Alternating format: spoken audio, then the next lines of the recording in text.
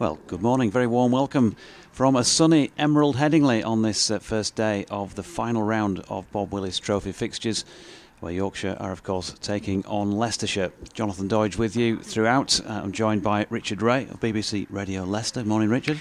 Morning, Jonathan. Good morning, everybody. And also Paul Shaw is alongside as well to be our third voice on a couple of days for this 4-day broadcast. We're hoping we get 4 days of cricket at least. So good to have Paul along as well. Now the news this morning is that the toss has been won by the home side and they will field first, and we're about to have a minute's silence to remember David Capel. The players just lining up on the pitch out there at the moment. No Steve Patterson is the team news for Yorkshire. He's got a little bit of a, or had a little bit of a back spasm apparently during the week, and he's not been risked here, so Adam Lyth taking over as skipper. More to come on that front in a moment or two. James Whittaker out there just saying a few words ahead of a minute's silence for David Capel.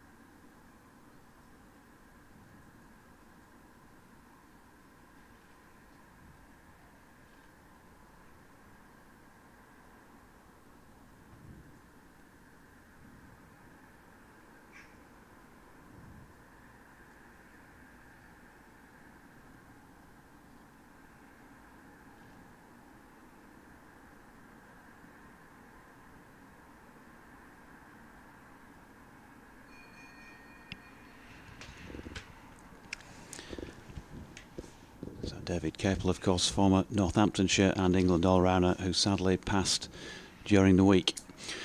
So, as I was saying, team news-wise, Adam Lyth skippering Yorkshire. Not the first time he's done so in first-class cricket. He did so a few years ago during the season when Yorkshire had more than one captain.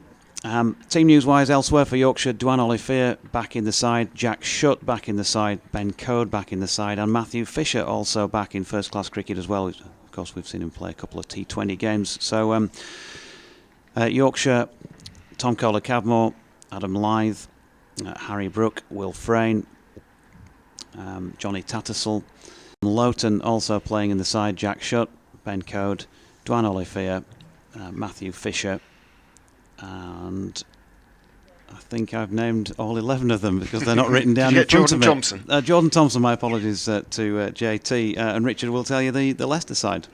Yeah, Hassan Azad, Sam Evans, the two openers, Colin Ackerman, Harry Dearden, Rishi Patel making his debut for the Foxes. He's on loan from Essex.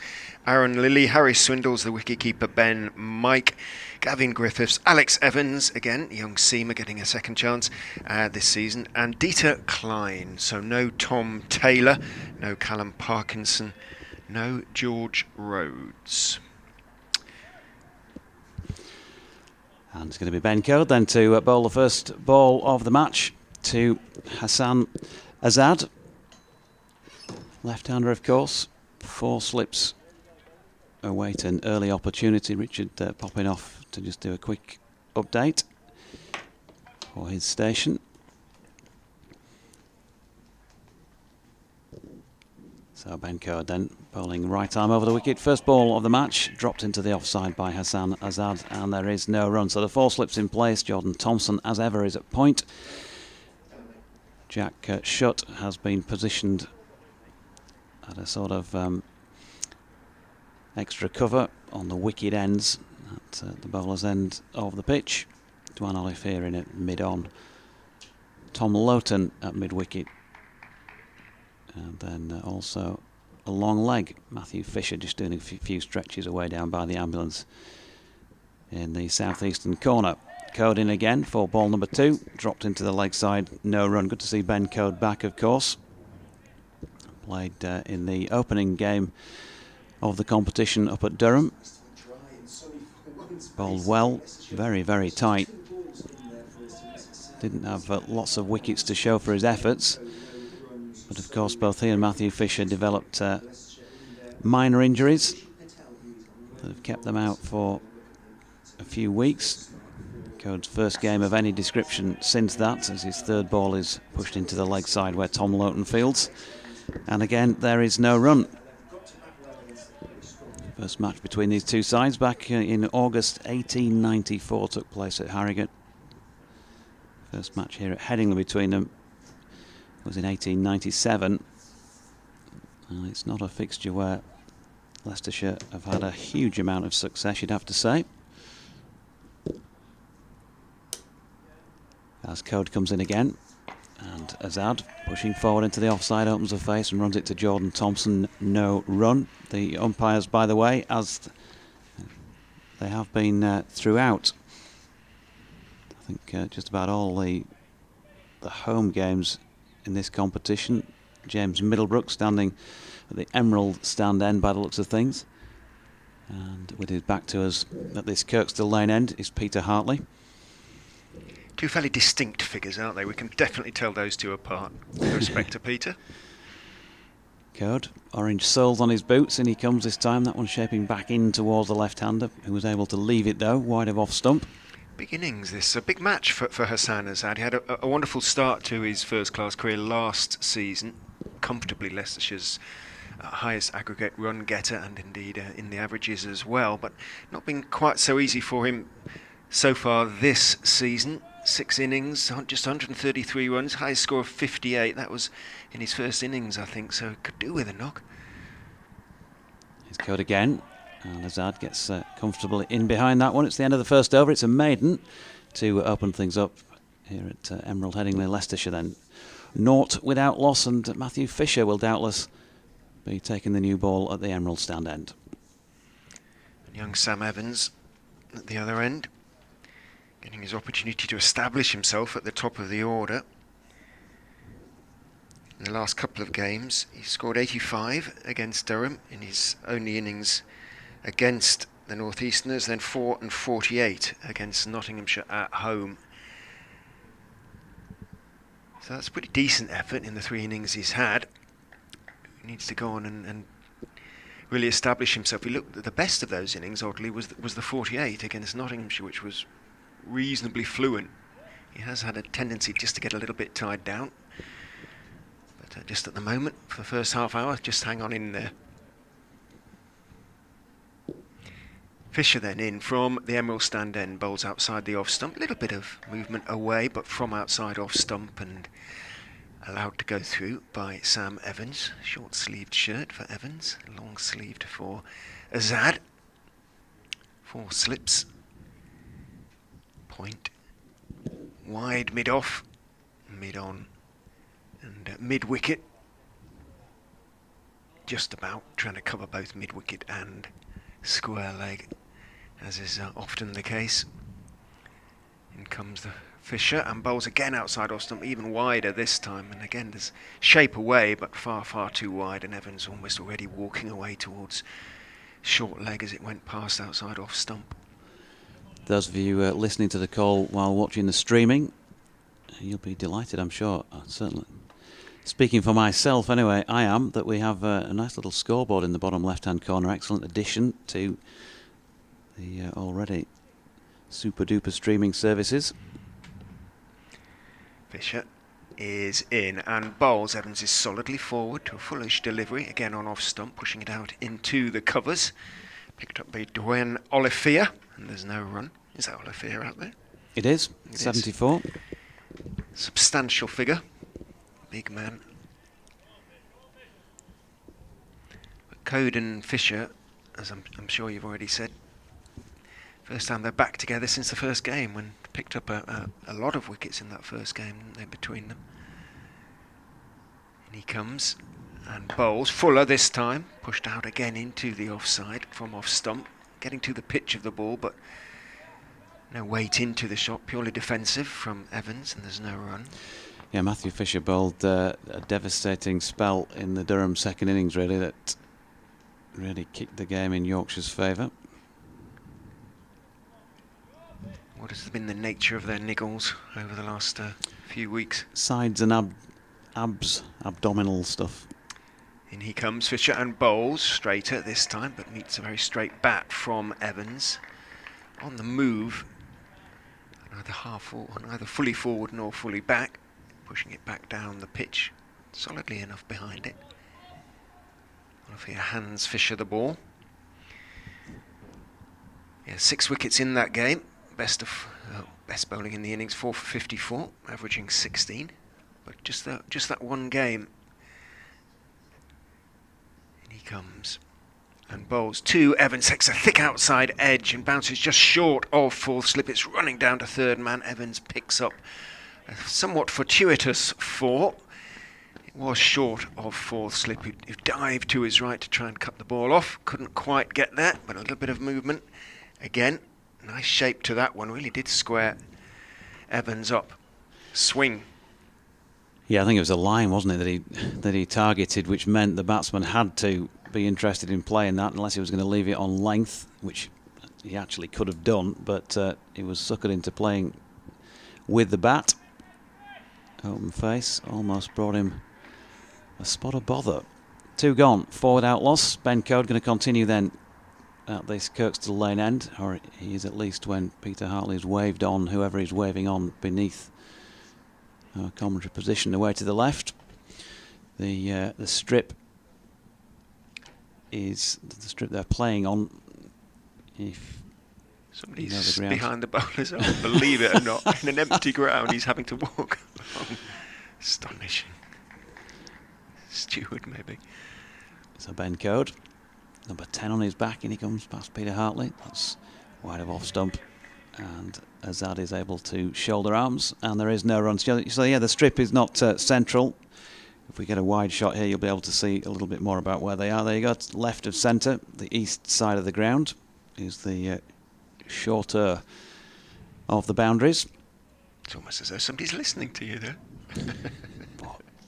Fabulous communication between commentator and director.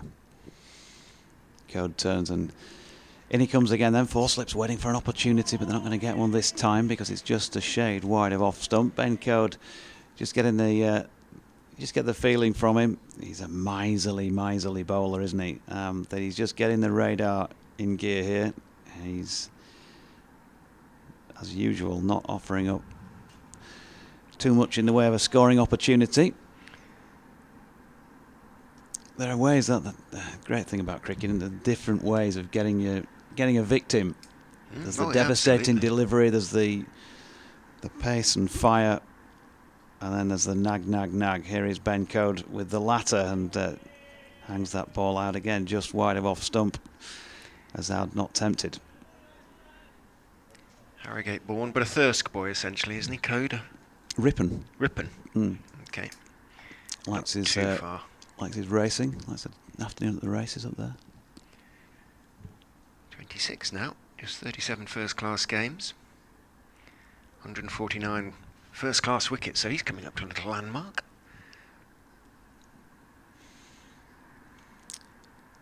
So in he comes again. And Azad just from the crease really, pushing forward, dropping up just behind him. Johnny Tattersall, of course, with the gloves here. Yorkshire have Tom Kohler-Cowmore at first slip, Adam Lyth skippering. In case you missed that, no Steve Patterson here due to just a little bit of a back spasm during the week, so not being risked. So Adam Lyth hands in pockets at second slip, Harry Brook at third, Will Frayne is in there at fourth slip. He was crashing the ball to all parts again on Friday night in T20 cricket. Meanwhile, here's Code in, and Azad just opening the face and easing that one out to Jordan Thompson at point. One of the reasons for Azad's success, certainly last season, was how late he plays the ball, and that's evident in this innings so far. 1 or 2 that he's got plenty of bat on, but have sort of drifted back towards the slips or towards the behind him essentially because he's so late on the ball. But that's a deliberate thing on his part, usually. Here's Code again. Oh, now then, Azad this time tempted to just have a little bit of a nibble at the cherry. Didn't make contact, fortunately for him. That's the end of over number 3. And with Azad not having yet scored, Sam Evans on 4. Leicestershire are also 4 without loss. Here's a replay. Yeah, this time he'd been getting the ball, hadn't he, to just shape in slightly, and he's let that one go the other way. Drew Azad into the shot. Again, coming to the things that sort of made him successful last season was he wasn't drawn into playing too often, but you must not fall into the trap of saying, oh, I've got to be a little bit more positive, things like that, and to keep doing what's been successful for you. In goes Fisher and bowls to Evans, who's behind that one on the back foot, waiting for the swing. There isn't too much on that occasion. Evans pushes it out towards mid-on. There's no run. It's getting a little bit lighter. There was quite a lot of heavy grey cloud around when we came in this morning and just before the start, but a few patches of blue around now. There is swing though. As in goes Fisher and bowls on off stump. Evans again leaning forward from the crease, dropping it out towards point, and there's no run. Yeah, I've not seen much in the way of a forecast this morning, but yesterday the suggestion was that the worst part of the day would be around about now, sort of the first session, and then it would be better as the day went on. So hopefully that means we're in for a full day, given that any rain's held off so far. I imagine the outfield must be quite soft after all the rain that's fallen on it. Fisher bowls and forward goes Evans, thick outside edge, controlled though, slightly angled bat. He is going to pick up a couple of runs as it goes between fourth slip and point, runs down towards wide third man. It's Frayne who wins the chase, picks up. Is it Frayne? There's Jordan Thompson. I beg Jordan Thompson's pardon, the slightly stockier of the two men. Gets there just before Frayne and returns to wicketkeeper Tattersall. So 3 in the end for Evans. It's slowed up down towards this end, the Kirkstall Lane end of the ground. The amount of rain that fell during the week when we were here for the T20 was astonishing. And the work that the ground staff put in, equally so, to pump off gallons and gallons from the covers. All to no avail. 7 without loss then, the Foxes. All those 7 runs to Sam Evans. Brings Azad down to face Fisher for the first time. In he goes, bowls to the left hand, it swings back in. Fisher's interested, he's gone. He's got Azad, it maybe just swung back in enough to convince umpire James Middlebrook. Fisher was absolutely sure. The appeal from the slips wasn't quite as vocal to me. Let's have a look at the replay. In goes Fisher. Swung back. Ooh, it did a lot. It did a lot, and might have done quite a lot. And it must have maybe just going to hit leg stump. It was swing back in to the left-hander, and it'd be interesting to see what those of you watching and listening at the same time make of that one. That one did a lot. Yeah, it did. It came back a long way. Here we get a second bite of the cherry with the replay. I think the real decision was it going down or not? For me, it pitches in line. I know we're not straight on there with the camera angle either, but it looks to definitely pitch in line. In fact, it looks like it pitches probably around about middle, maybe middle and leg. Or was it going down? Or was it holding its line enough to hit leg stump? Well, the man that matters making that decision was James Middlebrook, and he raised a finger. So he's gone without scoring Hassan Azad, 13 balls, 14 minutes, and it means Leicestershire are 7 for 1. That's the way it goes when things aren't quite happening for you, when you just need some runs. Decisions sometimes seem to go against you as well, don't they? And that one, Azad will probably feel on another day he might just have got away with. Harry Dearden then, the young left-hander from Bury, comes in to replace Azad. 2 very small men at the crease for Leicestershire at the moment in Messrs Dearden and Evans. He too has been in pretty decent form, Harry Dearden, without really going on and and making the most of his form. Norton 33 against Lancashire, 70 and 47 against Derbyshire, 23 against Durham, 7 and 16 against Notts. So Fisher in his tail up. 2 balls left in his second over, comes in and bowls 2 Dearden, who's bat very close to pad as it swings in a little bit towards middle, pushed out towards mid on, and there's no run. Big stride, good stride in for Dearden. No play, by the way, up at Egbert in the Lancs Derbyshire game at the moment, at least. The start's been delayed. It's hard with the outgrounder, and again that ground had a lot of rain, didn't it, as well? But it's always it's not a fast drying ground, as I recall. In goes Fisher, bowls 2 Dearden, who is forward on middle and off, slightly angled back, pushing it out to point. A successful over for Matt Fisher. 1 for 7 from 2 overs. Leicestershire are 7 for 1. Yeah, getting good shape on the ball, Matthew Fisher. Similar, I guess, to Ben Coad in the sense that they're both grumpy if they concede runs. Like to keep it tight and keep the pressure on the batsman. But Matthew Fisher clearly got that extra couple of yards of pace. Can bowl it mid-80s. Ben Coad would be more like around about 80, you would have thought. Lots of ways to get in touch with us. The quickest is Twitter. I'm at Rich M. Ray, R-A-E. And Jonathan is at Jonathan Doidge, D-O-I-D-G-E. Yep, also got email for West Yorkshire Sport, BBC West Yorkshire Sport at gmail.com. Morning to Gary Bailey down in Leicester, whose opinion on that LBW decision was, and you'll guess he's a Leicestershire supporter, missing a second set, he says. I'm not sure about missing a second set, but I think it was a close one.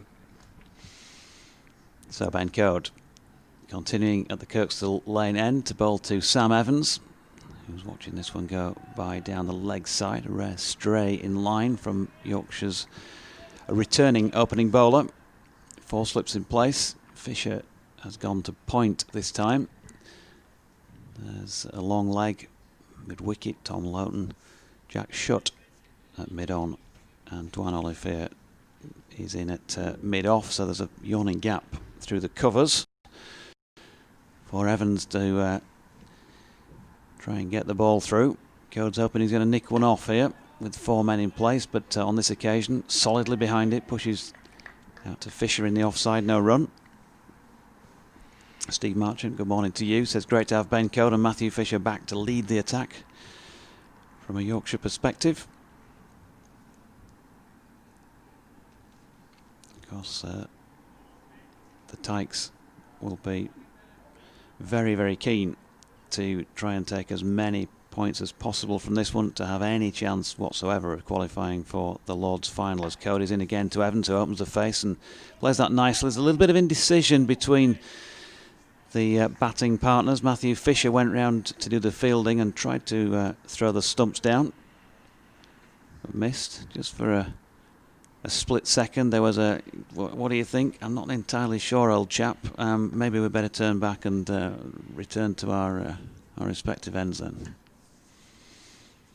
Between Messrs Evans and Dearden.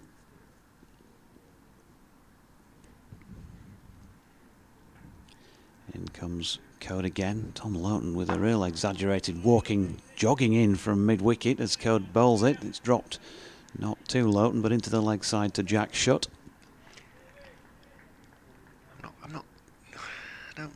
The blue stripe on the shirts. I'm not. You're not happy with that? No. Can't understand it at all. It's too broad. Where's the yellow? Here's Coad in again, and Evans solidly blocking this one. There's no runs. Jacob Wadsworth says absolutely plumb, pal. Well, the only man who matters agrees with you, so that's you're right. Look in the scorebook. Yeah, where is the yellow? On the shirt, on the jumper. Where's the Yorkshire? The light blue and yellow. strictly speaking, Oxford blue, Cambridge blue and gold, as Cody's in and pushed into the offside by Evans. But I didn't need to tell you that was a Yorkshireman, did I? End of the over. 5 bowled, Leicestershire 7 for 1. Fisher definitely getting more swing. He's a slightly more side-on action, isn't he, than Code, who, as you say, nags away. Engaging a little bit of movement. Tends to be more off the seam with him than through the air, whereas Fisher's certainly getting some nice shape to the deliveries. Didn't yet to score. Just faced a couple of deliveries in the previous over. Waits with bat raised, slightly open stance as Fisher goes in. Bowls, he drives, thick outside edge, along the ground all the way to wide third man for 4, behind point. And I don't think Fisher will mind that too much. He'll obviously mind conceding 4, but the fact that Dearden was prepared to go for his shots won't entirely displease him. The bat was a fair bit away from the body. Got plenty of it. Yeah, fizz, said the advertising hoarding down in that general area, and there was a bit of fizz about it, wasn't it? He opened the face. Picks up 4 to get off the mark, waits as Fisher goes in and bowls to him. He's forward solidly on off stump. That one shapes back in a touch towards him, pushes it out towards extra cover. Picked up by Olivier, who is probably faster than either of these two young Yorkshire bowlers. Definitely, yeah. And no question. Interesting that he isn't opening the bowling on that basis, but movement is what it's all about, I guess, as far as Lyth is concerned this morning. Still plenty of cloud around as in goes Fisher and bowls. Again, good length and neither fully forward nor fully back. Dearden waiting, just deflects it out towards point. Yeah, Duane Olivier will have had the new ball more often than not in his time playing for Yorkshire, but he hasn't always had it, so not a major surprise. And of course, with having that extra pace, when the shine's gone, the pace doesn't disappear. No. Pitch looks fairly blameless so far, as in goes Fisher and bowls, goes for the drive and misses. Just pushed a little bit further outside off stump by Fisher. He was nowhere near the pitch of that one. That was a slightly loose shot from Harry Dearden. Fortunate not to get the edge through to wicketkeeper Tattersall. Yeah, Matthew Fisher has a fairly long follow through, and it usually goes a stride or two more if I think he's had a little win against the batsman. Look at him there, he's nearly having a chat with him. Nipped away nicely. Dearden steps back into his stance as Fisher goes in, bowls to him. He's slightly squared up by that one, but defends it out into the offside, off the stumps. Brighter sunshine now. Malcolm's been in touch on email. BBC West Yorkshire Sport at gmail.com is the address. Says, morning JD et al. It's great to be listening to proper cricket again after the madness of T20. Surprised that Adam Lyth elected to field, but we look to have a good attack. Certainly wouldn't dispute that. Fisher is in and bowls to Dearden, who's playing slightly across his pads there, pushing delivery off middle and leg out into the leg side. Picked up at mid-wicket, end of the over, 11 for 1. If anybody's listening from any connections with the Sewerby Park Cricket Club over on the East Coast, where I played a lot of my cricket in the early days, I'd love to hear from you. It was great to come back up. The most picturesque ground. Wow. There's those who would say in the world. In the world. Oh, it's Clifftop ground. Beautiful ground. Always something to look at if you couldn't get anybody out. 11 for 1. Here's Ben Code then from the Kirkstall Lane end. Oh, good delivery. First up as well has the beating of Sam Evans, who played down Bakerloo. And I think it went somewhere through Metropolitan. Let's have a look at the replay. Typical Ben Code sort of delivery, really. Roundabout off stump and went through fourth stump. Adam Lyth making a half appeal at second slip. But too good, and beat the bat, in fact, by an inch or two, didn't it? So no semblance of an edge. Code in again, and very, very similar delivery.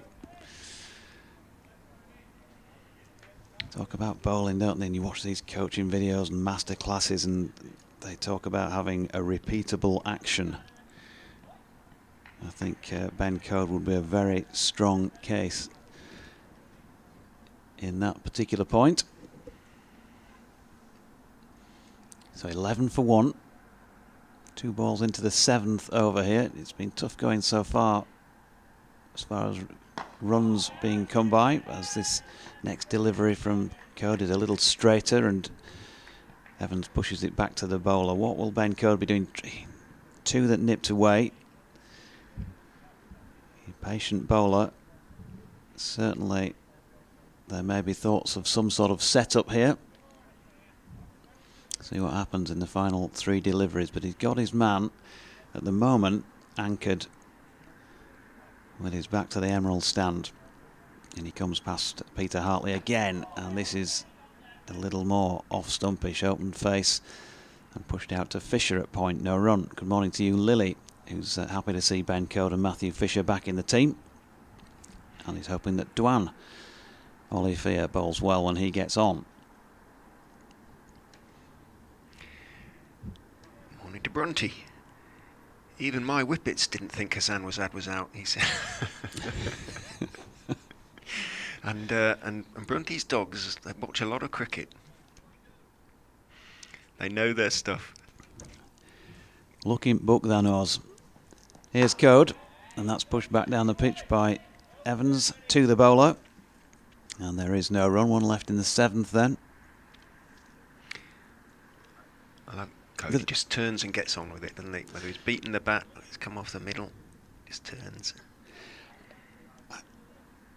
I was saying looking at book then, Oz, but do they have score books anymore? Does John Potter have a book with him upstairs on the 5th floor? Do you know, that's a good question, or is it because just they have all to do so much on computerised? the computer now, don't they? That may well be.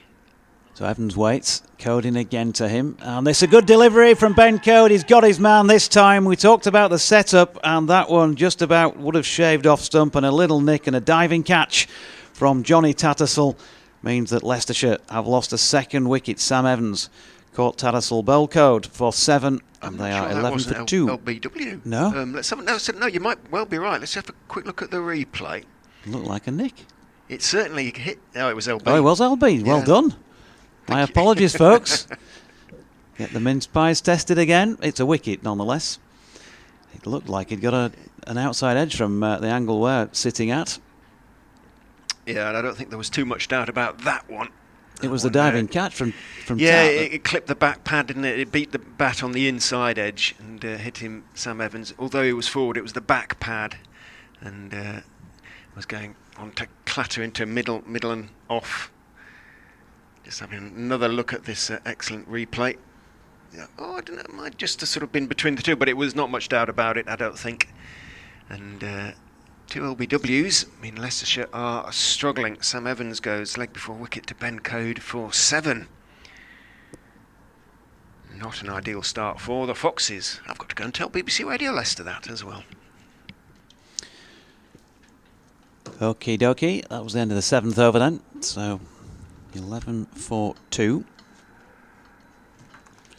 And excellent piece of bowling from Ben Code. As I was saying, that thought of setting up the batsman, he just kept asking him, didn't he, during the over.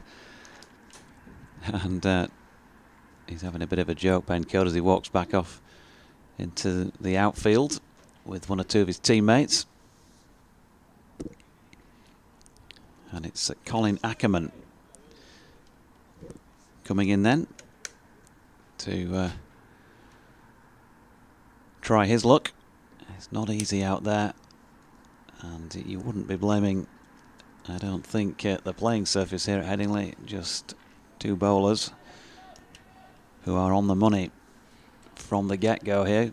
Good morning for the first time to Paul Shaw. Good morning, Jonathan. How are you this morning?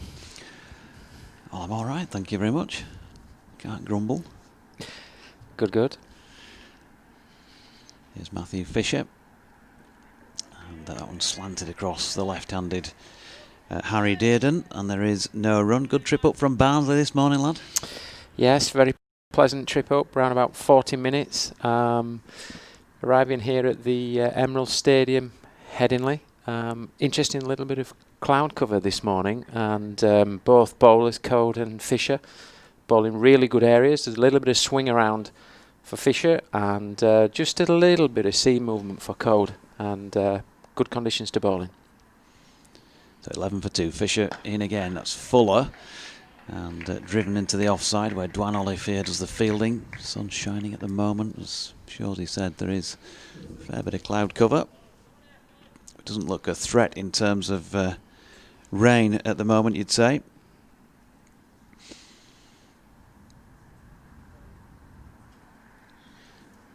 Any traffic issues? That'd be alright, wouldn't it, for you in your whatever it is, Lamborghini? Straight up the outside lane, 95, something like that. Fisher in again. That one's more like leg stump this time and pushed into the leg side. Fielded by Shutt, no run. You know me better than that, Doige. It's for a very steady 65 all the way up the motorway from sunny Barnsley. 65. I've got the type of car that I have to give it some help out now and then. I have to pedal, I think, on the way here. That's that Flintstones thing again, isn't it, Barney Rubble?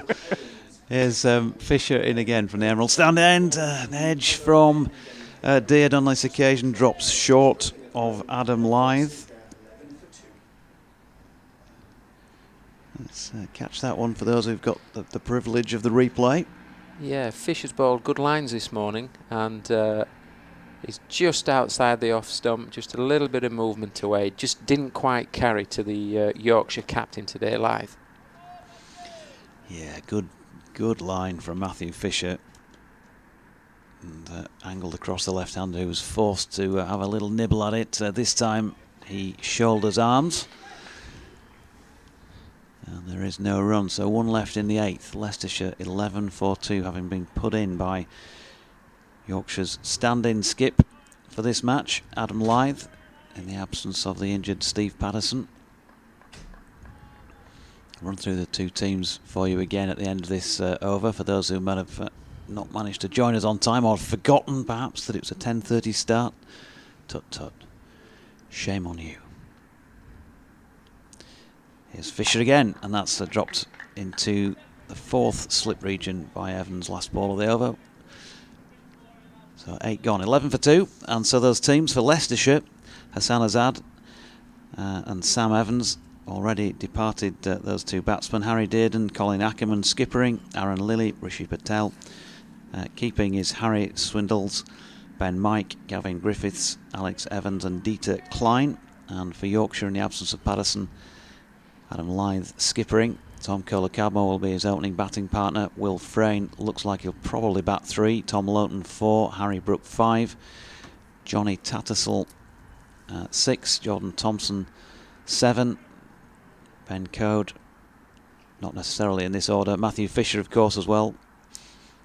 Dwan Olivier and Jack Shutt are the 11 men for Yorkshire. So strong bowling lineup. Plenty of options in that respect. And they'll therefore want to do some serious damage in this first session, or continued serious damage to this Leicestershire attack. First ball of the over then from Code is pushed into the offside by Ackerman, who's off the mark with a single. 12 for 2. Yes, Ackerman will be pleased just to get off the mark there. Quick single, and he's got down to the non-striker's end. I'm just thinking, Doige, the Bob Willis Trophy has presented a wonderful opportunity for a lot of young players to play over this season, hasn't it, this shortened season? Yeah, it certainly has around the counties. Here's Code in, that one just shaping back in towards the left-handed Dearden. It was aerial for a moment, but not close to dropping into the hands of Jordan Thompson. Yes, you're right. There will be a few young men around the game who might not otherwise have got a chance, who might have done their chances longer term no harm whatsoever during this last month or so. And I guess conversely there'll be others who might have taken a backward step. Cody's pushed in. Pushes this one up into Dearden, who pushes it back to him, something like that. 12 for 2. But you look at it from a coaching perspective and county perspective, as you say, it's a wonderful opportunity for the counties and the coaches to have a look at the younger players, give them opportunities. And I think that's really important, and I think it's a positive way of looking at this shortened season and certainly this Bob Willis Trophy. So I think it's fantastic from that perspective.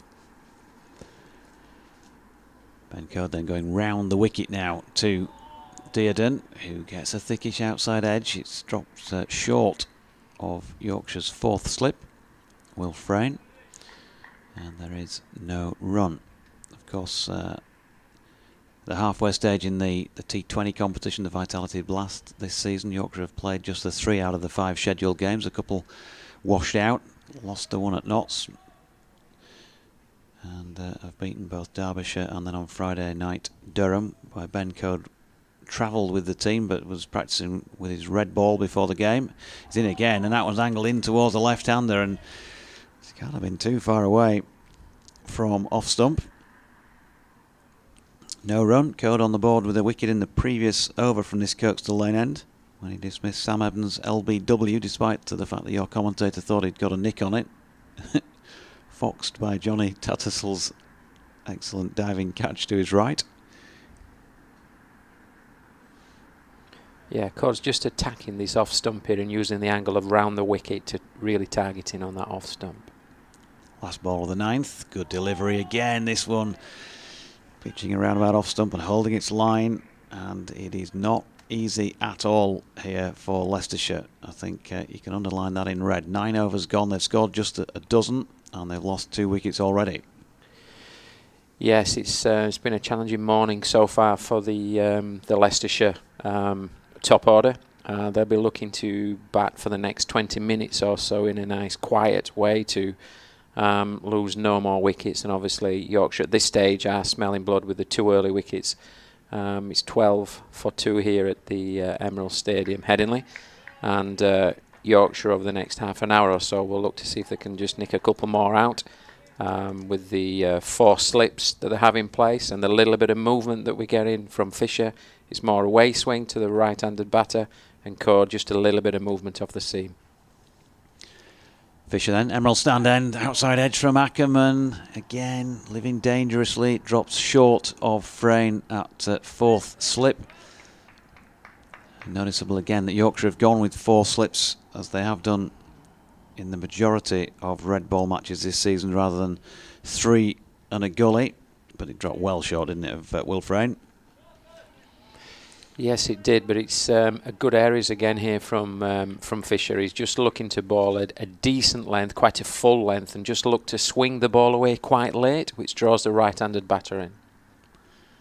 Fisher again, right arm over the wicket. Ackerman this time in control of the shot as he drops it into the leg side. Lowton fielding. No run. What's been going on there? You've been a busy lad, haven't you, recently, doing the Northwest Thunder? Jeez, yeah, I've been all over the place, been busy with the Northwest Thunder. A young team there. I'm looking to develop a young team in this Rachel Ho-Hill Flint competition. Hey-Ho Flint, sorry. I do apologise. Rachel Hee-Ha-Ho. As Fisher is in and that's slanted down the leg side and there's no run. It's easy for you to say that, isn't it? There's normally something that goes wrong. Maybe it's just the Barnsley accent that makes it sound slightly worse than it actually is. But yeah, it's been a fantastic opportunity to develop some young players. There's still 2 weeks left in that competition, and obviously cricket's the winner, isn't it? It's an opportunity to play some cricket, develop some young players, and see if we can sneak a couple of wins here and there. 41 minutes, folks. 41 minutes to cricket is the winner for the first time in the match, as Fisher was into Ackerman, who shouldered arms to that delivery, and there was no run. 41 minutes. That's got to be a record. In fact, somebody now listening will be going back through all commentary records to find out if that's the quickest ever. Cricket is the winner.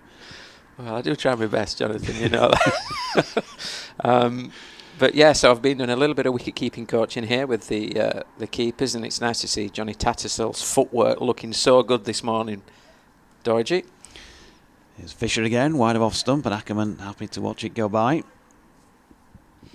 What else have I been doing? I've been doing a little bit of leadership work with a number of businesses, working with a few chief execs, managing directors. But it's great to be here again today at Headingley. It's looking like a good day for Yorkshire. They've started really well, bought some really good areas, and they're looking to be taking advantage of that in the next half an hour or so and nipping a couple more out. So Fisher in to Ackerman, good deliveries, a big appeal, and he has gone as well. LBW this time to Matthew Fisher, a second such dismissal for him. Ackerman has to go, and Leicestershire in big trouble here at 12 for the loss of 3 wickets. Colin Ackerman, Leicestershire skipper, LBW to Matthew Fisher after just 7 deliveries and 12 minutes out there in the middle at Headingley, and he departs for 1.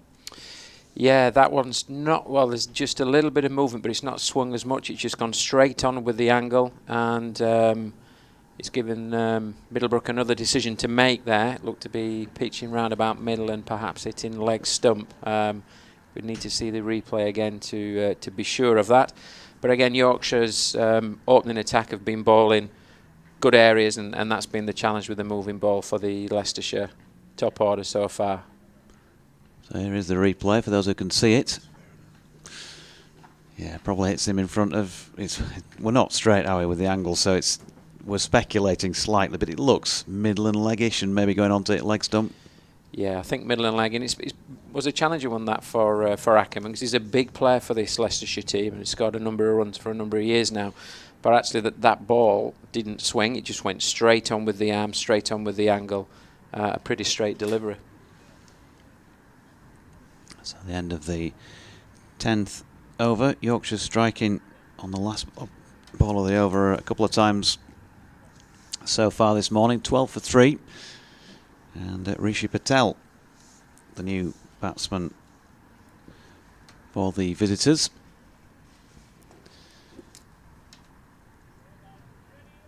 Plenty of chat. Yorkshire will be obviously plenty chipper out there as well with those 3 early strikes. Let's just have a quick look while we can elsewhere. They are now playing at Egbert in the same group, of course. Vital game as far as Yorkshire are concerned there as well, because they want to get more points here than Derby should do there. Lanks won the toss, chose to bat in the 3rd over, are 2 for the loss of 1 wicket, so a good start for Derby. Code coming in round the wicket here to the left-handed Dearden, who's tucked it into the leg side. Lowton makes a bit of a meal of trying to field that. Thompson, I should say, not Lowton. And he's backwards and forwards, throwing himself around. They get a single, 13 for 3. You know, we know at Headingley traditionally just swing around a little bit. We've just seen a replay of. I think he's done a roly-poly there, hasn't he? Not quite sure what happened. It might have been a 4.4 on the Richter scale as such, but quite an interesting bit of play there.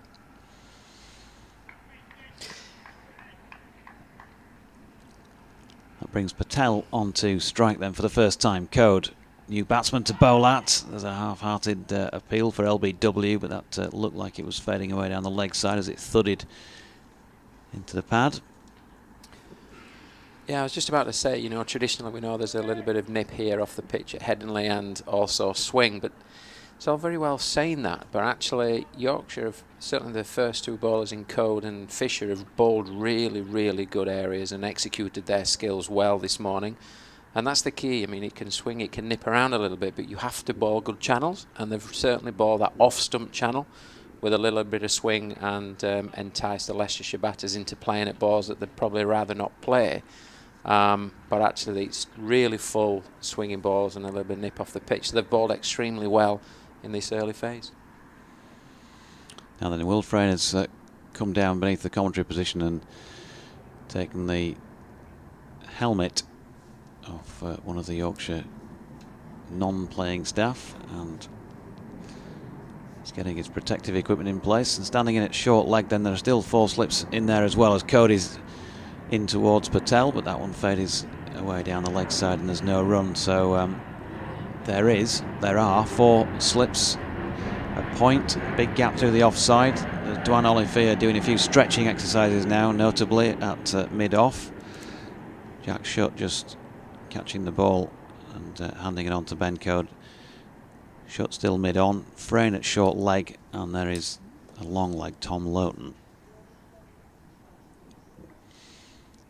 Code coming in again to the right-handed Patel, who is solidly behind this one. Pushes up to Olivier, there's no run, so getting towards the end of the 11th over, Olivier doing a few stretches, suggesting he's going to be into the attack fairly soon. And the ball is obviously still quite new. I think you'd be relishing that prospect as a Leicestershire batsman. No, not with the He lets the a few extra, go. the extra pace that he has. So Code in again, good delivery, has the beating of Patel past the outside edge. From this angle, not massively dissimilar to Code's wicket. Dismissal of Sam Evans, LBW. Yorkshire, of course, have got their first point of the game, having taken the 3rd wicket. Yep. Shawsey, by the way, folks, was just giving me an indication that nipped away from the right-hander. Knows his stuff, this lad. As Code's in again, Kirkstall Lane end, last ball of the over. And again, evidence of a little bit of nip, but this time Patel is solidly behind. He opens the face, runs it down to 3rd man, where Fisher gives chase and hauls it back in for a couple. Rishi Patel, unhelpfully, doesn't have a number on his back at the moment. I think there should be a rule for commentators that players who don't go out there with a number on the back should at least have a card that they hold as they're walking out to the middle, saying, "This is my number. Write it down on your sheet, lad."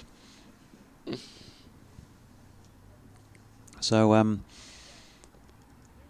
yeah, when you mentioned the Barnsley accent and the Rachel Hayhoe Flint Trophy, Rachel of Hayhoe course, Flint. in Barnsley you wouldn't say Hayhoe Flint, would you? You'd say AO Flint. Yeah, exactly. Thank you for that helpful hand. Yeah, for sure.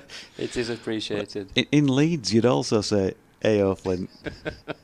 To be fair. Yes, when I travel south, I really have to work hard at that. In fact, yeah, in Yorkshire per se, you would. Now then, change of bowling at the Emerald stand end, and it's going to be Jordan Thompson into the attack for the first time. Matthew Fisher taking a well-earned breather. A couple of wickets to him so far. What could Jordan Thompson do? First ball thuds into the pads of the left-handed Harry Dearden and drops out into the leg side. No run. Yeah, nice to see Thompson going well over the last few weeks, isn't it? He's a wholehearted cricketer, fantastic all-rounder, another product of the Yorkshire system, really, the Yorkshire Academy, with Richard Dams there and Ian Dews, who have done a fantastic job over a number of years producing some fine Yorkshire players, and I think they've produced another one here that I think will have a great career. Here's Thompson again. This one's down the leg side. Has a little bit of a flick at it. Johnny Tattersall can't reel it in, and they're going to get back for a couple of runs. Looks as though James Middlebrook might be about to signal bye, and is. So 2 byes. Johnny Tatt won't be too happy with that. Ian Fisher's first spell, by the way. Well, it's as you were, isn't it, after that tremendous spell up at Durham last time we saw him in red ball cricket. 5 overs, 2 maidens, 2 for 11. Great start to the match from his perspective. Just the 3 slips in place. Now Yorkshire have taken a man out and put him in the ring on the offside. Thompson's in again, right arm over the wicket, driven back down the pitch this time by Dearden. And Jordan Thompson dived for that. He's just at the moment down on his knees. Not sure if he got hurt in trying to stop that as it was driven back. Let's have a look at the replay. Yeah, that ball's been hit pretty firmly back, hasn't it? And it's just hit him on like the wrist, or yeah, maybe top of the thumb, something like that. Yeah, pretty sore that. Evidence of in-swing there to the left-hander for Jordan Thompson. Number 44 on his back. Turns and in he comes now. That's wide of off stump. A little bit too much room there for Harry Dearden, who has been out there a little while now and was able to play a lovely controlled lay of bat on ball to get it away through third man for 4. Yeah, Thompson's just not quite managed to get his lines yet, has he? Probably a foot wide of the off stump there, and Dearden's just lent into that one and timed that one away backward a point for a much needed 4 runs. He just needs to tighten up his line, and then I think he'll get his rewards. Here comes Jordan Thompson again, this time down the leg side through to Tattersall. No run, so yeah, he just needs to probably settle in consistently, doesn't he? And what he's trying to do, that's 2 or 3 down the leg side, 1 a little bit wide of off stump, maybe overcompensating. He's got another delivery left in the over.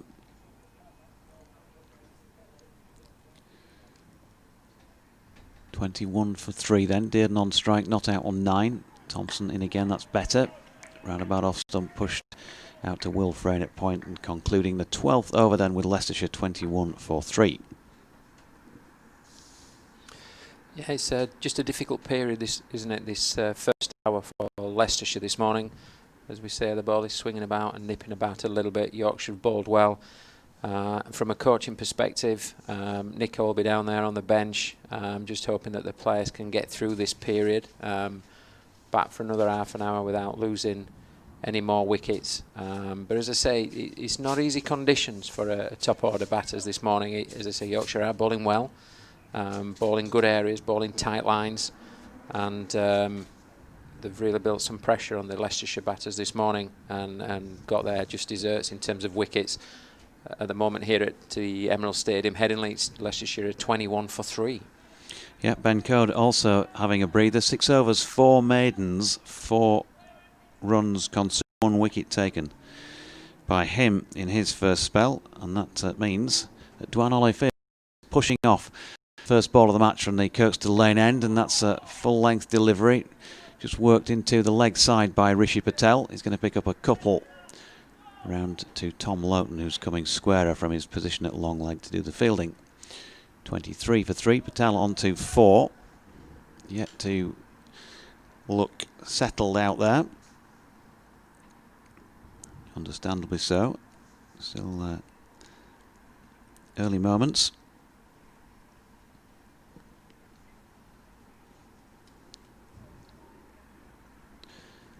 So Oliphir should see him generate a fair bit of pace as this spell goes on. That was short of length this time, and Patel drops it just backward of square by Jordan Thompson fields. And there is no run. Again, Yorkshire sticking with the 4 slips as you might expect. With the quick on, there's a point. There's still the gap through the covers to have a drive at. Ben Coder's now come in at mid-off to replace his currently bowling teammate.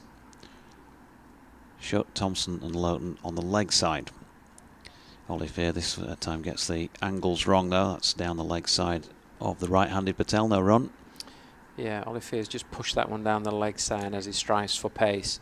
Oliphir is a few yards quicker than both the Yorkshire opening bowlers of Fisher and Code, and he's just striving for that little bit of pace and just push that one down the leg side. I'm just looking at a slight field change in that Thompson is in a fairly square mid-wicket position here and walking in very close. Oliphir is in, and that's wide of Patel's off stump, and he's able to watch the ball go by. Yeah, you wouldn't put it past Dwan Oliphir to drop a couple in the armpit region, would you? Might loop up in the air possibly, although if he's going to bowl that, he tends to have a man under the lid just around the corner. Just getting himself loosened up in this first over. Gone for just the 2 so far. Last ball of it. Short ball as well. And Patel played it well, to be fair. Pushed it back up the pitch to Ben Code, who did the fielding. And according to the scoreboard, that is 13 overs completed. But Dwan Oliphir is walking back to his mark.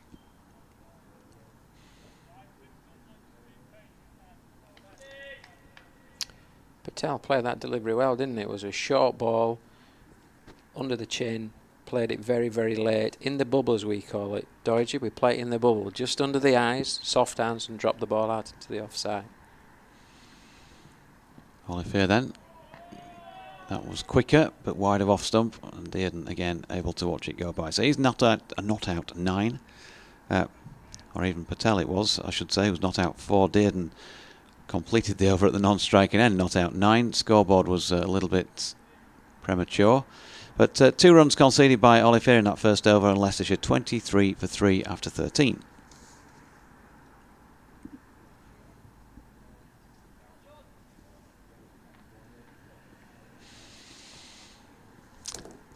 Jordan Thompson going to continue. I'll check in on the scores elsewhere in a moment, but in he comes now. That is wide of off stump and driven. A little bit of width again for Dearden. That's twice Jordan Thompson has offered him that, and he's accepted it gratefully. This time driving through the covers for 4. Takes him on to 13. Nice shot here from Dearden. Ball's a little bit wide. Presents the bat with a full face, leans into it nicely and just caresses that ball through the vacant extra cover position. And the ball runs away there to the boundary board for a much needed 4 runs. Yeah, Thompson's not quite got his line, has he? And that's the challenge for him this morning. If he gets onto the right line, nice tight off stump line, then I think he'll be in the game. He switched to bowling round the wicket here to the left-hander who drives back past him, and you just get the feeling here Harry Dearden is happy to take on Jordan Thompson, having had the nag of a Matthew Fisher and Ben Code for a little while, and just the way he's striking the ball, it feels like there's a bit of power involved. He wants to get on with this, maybe try and dominate the bowler, who's just, as we've said, struggling to drop in on a consistent line. That was a straight delivery previously, and here he is again, but this time he's disappointed in himself. He's just strayed slightly to leg, and he's been picked off for a single backward of square. Yeah, and so slightly overcompensated, hasn't he, there? Yeah, 28 for 3. Yorkshire have one of the members of the academy on by the looks of things, unidentified, given that I can't remember A, seeing him before, and B, he's not got a number on his back, but he's just done the piece of fielding and scurried off from third man to long leg here, because the right-handed Patel is on strike, and Jordan Thompson pushes this one past him. He's off stump, and the batsman happy to leave. Middlesex playing Essex, and of course that's a game Yorkshire will have a bit of an eye on as well, given that if they are to have any chance of qualifying for the final, they're going to need to be better than one of the teams in the other 2 groups, Essex being one of those. Score to come in a moment, because Jordan Thompson's in again, wide of Patel's off stump, and he's happy to watch it go by. So at Chelmsford, Middlesex won the toss, decided to bat, and it isn't a great start from a Yorkshire perspective, because they're 38 for 3 already. Essex doing some serious damage in the early stages there. At Sophia Gardens, Glamorgan won the toss and put Warwickshire in, and they are 45 for 3 in the 14th over. Thompson in again, past umpire Middlebrook, and he's repeated 3 in succession wide of off stump, but can't get the batsman to play at any of them. He's just got the double teapot on at the moment, Jordan Thompson. A little bit of frustration with himself in those first couple of overs. He's gone for 9, couple of boundaries. Adam Lyth just does the captaincy thing and has a word and probably says, you know, put it behind you, think about the next one. That's the one that's most important now. At Canterbury, Hampshire 33 without loss, having been put into bat by the home side Kent. At Bristol, Gloucestershire 33 for 2, having been put into bat by the winners of the toss there, Northants. At Egbert, Lancashire in trouble at 9 for 2, so Derbyshire having a good start there as well, and that's not going to be heartwarming news for Yorkshire supporters, as Olivier's first delivery of the next over, the 15th, is a good one, and Dearden plays just inside the line. 28 for 3 here.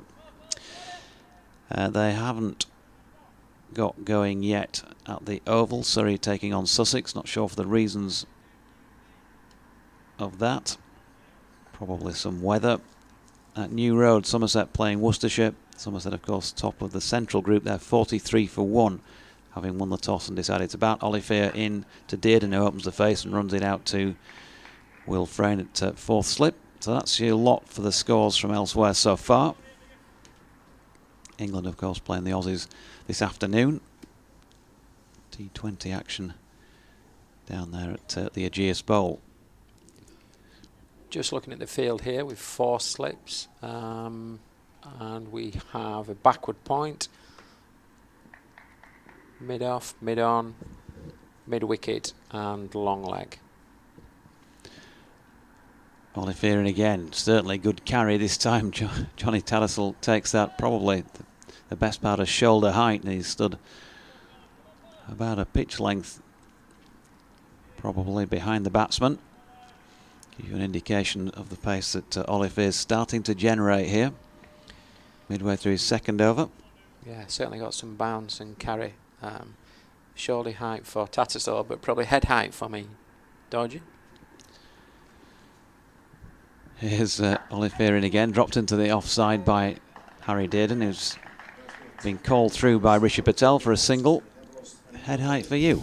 You need to be on a large pair of ladders to get anywhere near that.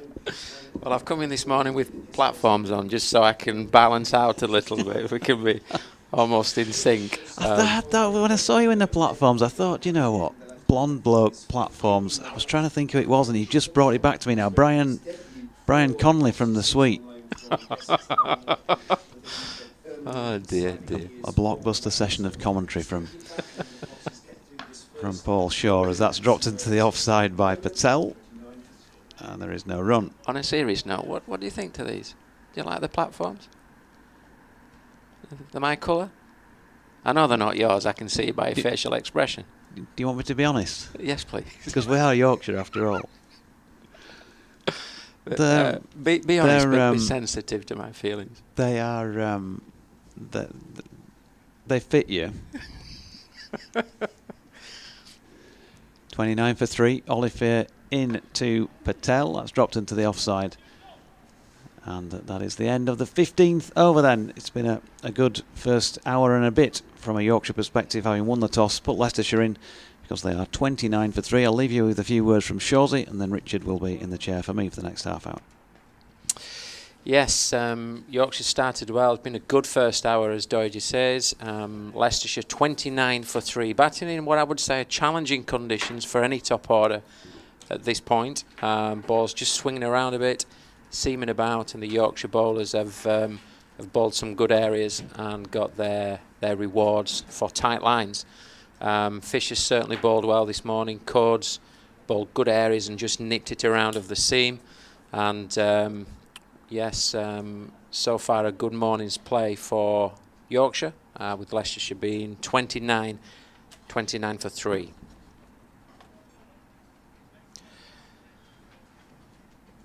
Thompson is just getting ready to run in and bowl to Dearden. And the last over that Thompson bowled, Dearden played him beautifully, I thought. I thought he played positively and played really well. In comes Thompson, bowls to Harry Dearden, who's solid in defence. He looks a classy bat, doesn't he? The way he times it, the shape, the technique. He is a good bat, Harry Dearden. He hasn't yet scored a century for the Foxes. He's been close on a number of occasions, and there's a sort of feeling that if he can just get over the line once, he'll blossom from there a little bit. So maybe this will be the day. In goes Thompson and bowls to him, squares him up a little bit, and I think he got perhaps a little bit of bat onto the pad, and it bounced out towards point there, but that's a better line from Thompson. He just struggled for his line in the first couple of overs. He did, and I think that's absolutely right. The line is bowling now, just turned Dearden round a little bit. Ball just stuck in the pitch, held its line. But as you say, I think Dearden's played beautifully this morning in what we would say is challenging conditions.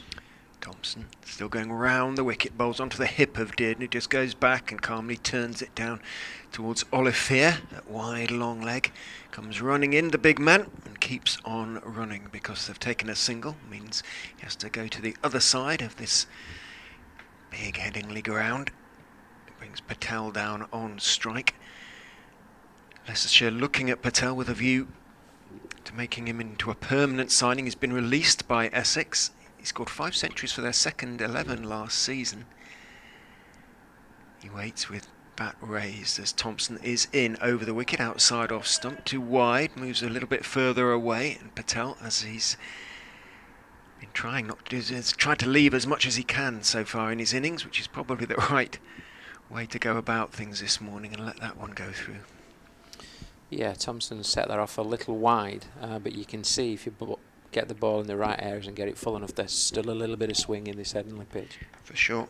They've used it well so far, the Yorkshire seamers. 3 wickets taken as Thompson is in to Patel. That's a good line on middle and off, and half forward, thick outside edge of the bat. Keeps it down, steers it out towards wide gully stroke backward point. There's no run, wanders away, looks around him. I've just been out on the balcony, and when that dark cloud sort of went over the sun, it must have dropped about 10 degrees. It was really chilly out there. It felt very autumnal. Thompson turns. Stocky figure comes in and bowls to Patel, who clips nicely but straight towards mid-wicket. Thompson has his hands on his hips because he took it off the stumps as it seemed back in a bit, or came back in a little bit. But Patel looked in control there as he played it firmly along the ground, but as I say, straight to mid-wicket. End of Thompson's third over, none for 10 for the all-rounder. Leicestershire 30 for 3, having been 12 for 3. Still in deep trouble.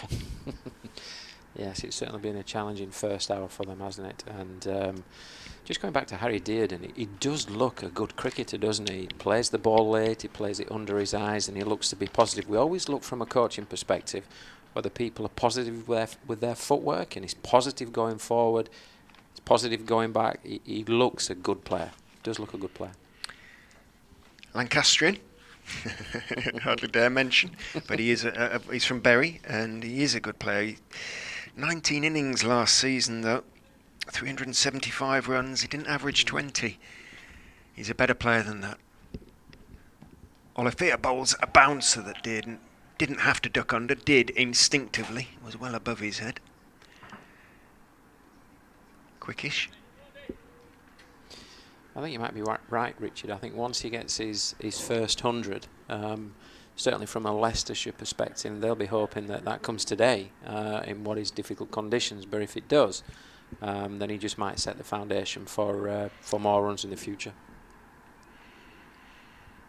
Olivier is in and bowls 2 did, and outside off stump, pushed across the left-hander, took a big stride forward, then raised his bat, let it go through to Johnny Tattersall. Still got the 4 slips in. Adam Lyth, understandably, at 30 for 3. Good morning to Steve Roberts on Twitter. Is there a pattern where Leicestershire win their first game in a competition, then struggle with the rest? There's becoming one, Steve. They've done it. They did it last season in the county championship. Won at Sussex, one of the favourites for promotion last season. In the first game, didn't win another game in the county championship. Beat Lancashire in their first game in the Bob Willis Trophy, yet to win again. Round the wicket goes Olivier and bowls 2 did and on off stump. Better line and a little tentative going forward there. Thick outside part of the bat. Squirts the ball off towards gully. And there's no run. The Yorkshire players are working hard on that ball, trying to keep the shine on the ball, to keep it as good a condition as possible, to encourage more swing from the swing that they've had this morning. They've taken wickets, and they'll be looking for a couple more before lunch.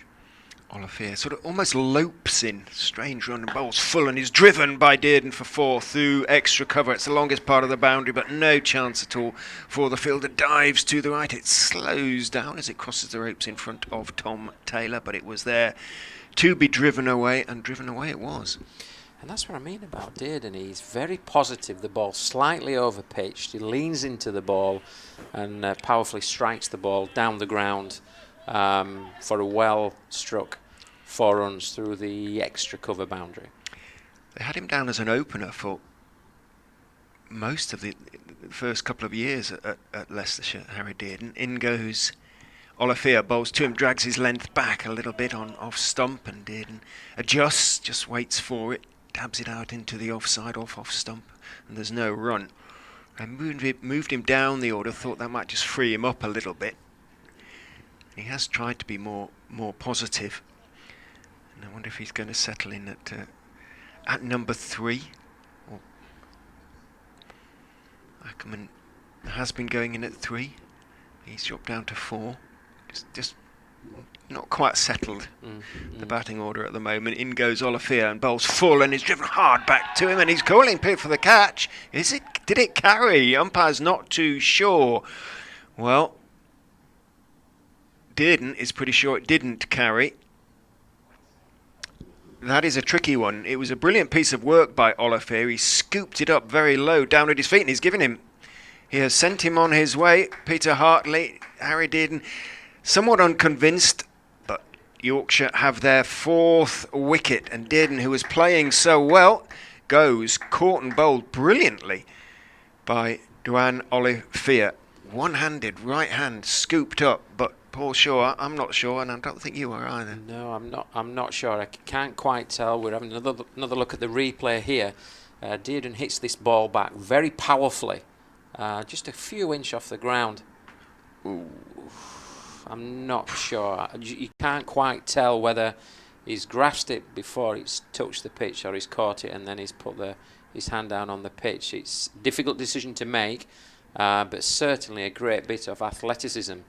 That's a great bit of work there from the bowler. But unfortunate for Dearden, he was looking good there, playing positively, playing well, and that's a real blow.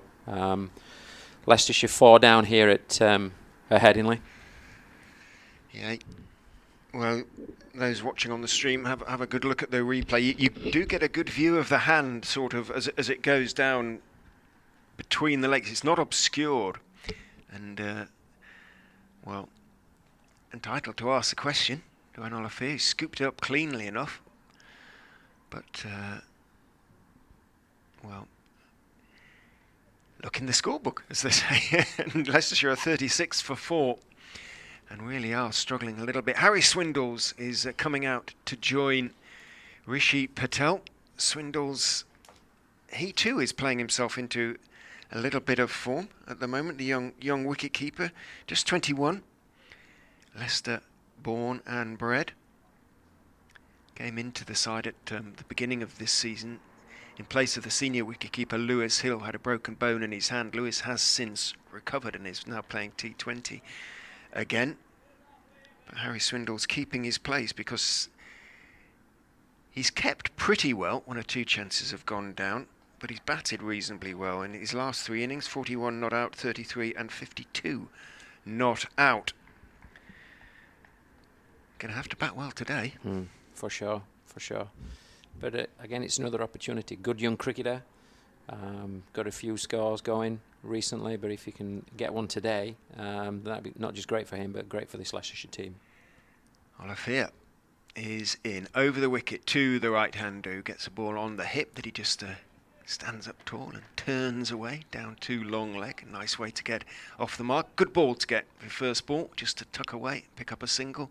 But Olivier has an important 4th wicket because not only Dearden was playing well, but Patel was beginning to dig in, and just a beginning to sense a little bit of recovery on the part of the Foxes, but set back on their heels again with that wicket.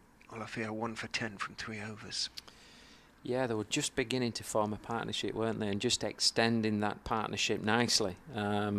Such a shame for Leicestershire that Dearden went at that point, because he just looked assured. Out of all the batters this morning, he looked assured at the crease. He left well, drove the ball very, very well down the ground and through the extra cover region, and also started to rotate the strike. So that's a big blow. Lift the Yorkshire side, just the 3 slips, he says. One has come out as Thompson comes in and bowls to Swindles, who is beaten, reaching for one outside off stump. He put in a big stride. He was nowhere near the pitch of the ball. I think misread the length there. It did rather more than he expected. Yeah, I mean, Thompson's a wholehearted cricketer, so hits the pitch hard. Ooh, that's just gone through the gate, hasn't it? Beat him on the inside edge as it runs through to Tattersall. It's good carry too. It's good area to bowl. Good areas from Thompson. He might just be settling into a good line and length. In he comes, bowls again to Swindles outside off stump, a slightly more conventional out-swinging delivery that Swindles can leave safely. I just wonder whether he changed his grip slightly on the ball for that first one. Jordan Thompson, it just came back in a bit, did plenty. Adam Lyth having a chat to Johnny Tattersall. Not too many senior players out there for Adam Lyth to chew things over with, are there really? He has to take decisions off his own bat. Yeah, very young team. It is. Both sides putting out a young side. In goes Thompson and bowls outside off stump, and again Swindles, who's batting in just in his short sleeved shirt, no sweater, lifts his bat, lets it go through. Adam Lyth will think this captaincy game's a pretty easy game at the moment, won't he? He stands and talks to the slips about captaincy and his leadership and the decision to put Leicestershire in, that was a good one. He knows already. Yeah, got that one right. He's at second slip Lyth as in goes Thompson and bowls thick outside edge. Good diving stop at that backward point, saves a run there. Tom Loughton, tall man, and he needed every inch of his, what do you reckon, 6'4"? He's a tall man, isn't he? Yeah. Flung out his left hand and saved a couple of runs probably there. And as players are becoming used to, a congratulatory tap on the foot between him and Will Frayne, who's come across from extra cover. Have to be careful with the spikes. In goes Thompson and bowls. That's a straighter delivery and gets a very straight bat defensive press forward from Harry Swindles. It's well played by Swindles. Very strong, very solid, positive intent as he moves forward there. He's a good young player, isn't he? Only 21, I understand. That's correct, isn't it? That's correct. Mike Jelfs on Twitter. Good morning, Mike. Harry Dearden, very unlucky. Really didn't think that looked out. In goes Thompson and bowls very wide this time, and big stride forward from Swindles, lifts his bat over the line of the ball. Mike continues. For those saying that we only win our early season games, that is down, he thinks, to lack of depth in the squad. And well, it's certainly an arguable case, Mike. What you see with Leicester tends to be what you get, as in who's available at the moment. Budget's obviously very tight. Notice that, obviously, particularly, for example, when we played Notts on Friday night in the T20. I think they'd made 7 changes to the side that came to Leicestershire in the Bob Willis Trophy. In goes Olivier and bowls. Back foot defensive shot from Patel. Thick inside edge, just dribbles down behind him to backward short leg. A little bit of a chase, not a chase, a little bit of a distance to cover for Thompson from mid-wicket, and so a single is taken. But, you know, changes that they could make because they were bringing into international white ball players, essentially. Yeah, and that's the thing. But with young squads and young teams like this, there's no one better than a Paul Nixon with his enthusiasm and his energy to develop young players, and he does his best to build them with confidence. Absolutely. Olivier in bowls just outside off stump, slightly tentative defensive push out into the offside from Swindles. There was a little bit of movement there for him and he followed it a touch, but he got plenty of bat on it, dropped it out into the offside. No run. Talking about coaches, Richard, I was speaking with the former head coach and director of cricket, I think he was, Tim Boone, yes, at Leicestershire. I was speaking with him yesterday and he was talking about, you know, it is a challenge, obviously, at Leicester and other clubs, developing young players, but it also is a good opportunity. Olivier is in very wide outside off stump, and Swindle just stands up tall and raises his bat over the line of the ball. Gary wants to know the names of the umpires. It's Peter Hartley and James Middlebrook. Gary. 2 staunch Yorkshiremen. Middlebrook went on to Essex, didn't he? Played much of his career down there in the end. He did, yeah. His dad Ralph was academy coach here for a long time. Used to do one or two things with him when I was at the Yorkshire Post. In goes Olivier and bowls and a leave from Swindles, and Olivier knows that one wasn't so very far away. A good leave, as they say. Yes, you mentioned there Ralph Middlebrook. Ralph, I did my first coaching qualification with Ralph Middlebrook back in around about 1990. It's a good delivery, isn't it? That's a good delivery, just outside the off stump. It's also a good leave from Swindles. He obviously knows where his off stump is, and that channel of uncertainty where that ball went through, he let it go by very wisely. Takes his guard. Olivier is in. Bowls slightly short upon his toes, defending from just outside off stump, pushing the ball out into the covers. Picked up by Ben Code, coming in from wide mid-off. You can see the extra pace, can't you? He's bowling some full balls, he's bowling slightly back of the length. I'm just wondering whether or not it's worth having someone in at short leg under the helmet there, not necessarily for the catch, but it might just get someone trapped on the crease and present a potential LBW dismissal. Olivier is in and bowls full and is driven back past him. A nice shot from Swindles. Didn't quite time it as well as he would have liked. It was a firm defensive push almost as much as anything. He's going to pick up a couple nonetheless as running back from wide mid-on. Fielder slides and picks up. Gets his third weight. Swindles picks up a couple. Yeah, it's a good shot there from Swindles. Full delivery, plays it down the ground, as you said. He didn't quite time it. But the importance of that shot is it's rotated the strike again. So they've picked up two. Patel picked up a single not too long ago. And it's important in these difficult situations that they just find a way to rotate the strike, playing low-risk cricket with full bat faces. And I think that's what they'll be looking to do in the next 20 minutes or so as they look to extend this little partnership that's just beginning to form. Bonus point already, of course, for Yorkshire. If they can pick up another one or two before lunch, be delighted with their morning's work. 40 for 4, the Foxes. 35 minutes until lunch. Fisher's coming back.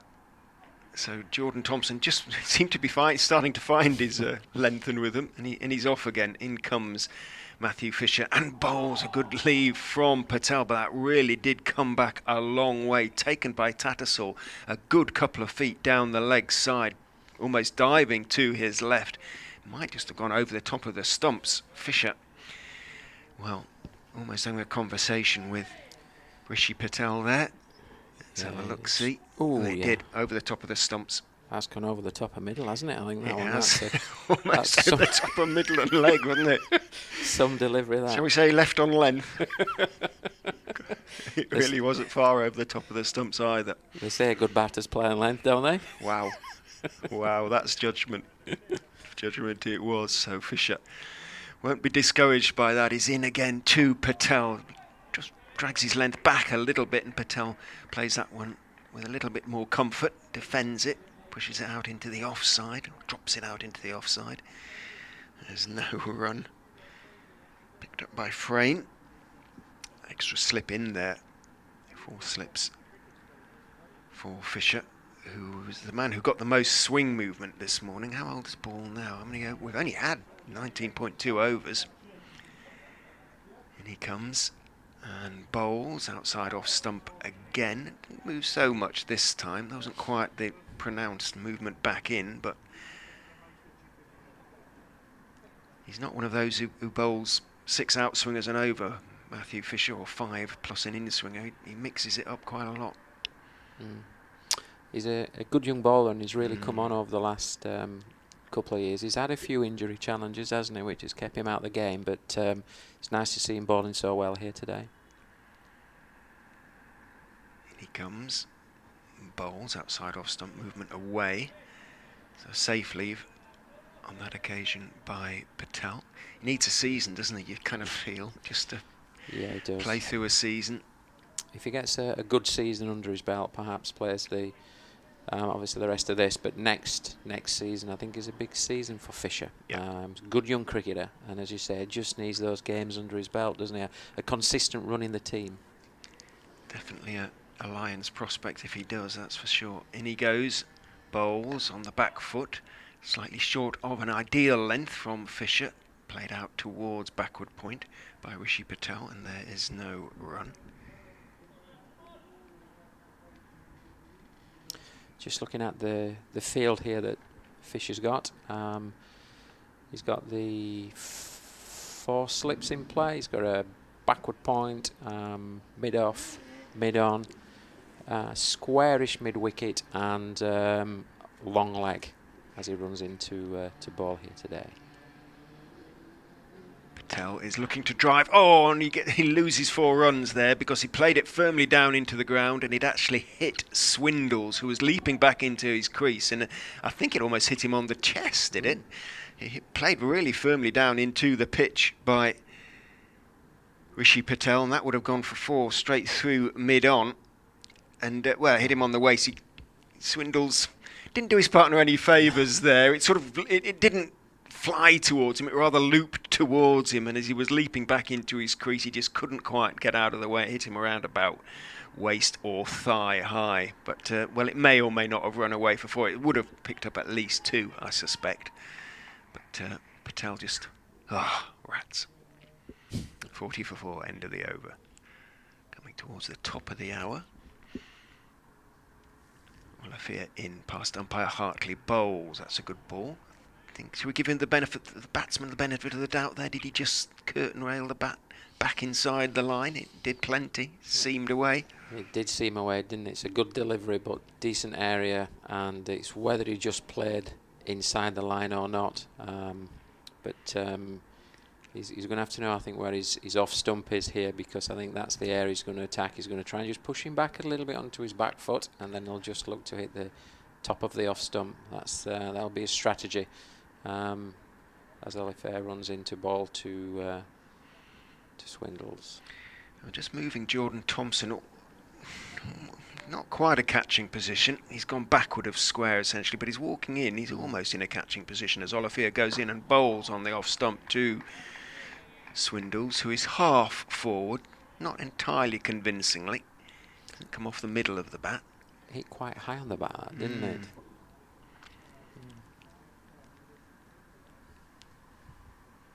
Again, you think you know, I can see what you're saying about the short leg. It might just be worth not exactly losing control of the scoreboard here, Yorkshire, so they can afford to attack. In goes Olifair and bowls, and he's going to pick up a single there, Swindles, as he went back to a slightly short of a length ball on off stump, dropped it out into the covers.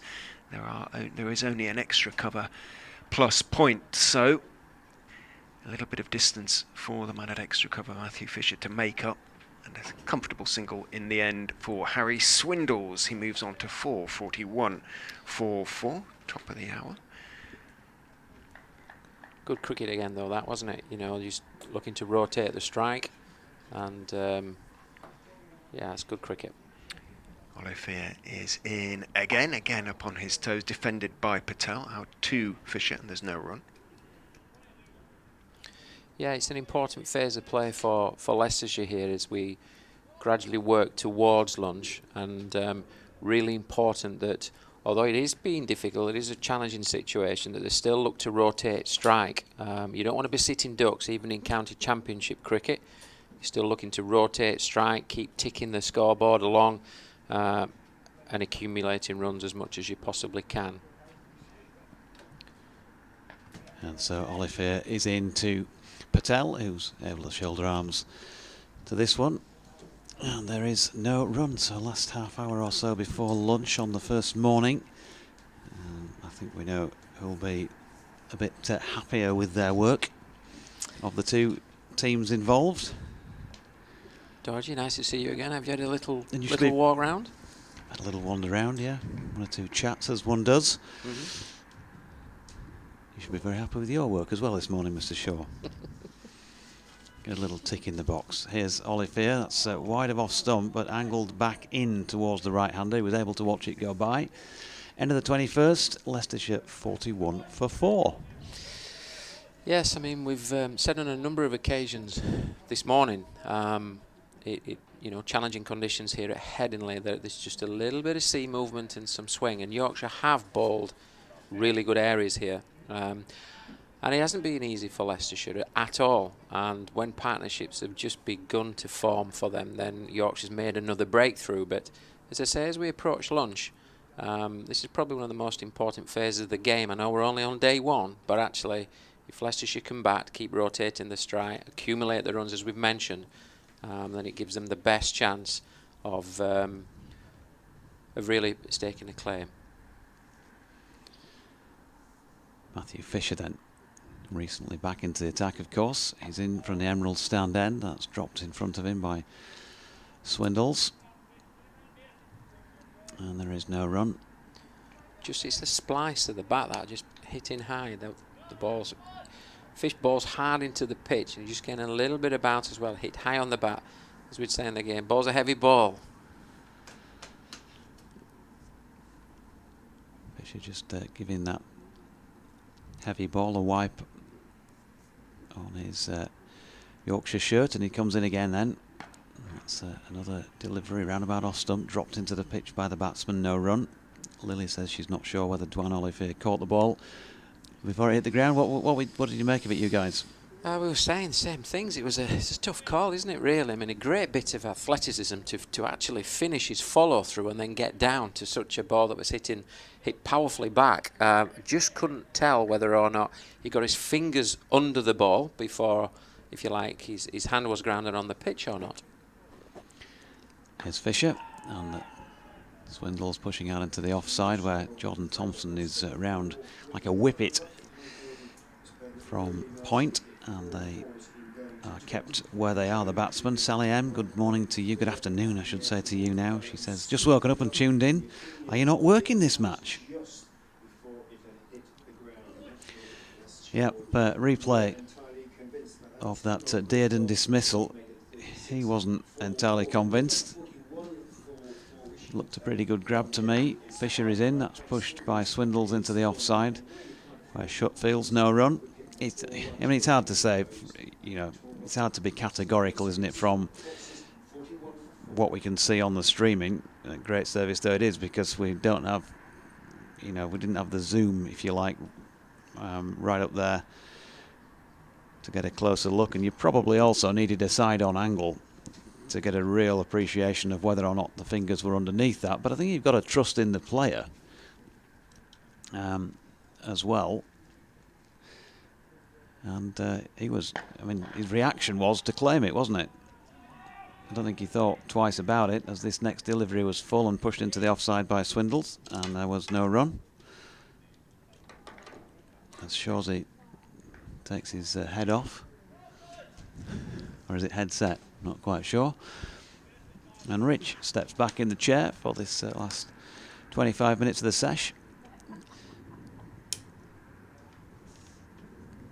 Matthew Fisher in again. Sun in at the moment. Swindles drops it into the offside, where that allows Jordan Thompson to come round and field again. And there is no run. Sally says, following up that text, where are you? Where are you, Doidgy? Never mind. Now I hear your voice. And you're going to hear the voice of Richard M. Ray. M for? Mark. Mark. Good strong name, Richard Mark Ray. You please, my mum. Is that what? all her children, all the names had to have at least 2 syllables. Well, you see, you've got 3. Olivier is in, bowls outside, off stump, a little bit too wide, and Rishi Patel can just lift his bat over the line of the ball, but he indicates to Swindles, who's well aware of the fact, I'm sure, that there's still movement there. But I've never understood why batsmen do that. So often you see it in first-class cricket. If a ball does something, they indicate, they're letting everybody know, when they show with their left hand that it's done something, or swinging, or whatever. I know you're probably trying to tell your partner or something like that, but I'm always thinking, In goes Olivier and bowls onto the stumps, and Patel solidly behind it. It's almost a message to the crowd, oh, it's difficult out here. Yeah, doing all sorts this, yeah. Absolutely. But here I am, keeping it out. 41 for 4, just half an hour less until lunch. 22.2 overs, the run rate 1.84. And as you were suggesting earlier on, you mentioned the outfield, I think in particular, because of the rain recently, but you can also see evidence of the moisture that's been around the ground, can't you? Looking at the follow-through footmarks, particularly of Matthew Fisher from the Emerald stand end, pretty dark. As Olivier goes in and bowls to Patel, short of a length in towards the waist, but he's right behind it. Essex batsman Rishi Patel. Tell you a little bit about him, because he might be a Leicestershire player next season. He's from Chigwell. That's an Essex boy then, isn't it? Birds of a feather. Absolutely. Generational reference there. Some of the younger listeners Well, might not it's been back on screens in recent years, hasn't it? I'm not sure right now, but not too long. Olivier is in, bowls full and is driven for 4. It was there to be driven, didn't have to take a big stride. Rishi Patel just got on his front foot and drove it through the vacant mid-off area for 4. So his first 4.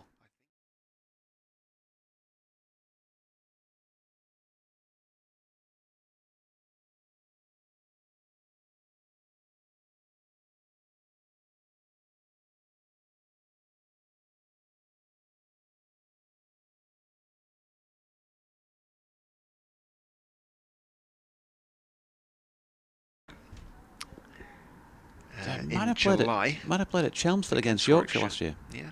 In goes Olivier and bowls outside off stump, and he was getting in position to cut it away off the back foot when it did a little bit more than he expected, and in the end didn't go for the shot, didn't commit to the shot, and lucky not to edge through. Still movement there for Olivier, hit the seam hard. Brentwood School, Essex second 11. But he's been told that he can leave. So looking for a contract with the Foxes. He waits with bat raised as Olivier is in. To him, edges just short of second slip. We can say just about in control of the edge, if there is such a thing. Lyth took it on the first bounce without any excitement. Leant forward, his soft hands, as they say. And kept it down. Bounced probably about 1.5 to 2 feet in front of Lyth at second slip. End of the over, 45 for 4. Olivier 1 for 18 from his 6 overs. Fisher 2 for 11 from his 7. And Miriam, good morning, good afternoon to you down in Brighton. Great start, she says. Wahey managed to get the live stream to work, couldn't get it to work for the last one day. A great start for Yorkshire. Lovely to hear a Barnsley accent, making fella a bit homesick. Fisher in, and that's turned backward of square by Swindles for a single. That's got a smile out of Shawsey. He's shaking the fists. Dear me. Barnsley accent. He's just been. You'll be interested to know, Miriam. He certainly goes through his routines as Paul Shaw. He takes this job very seriously, and in between spells on air, he likes to make sure he's getting the right nutrition on board. So he's just eaten a banana as soon as he came off air there. Fisher in, and that's just wide of off stump, and Patel able to shoulder arms, and there's no. Look at this now. He's got the water bottle out with chopped up lemon in. Oof, tell you what. Vitamins. Pay a fortune for that in a health food shop. Not in Barnsley. But make their own. Chuck a lemon in some water.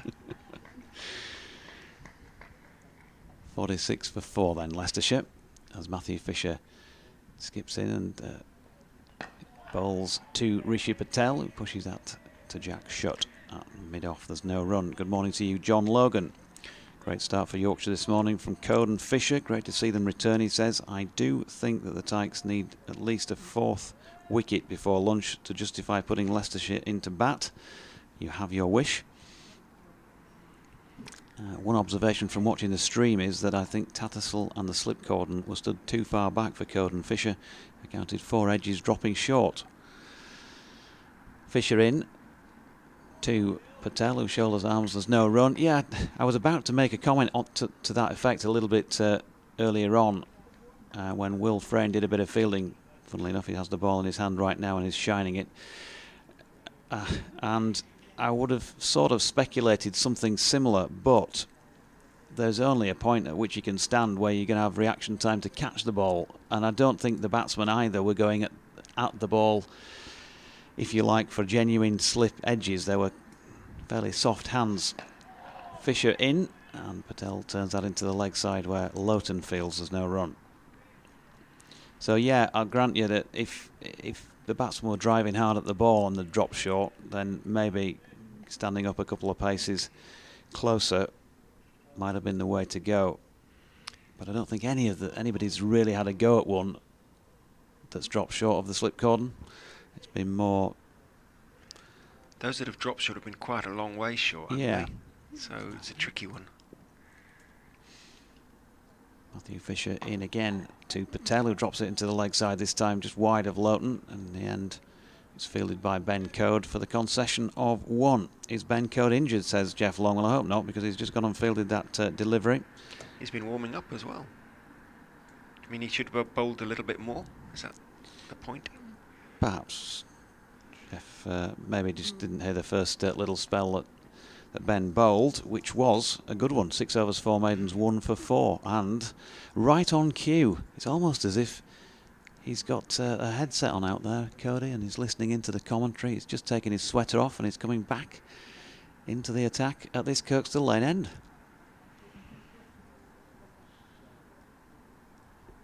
Not done badly, actually, Yorkshire, have they? Rich, 24 overs in the hour and 3/4. No. By modern over rate standards. Remember, just 90 overs a day in the Bob Willis Trophy. I wonder if that'll be retained next season, that number of overs. I suspect they'll argue for it, seamers in particular, because 96 over days rarely finish before 6:30, 6:40. With those who say that you introduced a fine system of some kind if teams don't get through their overs. Code then in from the Kirkstall Lane end, bowls, and it seems away, and it goes between the wicketkeeper and first slip, and nobody really moves. Well, it took the edge and is signalled for by umpire Hartley. It was well short of a good length, and he sort of went forward. I'm sure that took a thickish edge, but Johnny Tattersall, it didn't move, just watched it, turned his head to the right, and he's got his head in his hands as it goes past, and first slip suddenly realised Kohler Cadmore that the wicketkeeper wasn't going to go for it and flung himself to his left too late, but that one certainly was a chance, and not just missed, but not just dropped, but completely almost ignored by Johnny Tattersall behind the stumps. In goes Code and bowls to Patel, who's beaten on the outside. Again, it seems away and doesn't take the edge this time. Yeah, I mean, Tom Kohler, I suppose that it was a chance for either of them. I think Tom clearly thought it was a keeper's catch. It wasn't going straight to first slip, was it? And no, it was. I think it was nearer the keeper on his right-hand side as well. Yeah, you'd expect the keeper definitely to be going for that. Look at that; it's halfway between the pair, and that's got to be a keeper's catch, hasn't it? It crossed the front of first slip. Wasn't a bad height either. Can't quite understand that. Tattersall just didn't look interested. In goes Code and bowls, and it goes too low to Tattersall this time, outside off stump, and is allowed to do so by Rishi Patel. So he's had a life. He's picked up 4 for that, and the first chance he's given, in fairness to him. Can he go on and take advantage of that little life?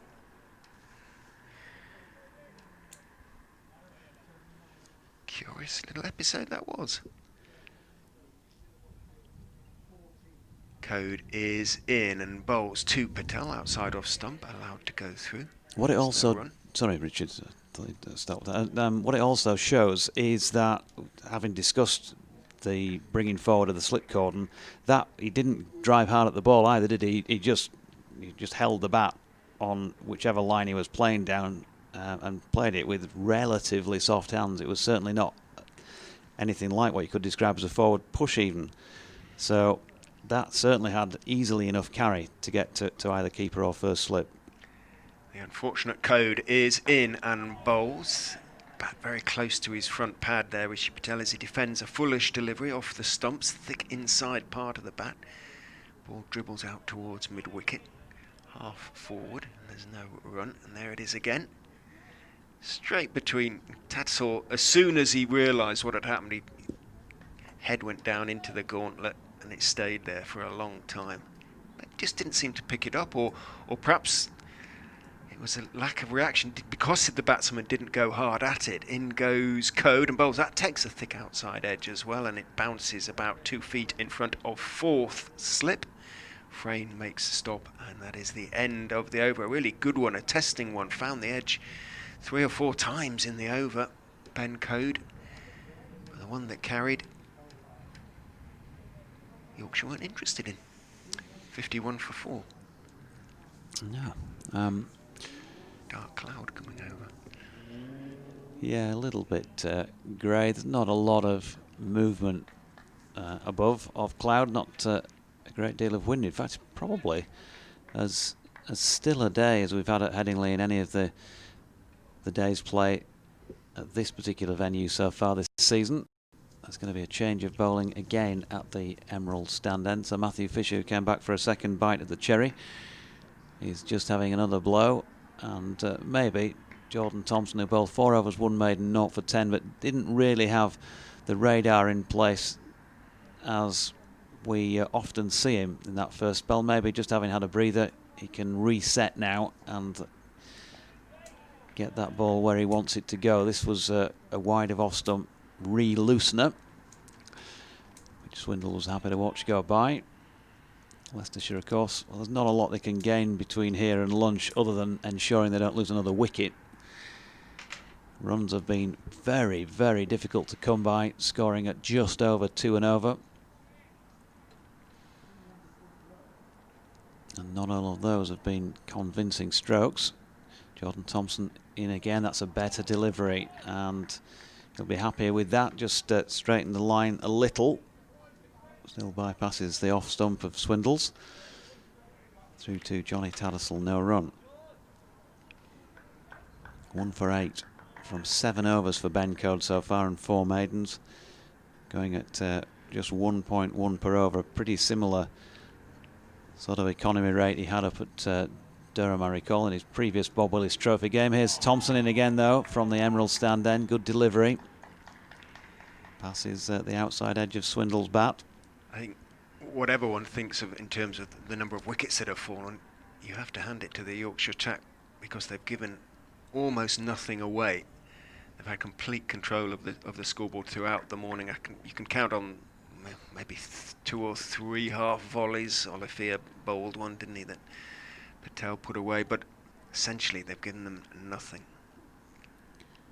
Here's Jordan Thompson again, this time again a little too wide of Swindle's off stump, and he's happy to shoulder arms. Lily says, great start for Yorkshire. Richard, never been to Malton? Oh, yeah, I've worked in Malton many times. There you Yes, go, I Lily. lived at Broadby. I had a house in Broadby, which is only 3 or 4 miles away from Malton. Yes. Is that where Lily is based? Lily based in Malton. Jordan Thompson in again to Swindles, and this time he opens the face, has to play at that, pushes it out to Tom Loughton, the long, tall, rangy figure of Tom Loughton. Looks like he's on stilts, doesn't he, at point? A lovely market town on the edge of the moors, not quite in the North York moors. You've got to be north of the A170 for that to get into the moors, haven't you, really? Yeah, great part of the world. Here's Jordan Thompson coming in again. Good delivery this time. Passes Swindle's outside edge. He just holds the bat inside the line and shows everybody that that's what he was doing. 26 overs gone, 51 for 4. Meanwhile at Egbert, over in Liverpool, Lancashire against Derbyshire. Lancashire won the toss, chose to bat, lost a couple of earlies, but they're starting to recover. 48 for 2. The other big game at the top of the group, that, isn't it? If Derbyshire win, then we'll finish top of the group, almost certainly. In rather glum more glum news for Yorkshire followers, though. Essex are ripping Middlesex apart in their first innings, 56 for 6. So they've already got a couple of bowling points. Code goes in from the Kirkstall Lane end and beats Patel. Well, did he play inside the line of that one? He's getting really pronounced seam movement, Ben Code, at the moment from this Kirkstall Lane end. And each time Patel indicates how much movement there is. It is not easy batting out there at the moment, that is for sure.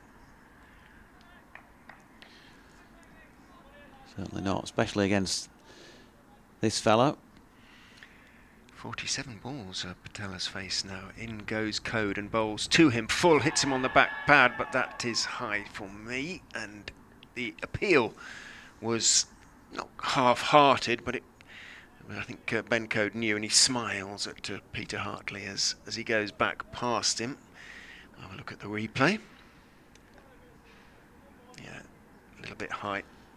Also, line-wise, you might have been bringing into question as well, possibly. Might have been missing leg. Lots of movement, though, for Code, who is in again. Passed umpire Hartley, bowls outside off stump, and Patel relieved, no doubt, to be able to lift his bat and let it go through. Dark cloud over the ground at the moment, but it's moving fairly quickly. We're on the flight path this morning, but there's only been a couple. I've headed over to Leeds Bradford, Yeadon, as it used to be known, the airport. We were talking during the T20 why it isn't named after a famous Yorkshire person. Some suggestions. In goes Code and bowls outside off stump. Again, seam movement away, but Patel just playing inside the line, bat tucked in by his front pad, let it go through to Tattersall. Well, given the area, maybe the Brian Close Airport, something like that. Yeah. The Closey and Illy Airport, they've always been I thought lived Hutton, in the with area. it being Leeds, Bradford and Hutton coming from Well, Pudsey, yeah, between that, the two of them. The Closey, Illy and Len. It doesn't have to be a cricketer. Doesn't have to be a cricketer. It does. Oh, okay. Aye. In goes Code, bowls, and again it's seaming away from Patel, who sort of little gesture, looked up to the heavens there after that one had moved away. As if, well, what can you do? And there isn't a lot other than get through until lunch as far as these two Leicestershire batsmen are concerned, and hope that it somehow gets easier. It will get easier, but whether so much damage has been done to the Leicestershire innings, the ball's still only coming up to 27 overs old, still hard. Still got plenty of shine on it as in goes Code and bowls. A couple of steps forward from Patel to try and negate that movement, and it does seam back in and hits him. He lets it hit him, probably around about just above the pad. And an indication of just how tough it is out there at the moment. End of Code's 8th over, 1 for 8, 5 maidens. Yeah, it hit him not far from the Lightsome. Yeah, so airport-wise, that'd be interesting, wouldn't it? Illy, Closey, Herbert Sutcliffe, of course. Brian Stott. Yeadon resident, in fact, Jeff Cope. And there could be plenty of candidates who were from the sort of immediate area who put their hand up. Jordan Thompson, another one, who's in now on bowls 2 swindles. That's pushed up to mid-on where Ollie Fair fields. Jordan Thompson, a Yeadon lad. This came from the fact, I don't know why, but for some reason we were talking about John Lennon Airport over at Liverpool. Liverpool being renamed after one of its more famous, was briefly resident, wasn't he? In comes Thompson again then. 2 swindles, this one wide of off stump and through to Tattersall, no run. Yeah, the Brownlee Arms, just up the road in Horsforth, named after the Brownlee brothers, who are of course also serious? local. There's a pub named after them already? Yeah. For Good many years it was the Grey Horse in Horsforth, and then became the Brownlee Arms after their exploits in 2012. Is there a picture of them on the pub sign? Or a great triathlete? Not on the pub sign, no. Thompson is into swindles who pushes back at the pitch. No run. In fact, no. I turned around in that very car park last night. Turned the car around as I was driving through Horsforth, and There is definitely no picture of them on the sign, but it is named in their honour. That's fame for you, isn't it? To be that young and have a pub named after you. Yeah, John Thompson. And again to Swindles, who also takes a step and a bit. It comes back to what Down the Paul pitch. was saying about a short leg. It might just stop batsmen doing that sort of thing, trying to get down the wicket and negate the possibility of an LBW. Bit of rain coming indicates our cameraman down below. It does look a bit grey over there to the, what is that, the sort of west Side, yeah. Thompson in. Oh, dear me. Then Swindles tried to pull out of that a bit late. Got a bottom edge and wasn't far off cannoning onto his stumps.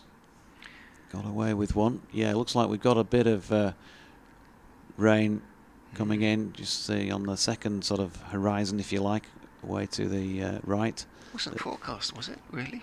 Not particularly. No. Might just be during lunch, fingers crossed. Final ball of the 28th over to be bowled by Jordan Thompson. And again, Swindles definitely walking down the pitch to play that one. And drops it into the offside, and there's no run. 51 for 4, closing in on lunch. In fact, we'll have time for just the one more over, I think. Is Olafia going to bowl it? No. Possibly? No, surely has to be Code again, the way he's been bowling in this second spell. Really pronounced movement away. I think almost about a silly mid-off or something like that to stop the batsman doing that. Not there for a catch.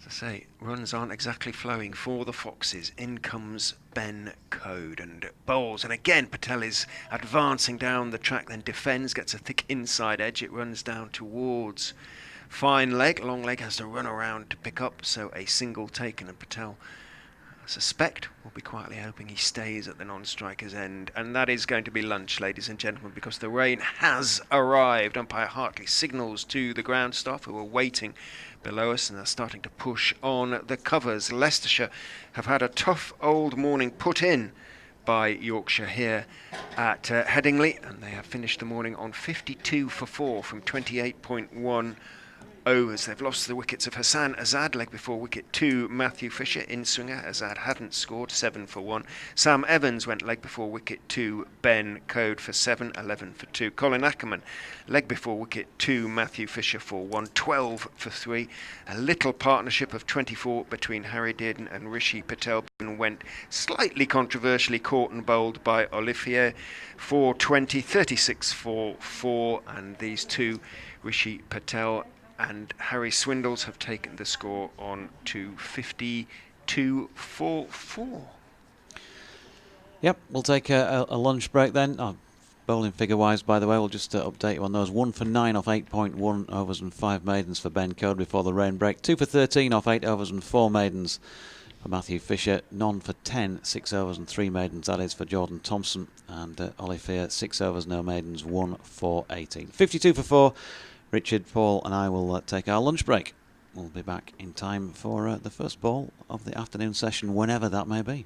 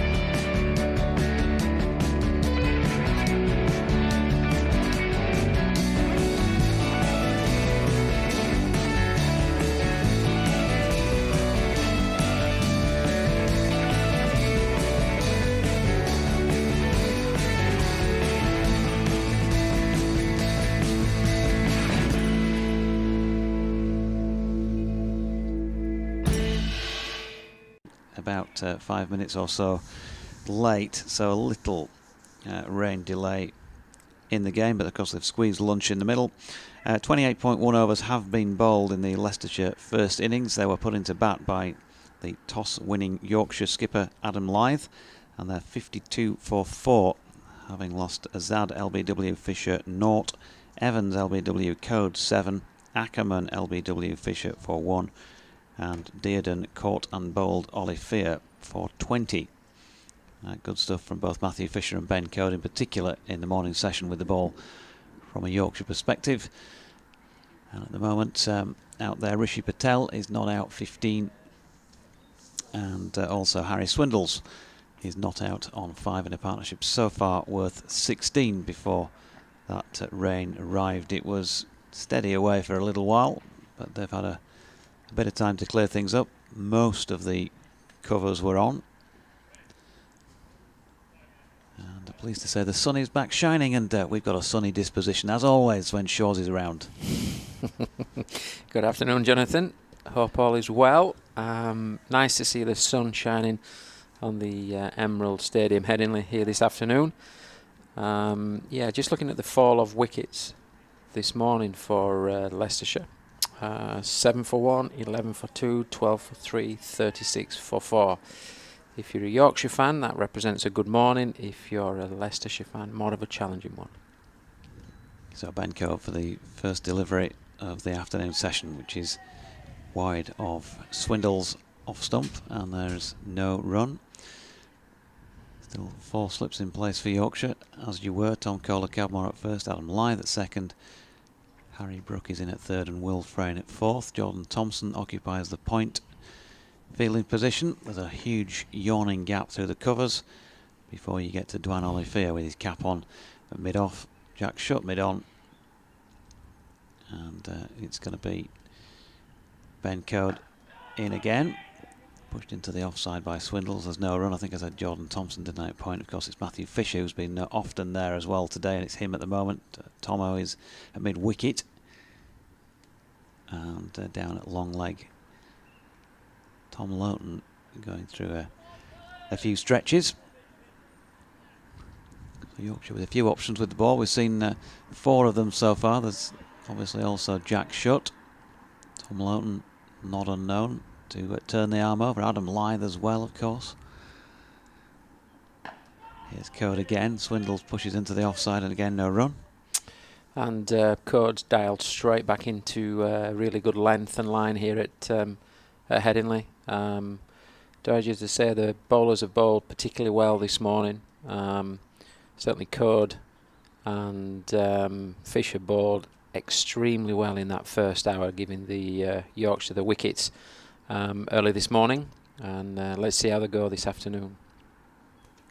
Here comes Ben Code again from this pavilion end, and that is a little bit more leg stumpish and worked on its way down to Tom Lowton at long leg for a single. Swindles has his first run of the afternoon and his 6th in total, and Leicestershire 53 for 4.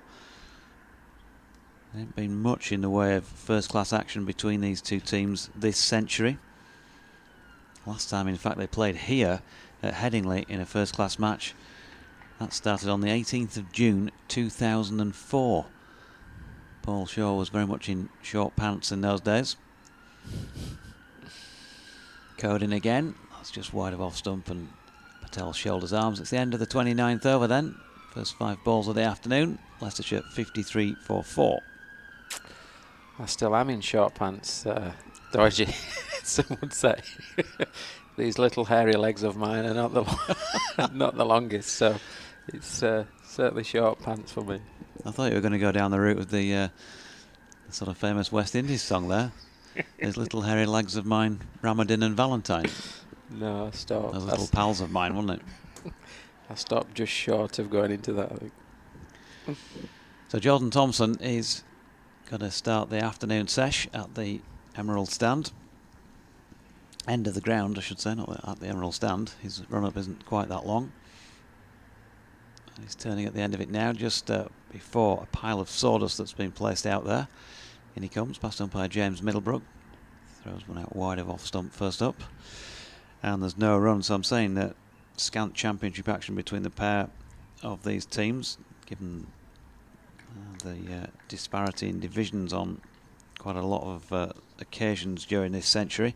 The last championship match between the teams in Yorkshire was at Scarborough back in May 2012, so the first time they've met in first class action in Yorkshire since then, as this next delivery from Thompson is wide of off stump, and Swindles has a bit of a shy at that one and misses. Could have got a top edge.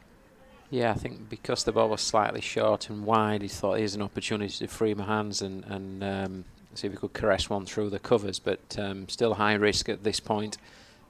Second over after lunch. He's as well just watching that go through to Tattersall, the Yorkshire wicketkeeper. Thompson in again, and this time Swindles pushes up to mid-off, where Fisher in fact does the fielding, and there is no run. Records between the respective sides in Yorkshire in championship matches. Yorkshire have won 45 of them, Leicester have won just the 5, in 33 draws, and there was a match completely washed out here in 1967. Thompson in once again to Swindles, who hangs the bat out to this one just wide of off stump. A little bit of evidence of some away swing from Jordan Thompson again. Yeah, he's bowling. He's certainly bowled a good area there, and that's the length. I think the length and line he needs to look to bowl as often as he possibly can. And we've talked previously about being aggressively boring as such, but actually if he can just dial in into the top of off stump and just work it off the seam a little bit, and also get any swing he can, then that's the place to bowl. Thompson in, and an edge this time from Swindles, which Harry Brook has. Well, he's got him hopping around. I think that's hit him on the knee by the looks of it. Kneecap. I'd like to see that one again. Did it bounce short of him? He's got his back to us here. Did it bounce short of him and hit him on the kneecap, or was it a missed opportunity that hit him on the kneecap? There's no obvious discomfort among the Yorkshire ranks apart from Brook himself, as in to say that was a chance that's gone. 53 for 4. Jordan Thompson in again to Swindles, and this again wide of off stump going away. That's better over, probably the best that he's bowled in the match so far, Jordan Thompson. 7 overs, 3 maidens, none for 10. Could have been a different matter. At the moment our monitor screen is flashing on and off. Not sure if we've gone to a replay or not, because it's black at the minute. And now back on. So I was mentioning, as I say, the records. Yorkshire's 45 wins, Leicester's 5. Last time, in fact, they won a championship game between the sides was at Bradford Park Avenue in 1996. Long time between drinks. The only win here in first class cricket for Leicestershire, 1910. Ben Code in to Patel, who's able to watch that through to Tattersall, and there's no run. 96, did you say? 96 for the last win in Yorkshire in first class cricket. 1910 for the only win here at Headingley in first class cricket for Leicestershire. I know you were a paying spectator then. Yeah, I'm going to come back to 96 after Code's just bought this next delivery. Something's just popped into my head. That was a dangerous moment, that, folks. Code coming in to Patel, who drives, and Ben Code gets a little tip on that, diverting it towards the stumps. See if he can cheekily run out Swindles at the non-striking end, but he can't. 96, 97 was the famous year that the mighty Superettes got promoted to the Premier League for the first time in their history, led by Danny Wilson, you remember? Liverpool, is that? Super Reds. No, the Super Reds. Code comes in again to Patel, who's dropping this one into the offside. No run, Barnsley. Yeah, Barnsley. Fond memories of 96, 97. A wonderful year for the Barnsley faithful. Of which there are many, many thousands, as you'd expect. Epicenter of the universe, some would say. In comes Code, Kirkstall Lane end. Patel stands tall and pushes this one to Fisher at mid-on, and there's no run. Many thousands. Yeah, yes it was. You may be short. Thou may be short, lad, but that tells tall tales. One does his best. So, cord's about to turn. We've got 4 slips, so still a very attacking field by Yorkshire. Code into Patel, who drops it into the bowler's follow through, and there is no run. Andrew Gale has been calling for his players to not get ahead of themselves going into this game. Somerset 76 points, Worcestershire 70 in the central group. They're playing each other, of course, at New Road. In the south group, Essex have got 70 at the top, Middlesex in third. Now at Chelmsford are not going well at the moment. So Kent can also qualify with 64 points at the minute. So there's lots of different permutations going into this last round. Makes it interesting as Patel turns this next code delivery off the hip down to Lowton at long leg, and they've got through for 1. Patel 15, Swindle 6, 54 for 4 at the end of the 31st. And that's what you do, isn't it? I mean, head coach, would you be saying that to your team as well in the same circumstances? Let's not get carried away. Yeah, it's really important from a coaching perspective to focus on, I know it sounds, well, every coach says it, I guess, or every manager says it, but it's one ball at a time. You focus on the process and you focus in on what you can control and not get carried away. Don't look too far ahead at all. It's purely in the moment that you can impact on in the here and now. Thompson in, wide of off stump, Patel shoulders arms, no run. Do you sort of practice that in the mirror on a night, you head coaches? Yeah, ready for going on air for whatever interview there is. Well, I'm going to say, does it also, because, I mean, some people struggle to get off to sleep, so maybe if you look at yourself in the mirror and start saying those sort of things, you can, get to sleep more easily. If I looked at myself in the mirror every night, I'd never sleep.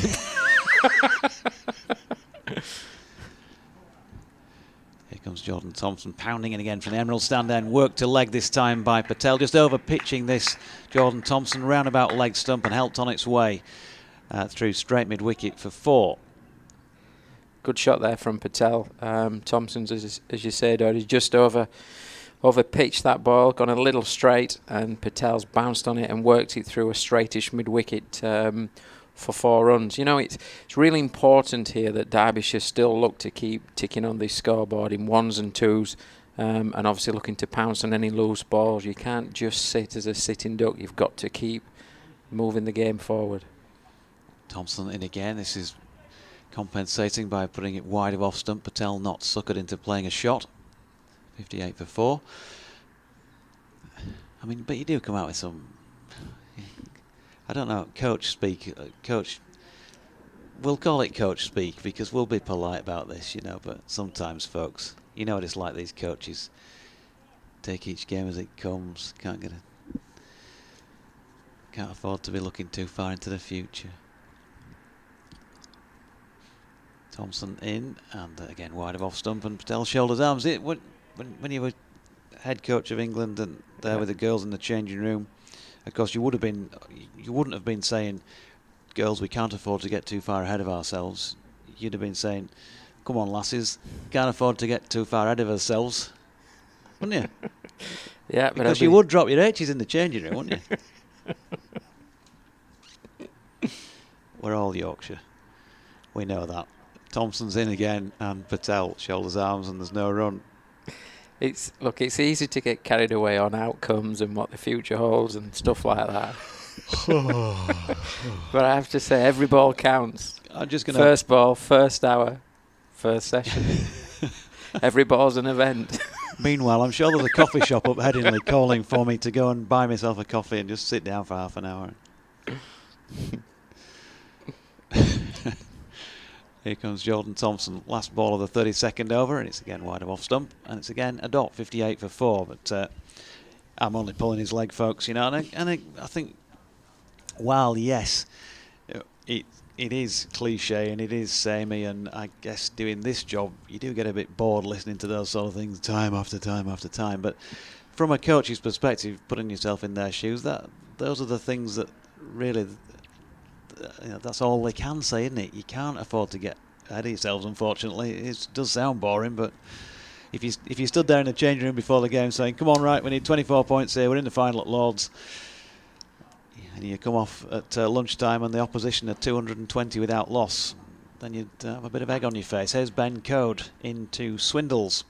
He pushes the ball back up the pitch to the bowler, and there is no run. You know, you can never do anything about the past, you can't do anything about the future, but the minute, no, please. the minute you can have impact on is the one that you're in right now, isn't it? Oh, I should have asked. Can you write at T? Can you write us a set of coaches' stock phrases out and put them on in the middle there? I'll leave you with. And we'll try and get as many in as we can in the final session today.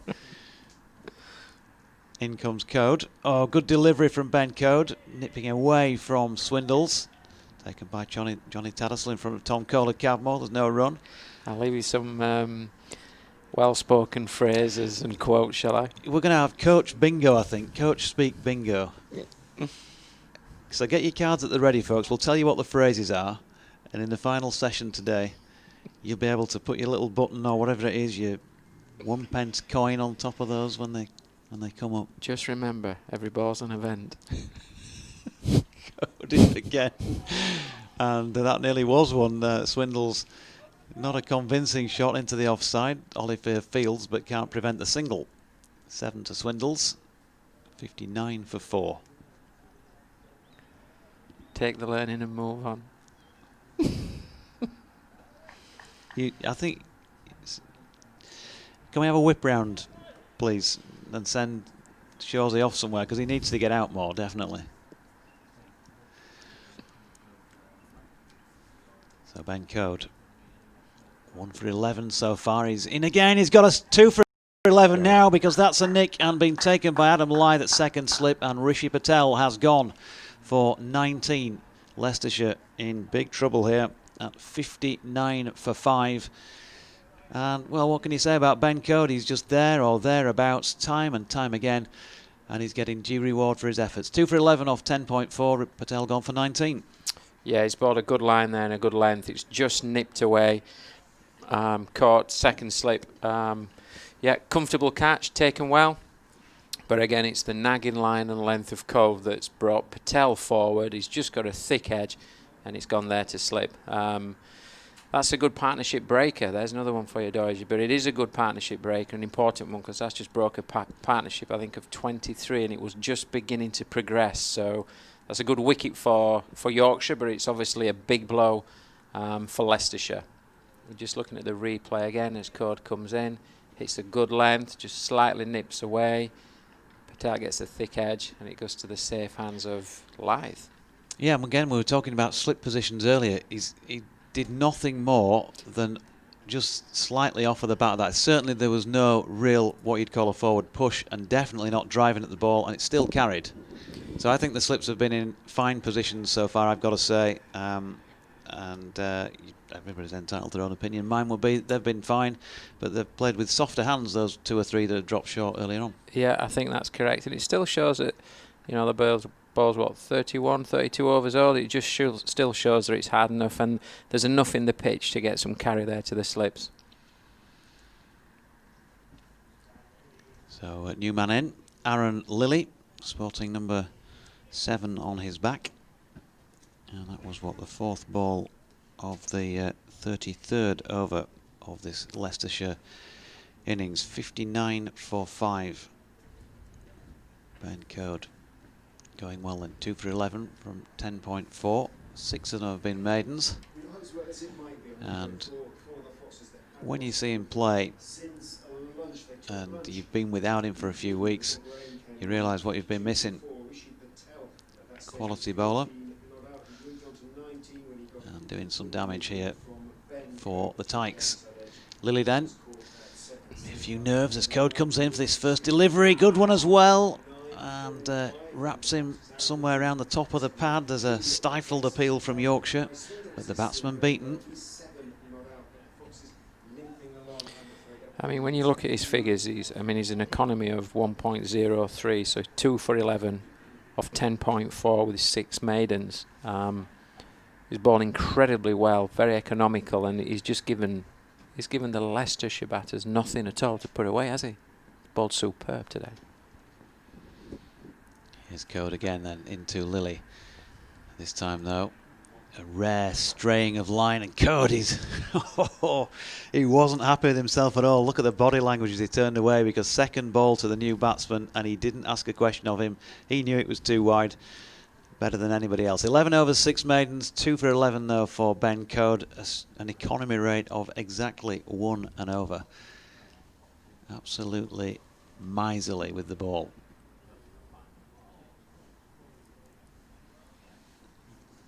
So it's going to be Jordan Thompson to continue.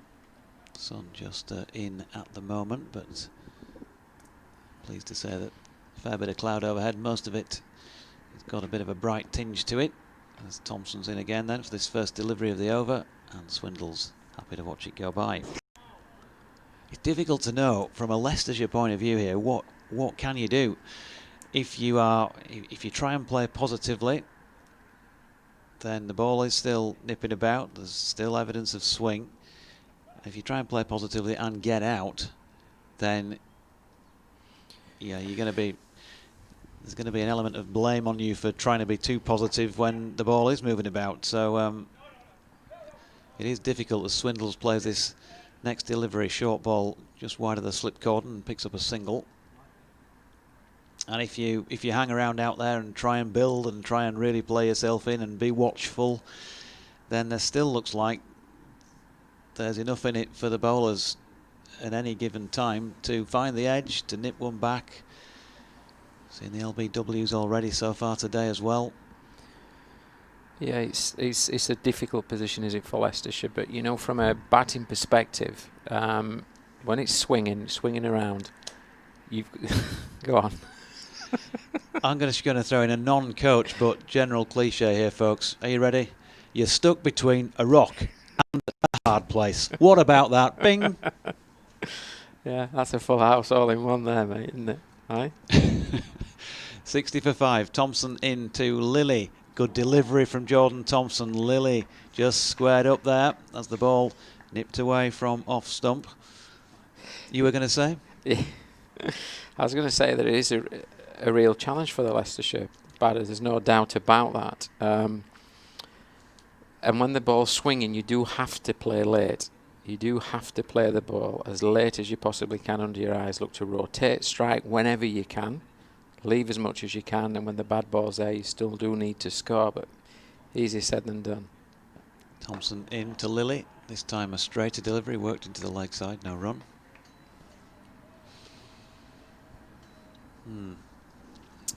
Not an easy task. It's never easy. It's never easy at Headingley. Well, we've got a little bit of sunshine. Dodgy, it's nice to see a little bit of sun. Do you come out with that one as well? It's never easy? Never easy. It's never easy in Brisbane.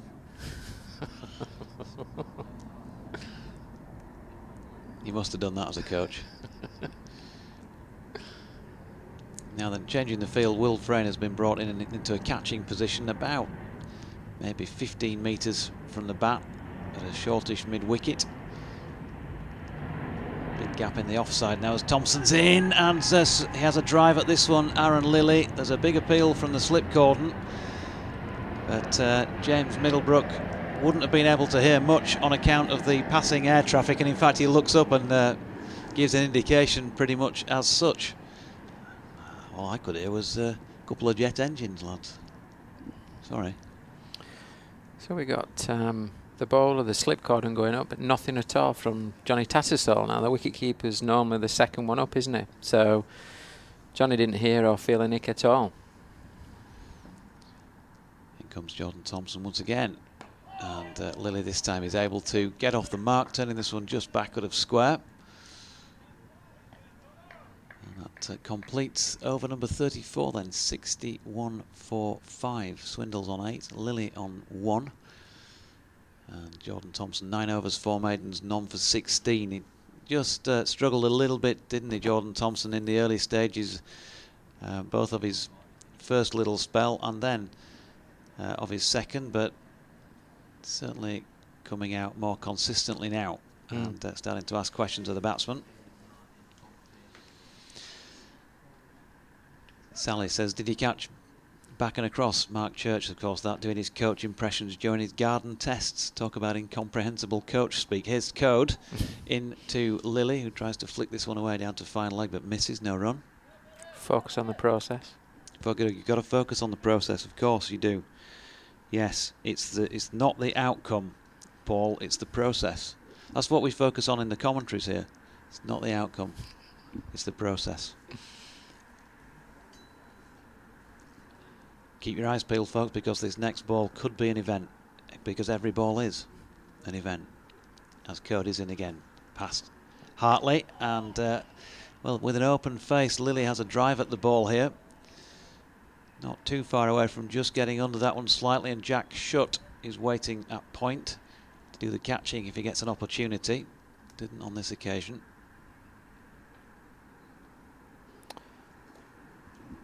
Train hard, play easy. I better stop now, I think, hadn't I? Code in again to Lily, who was caught in two minds to some extent there. We'll give him the benefit of the doubt that he sort of pulled out of it in the end. Not the most convincing of leaves.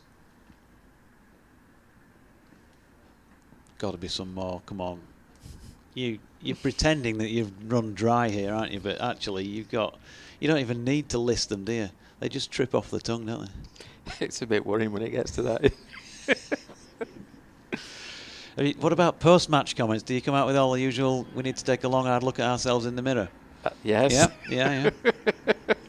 Yeah.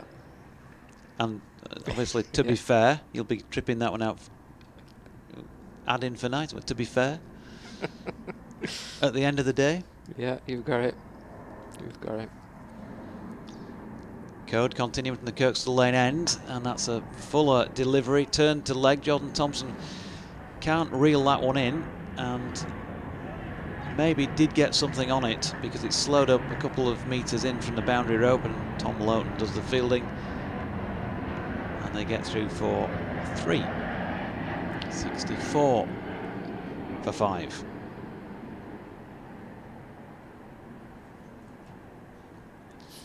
Pleased to report that at the moment, in the distance, no further threat of rain. Bright enough here at Headingley, no problem with that, as Code is in again, this time to Swindles, and pushes back up the pitch to the bowler, and there's no run. Just looking round the ground here at Headingley, it is a magnificent stadium now, isn't it? I mean, we're straight across from the Emerald stand, which obviously it's lacking spectators for obvious reasons, but it really is a magnificent stadium nowadays. Very impressive. Great facilities. Another one, isn't it? Great facilities there. As Code comes in again, that's wide of Swindles off stump, and he's happy to shoulder arms again. End of the 35th, 64 for 5. The Leicestershire crawl continues, and that is largely down to some excellent bowling from Yorkshire today. All joking apart, 2 for 14 from his 12 overs for Ben Code, so he'll be particularly disappointed in himself for going up more than just over 1 and over. And we've got shots of the Emerald stand, or in between our flickering screen, and here we have anyway. I think at the moment it's sort of guessed the picture, isn't it, really? It's Norman Collier-like pictures. Thompson from the Emerald stand end of the ground into the right-handed Lily, who opens the face, runs it out into the covers, which are vacant, so Tom Lowton has a bit of a chase. Fires it back in, keeping them to 1.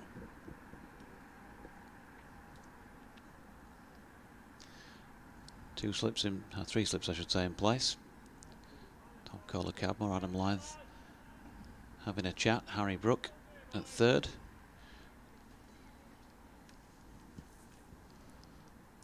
And then a ring field barring Ben Code down at long leg. Here's Thompson in again. Good delivery from Jordan Thompson. That climbed a little bit as well on Harry Swindles. as it went by the outside edge. That's a good delivery, isn't it? Hard into the pitch. Fair bit of vertical bounce there as it goes past the shoulder of the bat, off Swindles and through to Johnny Tattersall. Some bounce there. Olivier goes through a few stretches, but it's Thompson bowling, and number 28 Swindles pushing back up the pitch to the bowler, and there's no run. Just look at Jordan running in. As you know, he's a bustly cricketer, he heart on his sleeve type cricketer. Means business. He's, we said before, come through the Yorkshire ranks. They've produced some players, this Yorkshire setup, over the last 5 or 6 years, haven't they? Good young players coming through the system. Really have. Yep, some certainly in more recent times, some good opportunities being presented. Jordan Thompson's been taking his, and he bowls this one straight. Swindles turns it to Olivier at mid-on. There's no run. Not many times in the lives of Yorkshire supporters will they want Lancashire to win a game of cricket, but I dare say they'd be very happy if the Red Rose managed to see off Derbyshire in the current fixture. At the moment, well, 72 for 4. They're in a tricky sort of position as Thompson is in to Swindles. That's pushed up to Fisher at mid-off, and there's no run. Durham Notts, by the way, also in this group down at Trent Bridge. Durham won the toss and are batting, and they're 102 for 4. But it looks like Lancs have just recently lost their 4th wicket. And in the other games elsewhere, give you the scores in a mo, because there's just the one left in this 36th over, and that's going to be a dot dropped into the offside. 65 for 5 at the end of it. Middlesex Essex, 97 for 7. Middlesex having decided to bat when winning the toss. That's not a great day's work, is it? Warwickshire playing Glamorgan at Sophia Gardens. Glamorgan putting Warwickshire in 109 for 4. And then Hampshire taking on Kent at Canterbury. Hampshire 117 for 4, having been put into bat by the home side. At Bristol, Gloucester 66 for 6 against Northants, who won the toss. And just a couple more to update you with at the Oval. Sussex 81 without loss, having won the toss and decided to bat. And in the central group, big top of the table clash there. Somerset won the toss, decided to bat at New Road, and are 100 for 2. We'll have a change here shortly. Richard will come in for me.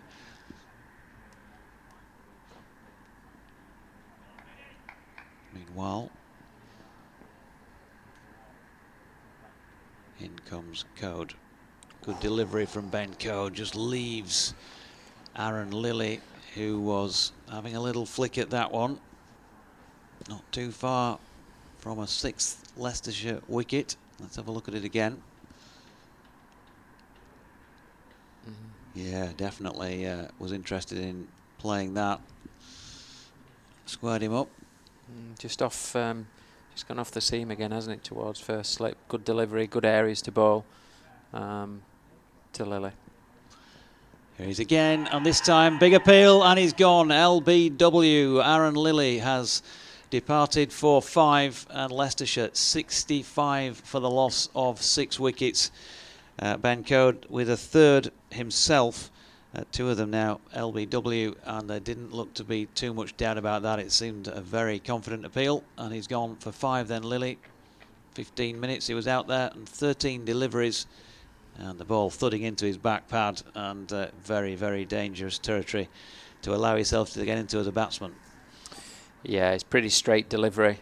He's hit him on the knee roll, or just under the knee roll, and it's a good delivery there from Code. He's bowled an exceptional couple of spells here today at Headingley.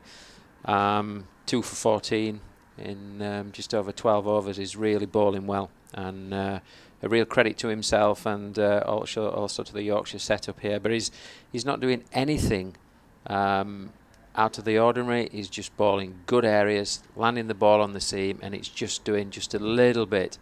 That was just nipped back. And it hit Lily on the knee roll. Yeah, it was.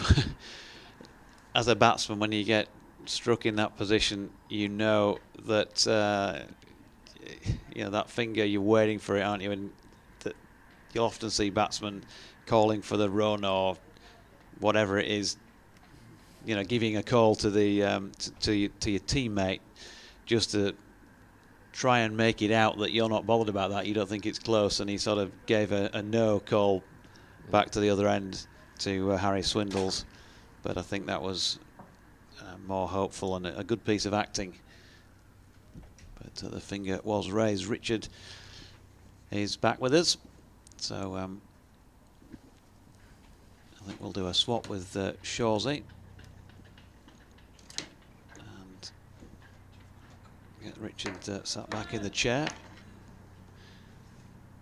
while Ben Code is preparing to bowl this first delivery to Ben Mike, the new Leicestershire batsman, at 65 for 6. What a perilous position to come in.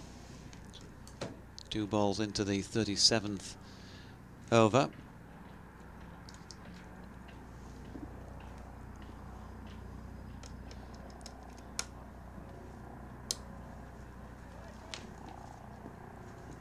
So Mike on strike. Ben to Ben. In comes Code from the Kirkstall Lane end. Good first delivery to the new batsman, which just nips away on him. But he's able to safely negotiate it. 65 for 6. Welcome back, Richard. Yeah. It's not getting any easier for the Leicestershire batsman out there, is it? Still nipping around to a disconcerting extent, but it's a super bowling from Ben Code, really. 12.3 overs, 6 maidens, 3 for 14, and sometimes figures don't reflect the quality of the bowling, but I think they do on this occasion. Code is in and bowls turned nicely off his legs by Ben Mike, just straying on towards leg stump, clipped away down towards deep square leg. Ball is dragged back just inside the ropes. Bit of relay work down there. The throw comes in, but Mike has picked up 3. And any hopes that Leicestershire had, Paul, that the wicket might just settle down during the interval, not being borne out at the moment. No, it's not, has it? There's still some life in the wicket, and certainly the Yorkshire bowlers in particular. Code has got as much as possible out of the wicket, hasn't he, by bowling the good areas? He has, bowled beautifully. Turns, runs away from us from the Kirkstall Lane end and bowls to Swindles. Again, that's on the money, on middle and off. Just threatening to straighten a little bit. Swindles keeps it out. Dark cloud away to the south over the city at the moment, but at the moment the ground itself is in bright sunshine. I thought it was forecast quite a decent day today, but it's really mixed at the moment. Happily, no overs lost as yet. Code is in again to Swindles, who cuts outside off stump, doesn't time it, hits it hard down into the ground, almost looking to drive it away through the offside. Didn't time it, but he's going to pick up a run anyway as he goes slightly to the right of the man at point. So Swindles on to 9. End of Code's over, and with some justification, his figures again being put up on the board. 13 overs, 6 maidens, 3 for 18. Strike rate 26, economy rate 1.38. Fair to say Yorkshire have missed him. For sure, and he's certainly shown what an outstanding bowler he's becoming. He's bowling's very, very consistent areas, and he's giving the batters no breath at all. He's just ensuring that he's keeping the pressure on all the time. Thompson in then, and that one seems away as well, and beats Swindles outside off stump. Thompson after lunch has settled into a better line, hasn't he, than he did perhaps this morning. He's a little erratic at times this morning, where this afternoon he's bowled really tight areas and made the Leicestershire batters play at the ball when they'd rather not, but he's just pulled them into play. He's bowled a good line of length. We should perhaps have remarked on it before that Ben Code is now past 150 first-class wickets. In goes Thompson, bowls, and that one seams back in, hits Swindles high. Up went the appeal, led by Thompson, but I think they knew as soon as he turned, Jordan Thompson. He looked, although Swindles isn't a tall man, it looked to hit him quite high. Let's have a look at the replay. Yeah, it was above the pad. As I say, he's not a tall man, so it was worth the shout, but element of doubt definitely there. Sporting Jordan Thompson, a sort of Alice band on his hair, on his lockdown hair, as he comes in and bowls to Swindles on the leg stump this time, looking to clip it away. Might just have got an inside edge onto the pad. It trickles down. No, he didn't get anything on it at all. So the pads sound so wooden these days. I don't know what they're putting in them. Some sort of material. K-pock it sounds like. But anyway, leg by. He's added to the score, 70 for 6. Ben Mike will be on strike to Jordan Thompson for the first time. Yeah, I'm not sure it does much for him sartorially, that sort of Alice band, but I wouldn't say anything to him while he had the ball in his hand. And he comes and bowls to Mike, who is pleasantly forward. He's quite a well-coached player, as you'd expect from the son of Greg, formerly a Nottinghamshire batsman. And a very correct player, Ben Mike, and an all-rounder of some promise. Certainly one of the young men on whom Leicestershire hoping for, from whom Leicestershire hoping for great things from in the future. Beginning to show signs of fulfilling them. In goes Thompson, outside off stump. Mike a big stride forward, lets it go through. In his last match, Ben Mike, 51 not out and 3 for 48 against Nottinghamshire. Yeah, I've heard he's a high potential young cricketer that's developing nicely, both with bat and ball.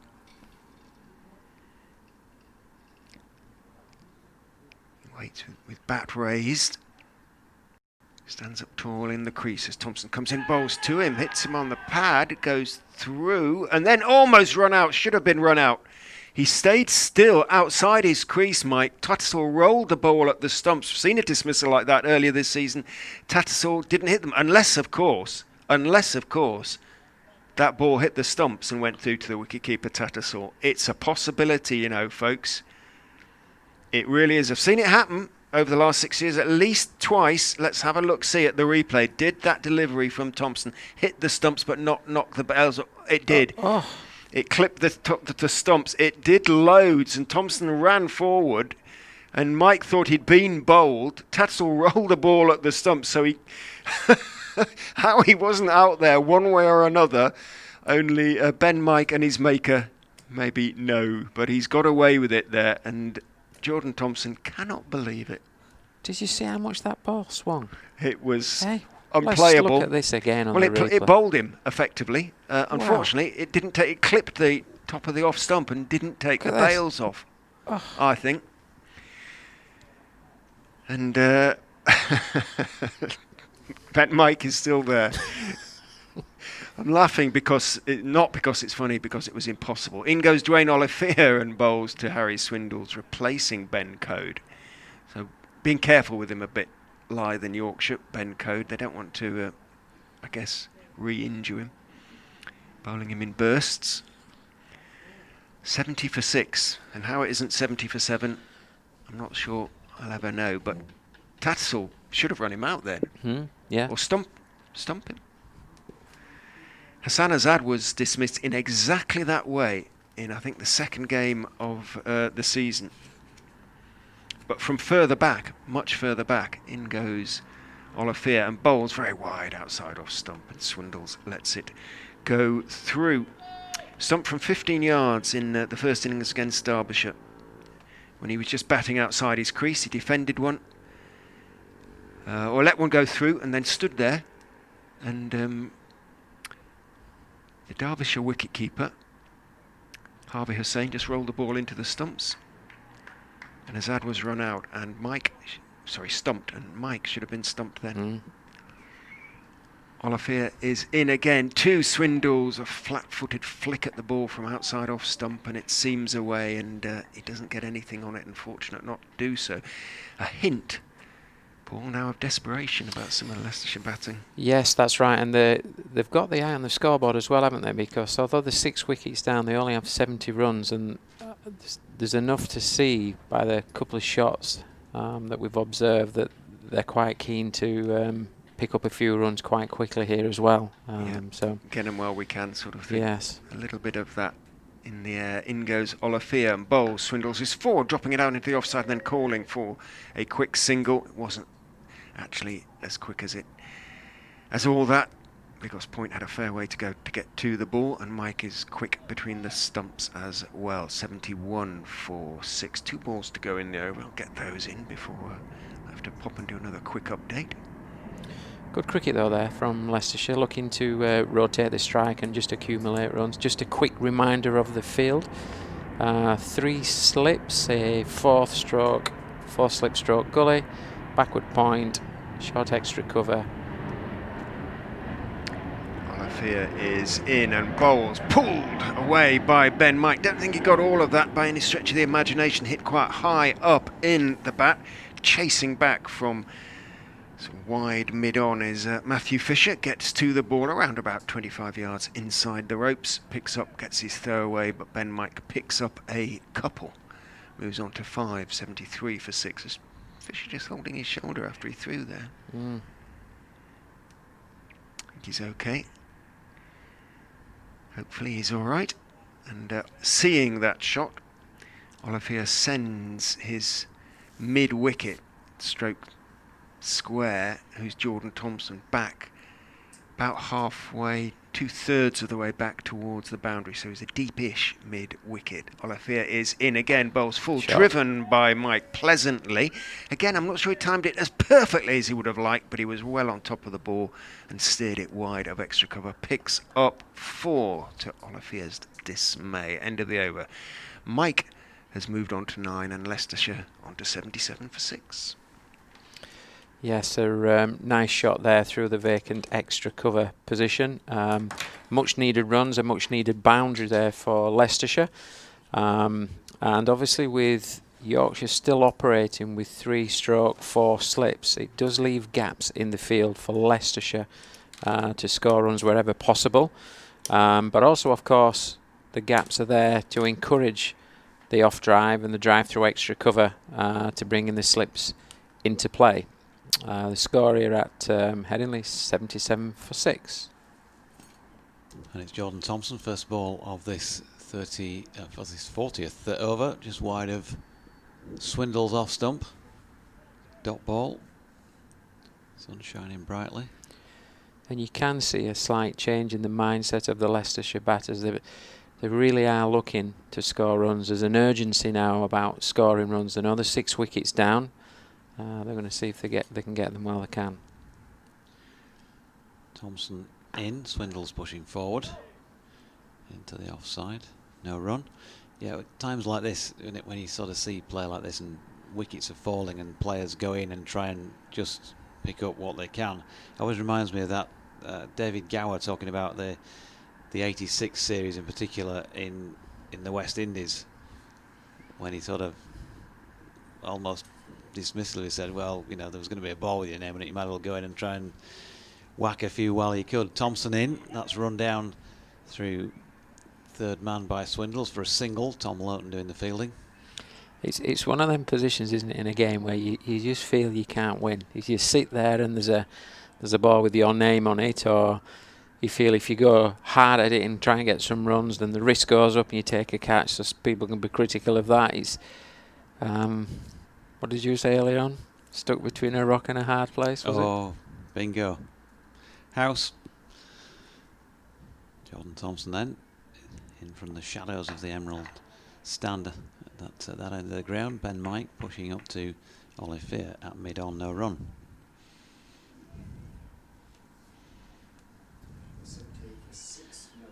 Two of the Yorkshire lads out on the balcony beneath us, enjoying a bit of sunshine. Paul Grayson was down there earlier with Richard Pyre, Andrew Gale, coaching contingent. Batting, bowling and head coach respectively. Jordan Thompson, good delivery again into Ben Mike, who opens the face, runs it down to third man. Slightly longer chase this time for Tom Loughton, so they get back for a comfortable 2. I've heard a lot of positive talk about Mike. He's a really good all-rounder, developing all-rounder that's got recent wickets and recent runs. Well, surely Leicestershire will be ecstatic if he can bat for any period of time this afternoon. Yep. Big job for him to do, big job for the pair of them to do. They're both on 11. It's Mike on strike. 80 for 6 last ball of the 40th. Jordan Thompson then going to deliver it. This one just angled down the leg side, clips the pad, I think. We'll get the umpire to confirm whichever. Ben Code makes a bit of a meal of that down at fine leg, and in trying to flick the ball back in and with his body, keep his body inside the rope, he didn't manage to do either, and so 4 leg byes his signal. 84 for 6 at the end of the 40th. Leave it with you for a moment, Shawsey, and Richard will be back. Yes, and this partnership now worth 19. They're gradually nudging this partnership a little bit further on. The Leicestershire faithful want this partnership to be extended somewhat, and obviously the Yorkshire faithful looking to break this partnership as soon as they can and bring the 7th wicket up. But these two are playing well. They're playing the situation pretty well. They're looking for 1s, they're looking for 2s, and if there is ever a bad ball out there, then they're looking to score as much as they possibly can. And I think that's the name of the game for Leicestershire. It's about scoring runs whenever they can at this stage of the game. Olivier to continue from the Kirkstall Lane end, bowls full to Swindles, who's looking to drive, but probably a little bit too straight in the end, or a little bit too much movement, and blocks it back firmly up the pitch to the former Derbyshire man. Dwayne Olivier probably prefers to be referred to as a South Africa Test star, former Derbyshire man. It's not to damn him with faint praise. Big man turns, slightly stoop as he runs in, and then straightens up and comes in and bowls short onto the off stump and up on his toes. Swindles plays it. There isn't a huge amount of pace in the pitch. You wouldn't perhaps expect there to be, with I'm not sure how much time ground staff have been able to spend on the pitches in the last week or two. Not a great deal. They've been covered up so much. I know for the Leicestershire game against Notts, the pitch groundsman probably felt he needed another day in the sun, really. A lot of pitches just slightly soft, underprepared, not through any fault of the ground staff, as Olivier bowls better length and neither forward nor back, but defends it out into the offside. Swindles. No run again. Bright sunshine.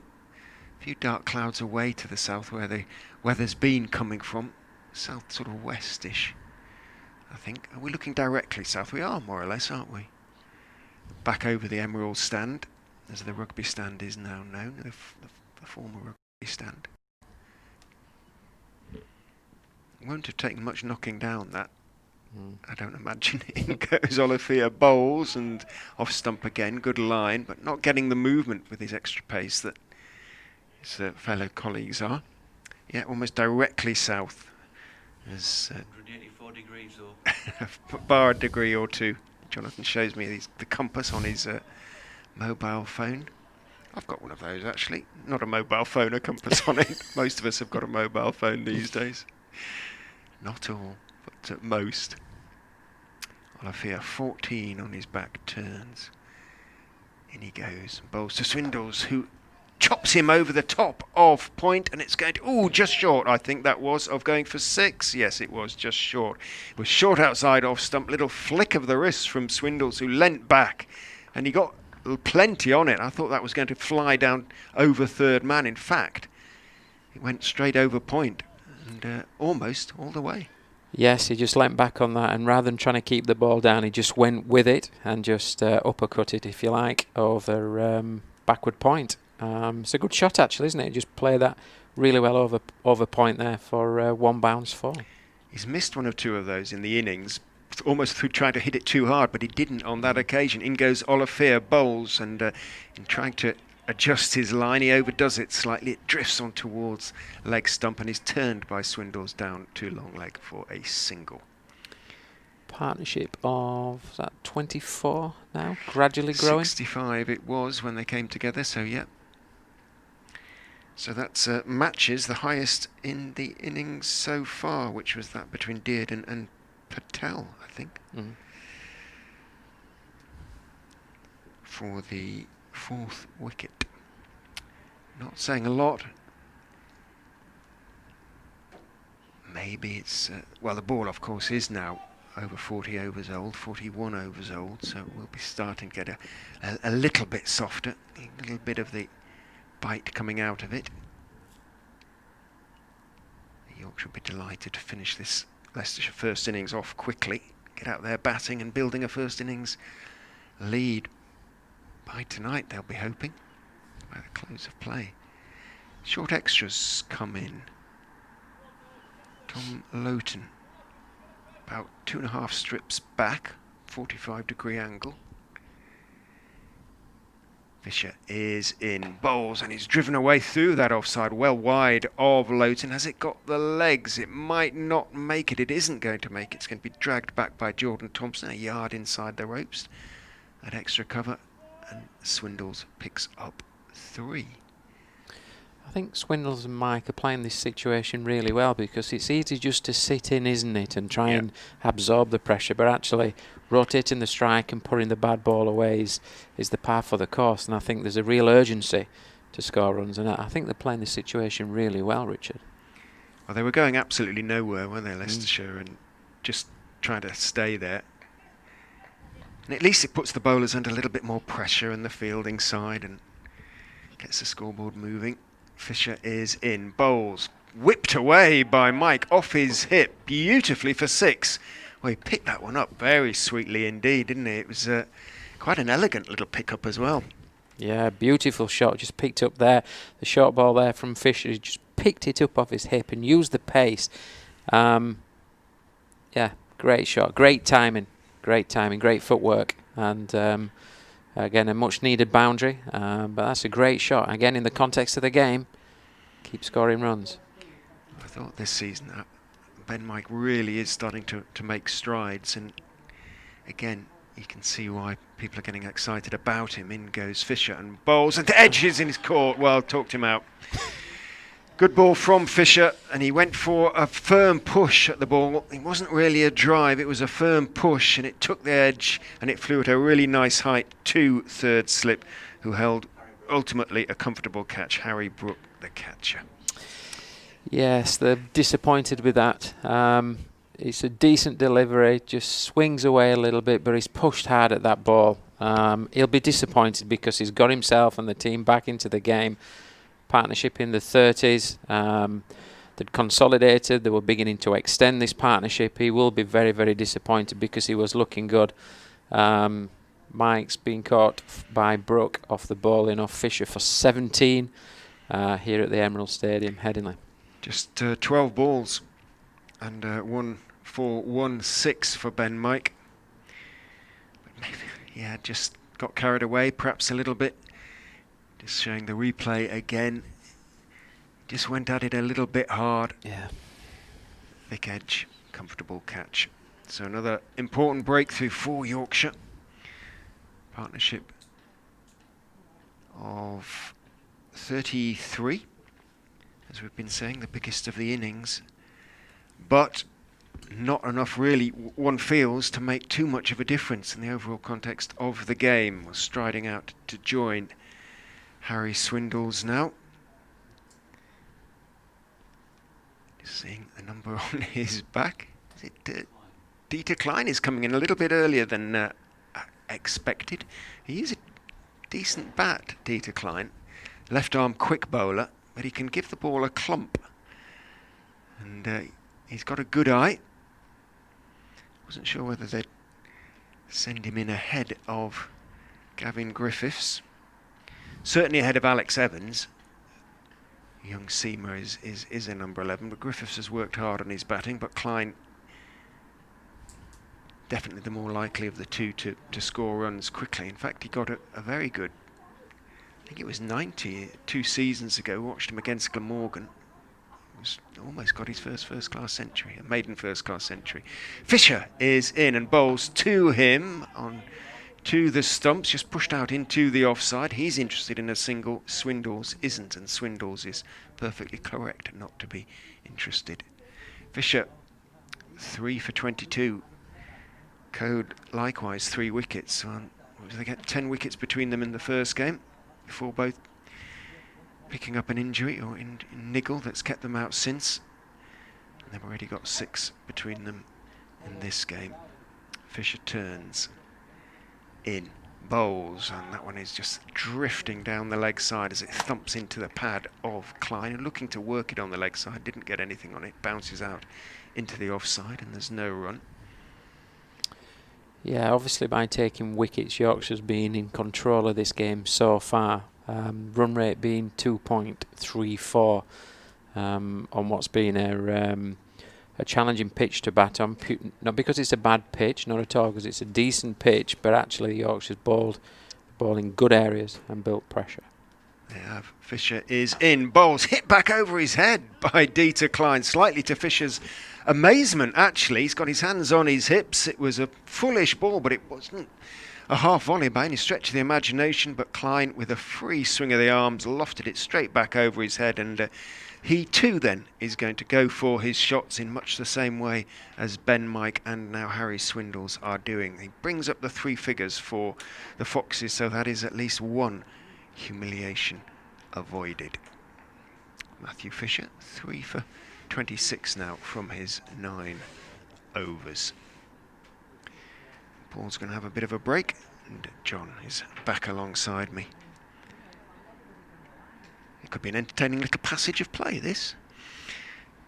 If Leicestershire are going to go through, it has been since lunch. It has. It was not dour before lunch because Yorkshire were picking up wickets, but it was attritional. So here's Oliver at the Kirkstall Lane end then. Into Swindles.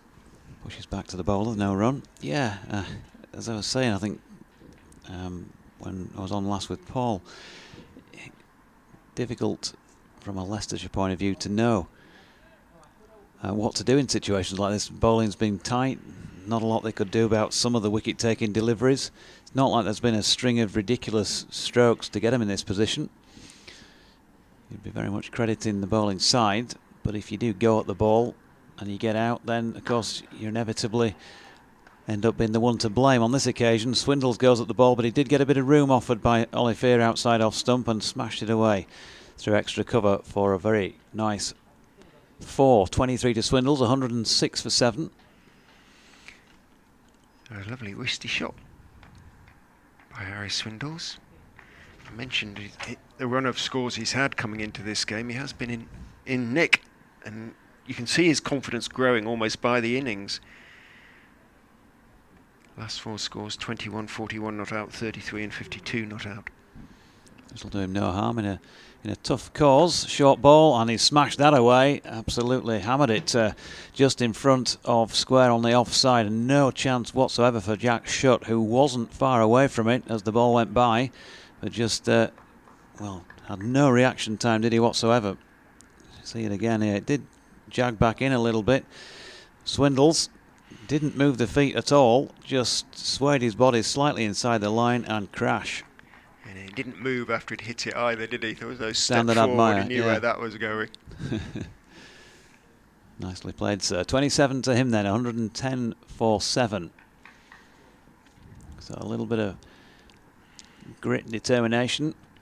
A bit of swash and buckle as well, and here's 4 more surely for Swindles. This time Oliver compensating or overcompensating for the short ball, the previous one, and over pitches, and he's driven straight back past him by Swindles, who's quickly on to 31, 114 for 7.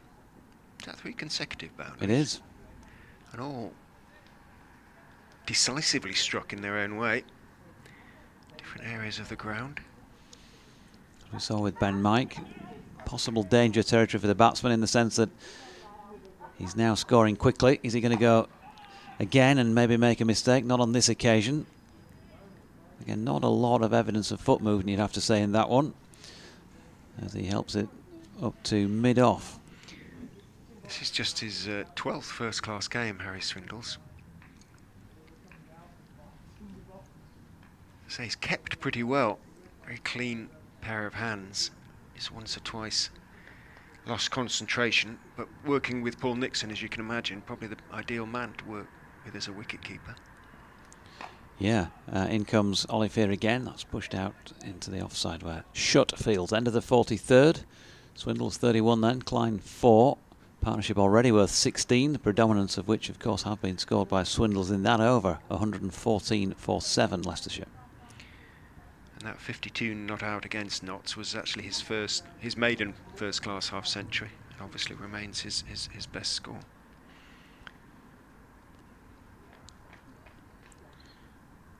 The way Klein went for that shot in the previous over, I think we might have more of the same from this end. How long it will last remains to be seen. That's clocked Duan Olivier's figures on now to 9 overs, 1 for 42. Fisher maybe sniffing a fifer. Comes in and bowls to Klein down the leg side. Klein tried to flick it on its way, didn't get anything on it. Not taken cleanly by Tattersall behind the stumps, but he does stop it. You can imagine, can't you now, both Matthew Fisher and Matthew Fisher's obviously on and got the ball in his hand, but Ben Code, you know, just winging the arms around, reminding the skipper that he's still out there, the opening bowler. He's also got 3. He's looking at the last 3 wickets, thinking, yeah, could be in for a 5-foot. Ready when you are, Skip. Just pop the ball back in my hand. In goes Fisher and bowls to Klein, who is forward. Not sure it was the ball to get forward to. It was a good length, just slightly maybe short of the ideal length, and he went forward and it just popped up a little bit for the top part of the bat out into the offside. No run. Yeah, that 94 against Glamorgan is Dieter Klein's first class best. He's got over 1,400 first class runs in 94 innings. So no mug with the bat, averaging 19. As Fisher is in to him, and he's solidly enough forward again this time. Slightly angled bat, pushing the ball off the stumps out into the offside. There's no run. If they can drag the score up to 150, something like that, 160 even, they'll feel that we're not completely out of the game, perhaps.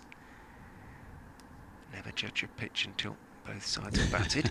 Oh, there we go. Cliche bingo. I was listening earlier. I didn't want it to play. In goes Fisher, dug out rather by Klein. He was looking to get on the front foot and drive. It wasn't quite there. And squirted it out into the offside.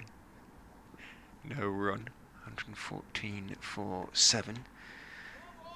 I think you get a free game for that one. Do I? Yeah, you get a free game for that one, Richard.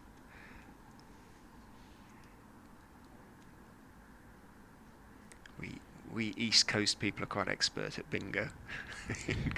Goes Fisher and bowls, and he goes for the big hit, thick inside edge, and it just trickles out towards short mid-wicket. He was looking for the same sort of shot that he played in the previous over against Fisher when he hit it straight back over his head, but that one just came back in a bit and beat the shot really.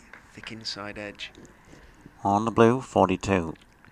You've got to know all the names. Doing fine, 79. Yeah, the callers.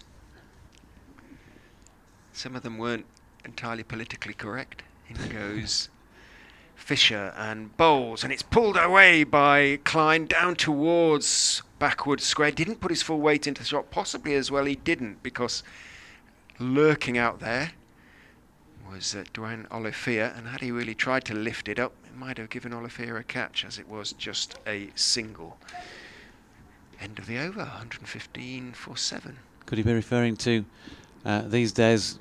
The call will be something like two ladies whose obesity has been brought into question. 88, or something like that, wouldn't it? No idea what you mean. Yes, something like that. 115 for 7. Cameraman's worried about the grey cloud overhead. I know what he means, but it is moving reasonably quickly. We can only hope it's whipped across the ground before it has a chance to shed any moisture.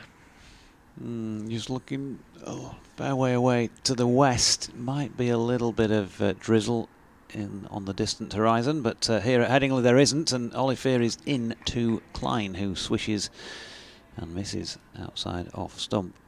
There's been little change in the field set by Yorkshire throughout the day. There was a moment or two where Will Frame was brought in a catching position at mid-wicket from one of the bowlers at the Emerald stand end. But he just moved, he just peeled away slightly from the slip cordon to go in at more of a gully than fourth slip, as was the case earlier, and he's not going to be brought into play here, but third slip is. Harry Brook takes the catch, and Dieter Klein is the latest Leicester casualty. Caught Brook, bowled Olivier for 5, and Leicestershire 115 for 8, 2 balls into the 45th over. Squared him up, took the outside edge, flew it again at a nice height to Brook, but just that little bit of swing, and he was looking to push it straight or on the onside, took the outside edge, and a nice two-handed catch to his right. Sees the end of Dieter Klein for just 5. Swindle's in danger of being stranded here. Can Gavin Griffiths hang around with him for a while? But if it's tough for those at the top of the order, it's even tougher for those at the bottom, because there is still movement, swing in particular, also a little bit of seam off the pitch. 115 for 8. Yep, and a second wicket for Duan Olivier. That caught and bowled earlier, of course, that some people are still putting a question mark over. There is the shot of Dieter Klein. We get to see a close-up of him. Caught Brook, bowled Olivier for 5, 12 minutes, 11 deliveries and that one boundary.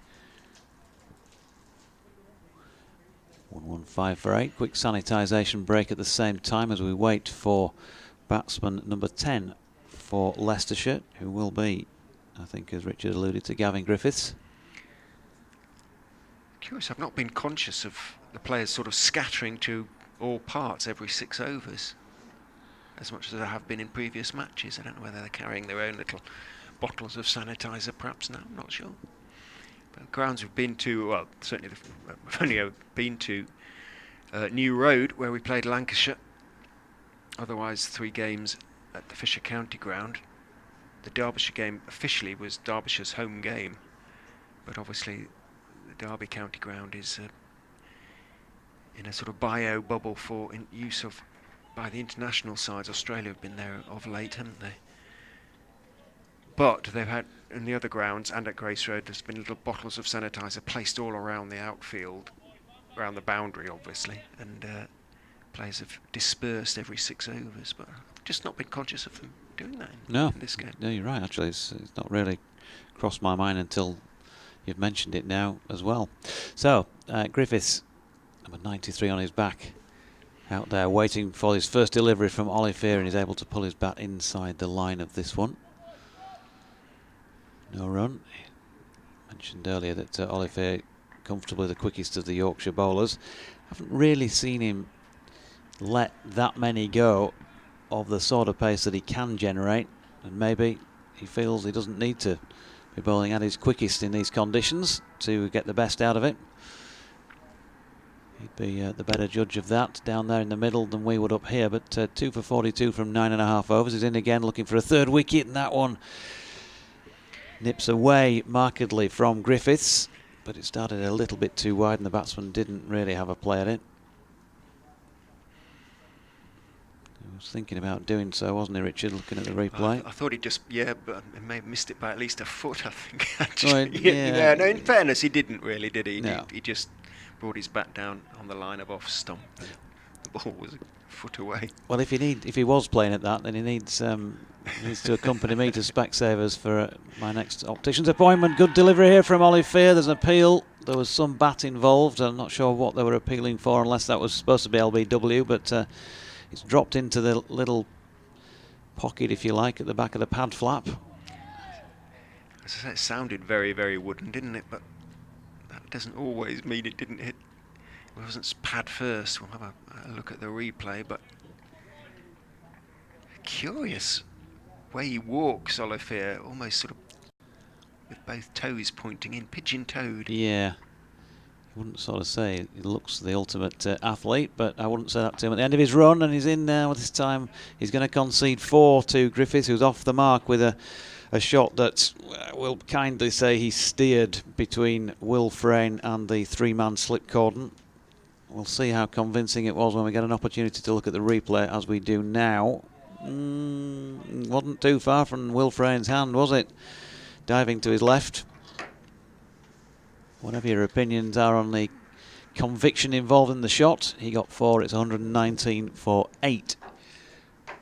Rich back in a few minutes. He's just popped off to do his latest update.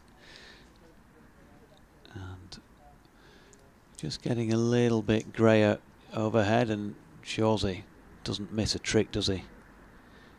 He's seen the rain coming in. He can smell the rain coming in from that southwest corner of the ground, just over beyond the scorebox at the far end of the western terrace there.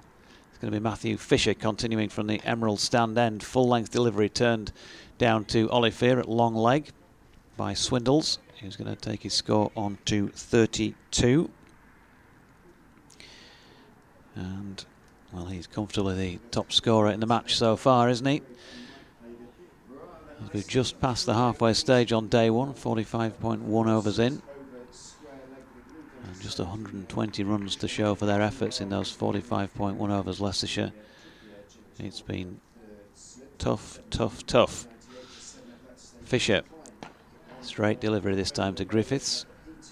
Pushes to mid-off, no run.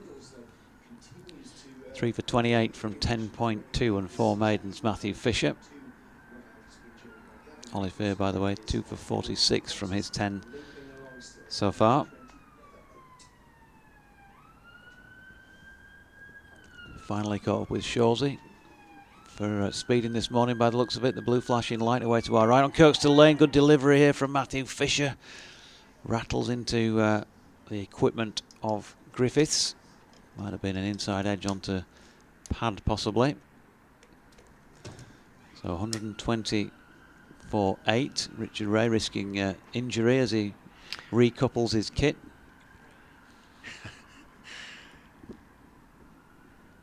Over to you, Rich. In comes Fisher. Griffiths forward comfortably enough, looking to get forward. He's a tall man, a Lancastrian seam bowler. Well, Ormskirk. That is Lancashire, isn't it? Of course it is. And behind that, he's had a good season with the ball, relatively speaking.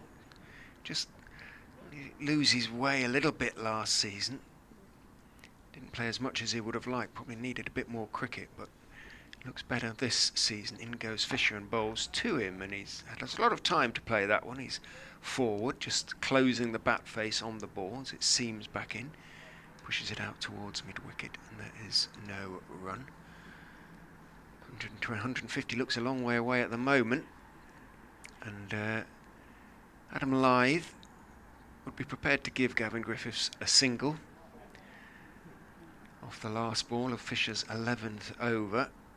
Fielders retreating, inviting the number 10 to take the one. Fisher is in and bowls very wide outside off stump. He wouldn't have been able to reach that. Really, almost if he tried, he let it go through. Fisher, head down, walks away towards mid-off. It is the end of the over. 120 for 8, 3 for 28 for Matthew Fisher. From 11 overs, hands on his hips. Is he blowing? Is he just disappointed? Maybe just blowing a bit. He hasn't bowled too many long spells of late. He hasn't really bowled any long spells. I think 5 overs at the start of the match was the longest spell he's bowled so far. But as you were saying, we were talking beforehand about the possible selection or not of David Willey, but the fact that he hasn't really played any red ball cricket for a long time probably told against him on that one. Yep. Workloads. Managing workloads for red ball fitness compared to white ball fitness. Olivier in for the first 47th over to Swindles, pushes into the offside, no run. It's a bit like us in the box here, isn't it? You've got to manage your workloads, Richard. Well, as I say, I'm not, these third voices, luxury, especially as knowledgeable as Paul Shaw, so makes it all very enjoyable. Enjoyable and Shawsy in the same sentence. So 120 for 8. Olivier turns at the end of his run then. Coming in past umpire Peter Hartley. Wide of off stump, and a little fish at that one from Swindles, whose attacking prowess so far has been very much in evidence. Just doesn't want to pick the wrong one to have a waft out. And they've sent back a sweeper here, by the way. Taking a man out of the cordon. Just 2 slips in place now. A little bit flat-footed flicking at it, wasn't he there? Really there, Swindles. Yeah, I think I said a couple of times about him not really moving his feet previously, and that was pretty similar. May prove his undoing again here. His feet don't particularly move towards the ball as he runs it out into the gully region. There's no run. That sweeper, by the way, is of course posted back on the point boundary. I guess at 21, when your eyes are as good as his, you're going to get away with it quite often. But as he gets older, he might find he doesn't get away with it quite as often. Those playing away from the body, something for him to work on. Olivier into him again. This time he's got a thickish outside edge on it. Not the most convincing of strokes. Thompson's going to be able to cut that off, running round from point down to third man. They get back for 2. Yeah, it was about this point, 21-ish, when mine started to, eyes that is, started to fail me. Glad you clarified.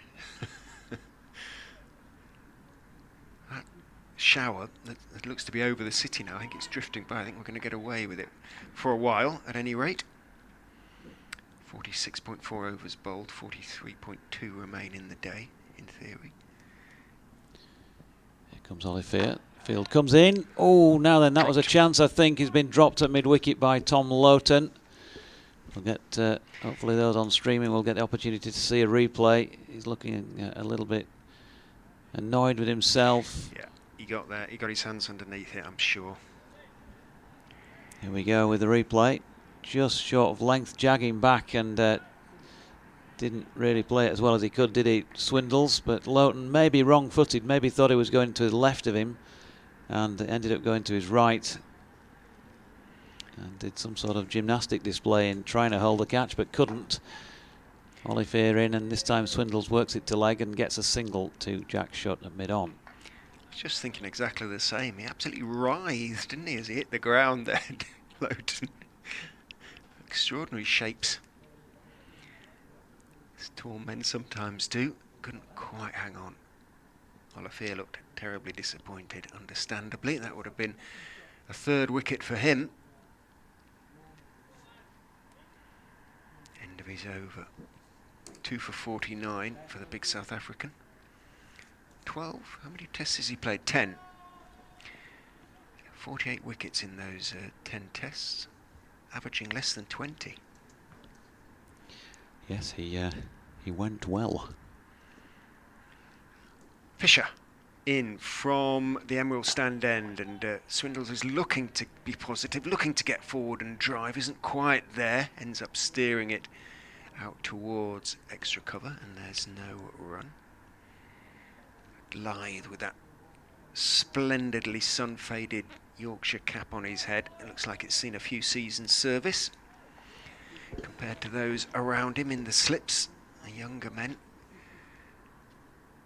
Brooke, Kohler, Cadmore, Tattersall. In goes Fisher, and again looking to drive, flick of the wrists almost as he turned his hands on that one, Harry Swindles, and it trickles back past the stumps, hit it hard down into the ground, and mid-on runs round to field, and there's no run.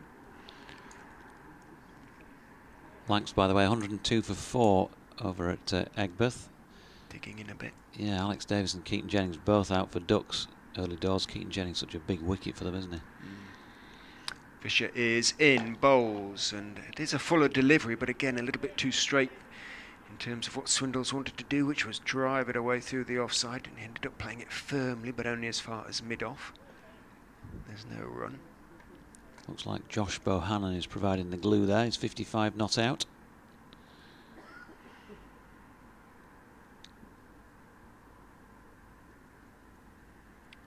Fisher turns, marks of his run-up showing very dark. In he goes and bowls outside off stump, looking to chop it away through backward point. Hits it hard down into the ground. Swindles. Because of that, he's going to pick up a single. There isn't a man at backward point. He's down on the boundary. So it's third slip Brook who has to run around. Brook, I remember his wonderful second name. It's Cherrington, isn't it? Mm. Harry Cherrington Brook. Code starting to warm up again as Fisher is in to Griffiths, who's driving pleasantly but only as far as mid-off. Nice high left elbow, correct shot from Gavin Griffiths. Everybody can bat now. It's not Cherrington. I don't think is one of these off the wall. No, but it must be a family. It's a family name. I think it's might be on. I'm not 100% sure. It might be on his mum's side of the family, perhaps.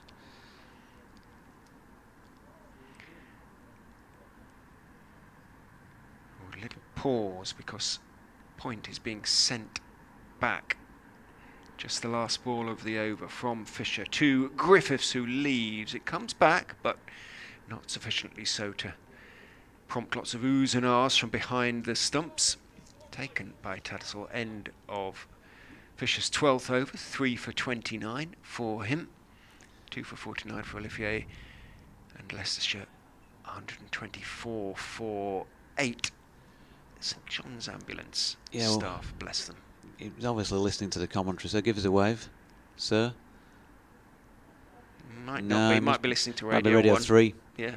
Well, yeah, Radio 1 probably, yeah. Who knows? He's not bopping around, so 4 extra. Young lady on her phone, she's not paying too much attention to what's going on out there. She might be watching the stream. Well, possibly. Possibly.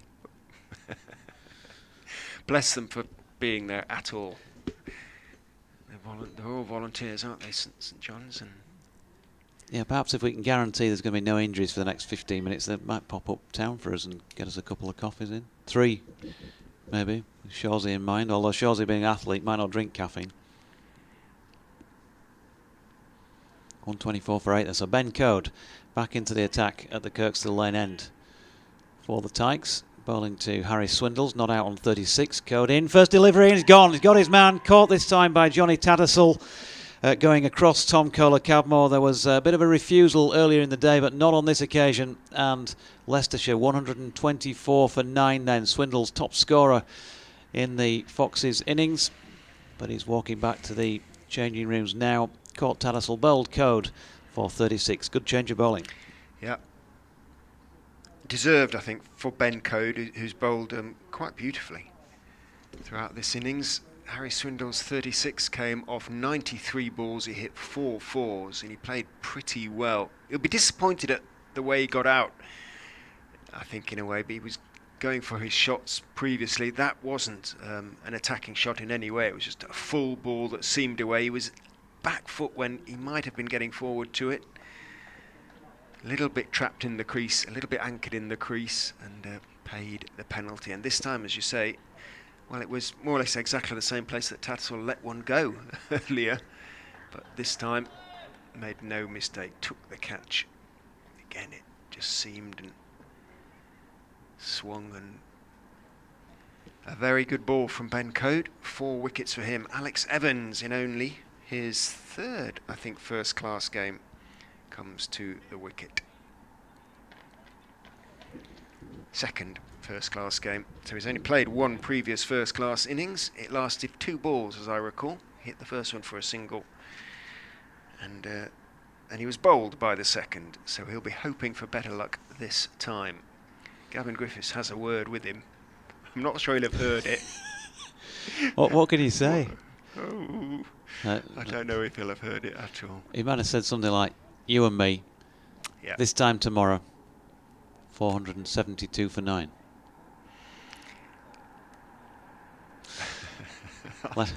He's a lefty, Alex Evans. Just seeing Will Frayne has dashed off the field and returning now with the helmet. So fairly obvious that Yorkshire are going to try and put the squeeze on here. Fashion an opportunity, an early one from number 11. Often can be frustrating, can't they, these last wicket partnerships. So 4 slips in place. Frayne under the lid is about 10 metres just in front of square, not particularly short leg. Code coming round the wicket to Evans, who edges first ball. Got caught by Lyth. They're claiming it. It looked like it could have been a bump ball, but no. The Yorkshire skipper claims it. Now then, they're all walking towards Peter Hartley at this end, who hadn't given it, and there is some debate. They're sure, but I think I think it carried. But they're waiting for the umpires to confirm. Just checking with James Middlebrook, Peter Hartley. Yeah. And it is confirmed that that is the last Leicestershire wicket. First ball, Alex Evans caught by Adam Lyth off the bowling of Ben Code, who'll finish the innings with a 5 for 18. Tremendous spell of tight as you like bowling, or spells, from Ben Code today. 13.2 overs, 6 maidens, 5 for 18. Matthew Fisher finishes with 3 for 29 from his 12, which included 4 maidens, and in 48 overs and 2 balls, Leicestershire have gone for 124.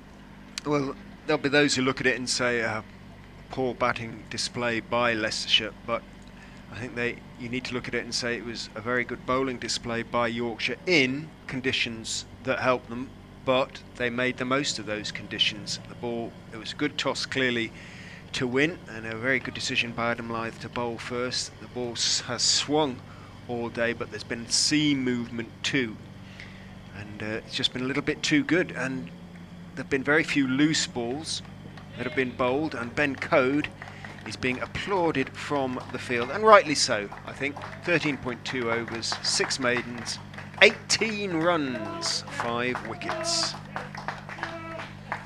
Yep, super stuff from the North Yorkshireman, and well, in the end it was him who grabbed that opportunity to snaffle a fifer with a couple of late victims. Matthew Fisher, though, has also bowled superbly today for his 3 for 29. There's been a couple of wickets as well for Duan Olivier. Let's fill you in on the full details in that regard then from the Yorkshire bowling analysis.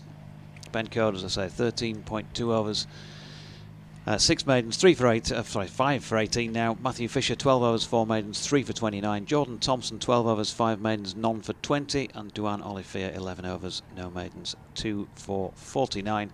We'll see Yorkshire back out there in a few minutes' time when Adam Lyth and Tom Kohler-Cowmo will try and get them off to a better start than we saw from Leicestershire. From Richard and myself for now, we'll just take a short break and be back with you when play resumes.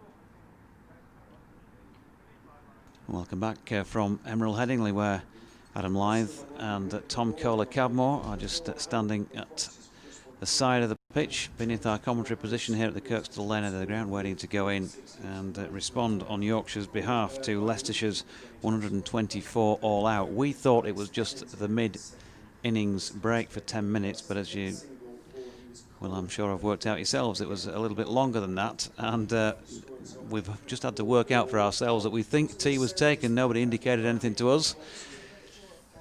Always great on the communication front, but umpires James Middlebrook and Peter Hartley are out there in the middle, and we kind of assumed that there would be a 10-minute turnaround and then about a half a dozen overs before the tea break.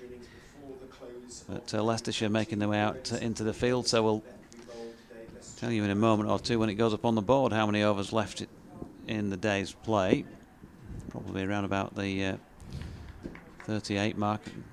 Not sure why they took an early tea. Maybe a 20-minute turnaround there just allows them to make up a little bit of time rather than having 10 minutes there, a few overs, and then another 20 minutes for tea. Bearing in mind, of course, we lost a few minutes either side of lunch earlier on in the day. So it's going to be Lythe on strike for the first ball of this Yorkshire response. I'll leave you to a few words from Shawsey and then Richard back in the chair. Thanks, Doji. Yes, the opening partners of Yorkshire, Lythe and Cadmore, will be looking just to set a solid start, in all honesty, here at the Emerald Stadium, Headingley. They've seen that the ball's moved around a bit in the first innings, so they'll be aware of that. There's a little bit of sunshine here, a little bit of cloud cover as well. The clouds are just passing over between me and the sun in the commentary box as we speak, but they're looking for a good start here. Dieter Klein in over the wicket, bowls, and it's edged and dropped. Did that carry to Colin Ackerman at second slip? Leicestershire started to go up. Not completely certain that that carried. We'll have to have a look at the replay. It swung away from Lythe, took the edged. Question is, how far did it travel? It was a catch, you know. It was a catch. It was not too difficult a one, and you would have backed Colin Ackerman to have held that 19 times out of 20. Down it went. In goes Lythe, and in goes Klein, and bowls again to Lythe onto the legs. This time just pushed into the leg side, picked up by Sam Evans coming in. Well, they dropped two absolute goobers, Leicestershire against Notts in the T20, and there's no slip catches, entirely straightforward, but by Ackerman's standards, and he's the best slipper at the club, he should have taken that. Yeah, I'd be disappointed with that, as will the Leicestershire coaching staff as well. Klein is in again to Lythe down the leg side, well taken by Swindles, diving away to his right, didn't swing at all. I was just saying, wasn't I, that York should be looking to set a solid start and set a platform for the rest of this innings, and back obviously long into tomorrow if at all possible. But that was an opportunity, and on this pitch we know that if you bowl good areas, then opportunities do arise, but you do have to take those opportunities. Absolutely. Klein in again to Lythe, outside off stump, chopped away for four. It was too short, and Lythe up on his toes, crashed it away in front of point. All the time in the world. Well, you would have thought he would learn from first ball did swing. The others really haven't swung too much. Its length seems to be key on this track. Yes, for sure. And Klein's just dropped down a little bit short and wide. And Lythe, the player he is looking for width. And as you rightly say, he's up onto his toes and just caresses that ball past point for 4 runs. He waits with bat raised as Klein is in and bowls to him down the leg side. Not a consistent over from Dieter Klein. No, he's bowled both sides of the stumps at the moment, hasn't he? But he'll be looking to get his radar working and bowling a good length and a good line and getting the Yorkshire batters playing. The first ball of this innings, it produced an opportunity to Ackerman. And obviously Ackerman's a fantastic slip fielder, obviously one of the best in this Leicestershire setup, so they'll be disappointed with that. But they know if the ball areas, opportunities will come. Klein is in again outside off stump, does swing but just started wide, went with the arm a little bit, but there is movement there, and there's still swing there, and Leicestershire will feel that they should be, well, on their way, if you like. But chance has gone down. Dieter Klein, hands went up to the head as the ball went down, carried nicely. 2 hands to it for Ackerman. Down it went. It was low, but it wasn't so very low. It wasn't hands on the ground low. Alex Evans. Klein is probably the quickest of the Leicestershire bowlers, but I don't think it's a wicket that's about pace, really. Yes, it's a ball about hitting those lines, those lengths, and just drawing the Yorkshire batters, the Yorkshire batsmen into playing at that ball that they don't often want to play, which brings in, as we know, all dismissals, bald, LBW, the wicketkeeper comes into play, as does the slip cordon. And I think, as you rightly say, Richard, it's about hitting areas. Hit good areas and you're in the game, certainly early on. So, young Alex Evans, Bedford boy, is in and bowls to the right-handed Kola Cadmore, who defends out into the offside, a delivery off stump. Ball bat looks so small in his hands, doesn't it? Kola Cadmore is a big fella, tall man, strong man. Had a good season. He's pretty much prospered since he came to Yorkshire, hasn't he, really? He was a good player down at Worcester, but certainly progressed, hasn't he? Crouching down, making the bat look even smaller. Now he stands up tall as Evans goes in and bowls to him a little bit short. It thumps into the thigh pad, drops down towards short leg. Sam Evans comes chasing in. Kola Cadmore a step or two down the wicket, but quickly sent back by Adam Lyth, who leans on his bat and chats away to Peter Hartley. There's one thing for sure with these two Yorkshire batters, Cadmore and Lyth. They're both very positive players, aren't they? Like to play their shots, even in the 4-day version of the game. So I would think anything short or anything too full they will go for. They might be a little bit careful of the full ball just to start with the swing. Evans is in and bowls again. It's in the air and he's caught this time. Kola Cadmore, it maybe just stopped on him. It was fullish on towards leg stump. He looked to turn it away into the leg side, didn't get on top of it. Might just have gone at it a little bit too soon. It looped towards square leg. Sam Evans dived to his right, got 2 hands underneath it, and Leicestershire do have their first wicket. Yorkshire are 4-4-1. Yes, that's a great breakthrough there for Leicestershire. They'll be really pleased with that. Evans just bowled a tightish line, and Cadmore's, we've just seen the replay, it looks as though he's tried to work that ball. It may have, the way Cadmore's looked at the pitch, whether that's stopped in the pitch or not, and he's a little bit early on it. But I'm sure when he looks at that again, he'd look to play that one through a straightish mid-wicket. Straightish mid-on. So disappointment there for Yorkshire, because they would have wanted to get through this initial 30 minutes of play and then build and set a platform. But it's a fantastic breakthrough for Leicestershire. And from a coaching perspective, that's what you want in a low-scoring game, early wickets. Could be none for 2. They'll feel. Leicestershire should be, arguably, none for 2. 4-for-1, however. Will Frayne comes out to join his skipper. That was the first one you felt has just stopped a little bit in the pitch. Certainly Kola Cadmore played at a little bit too soon and was there too soon. The game is moving on apace.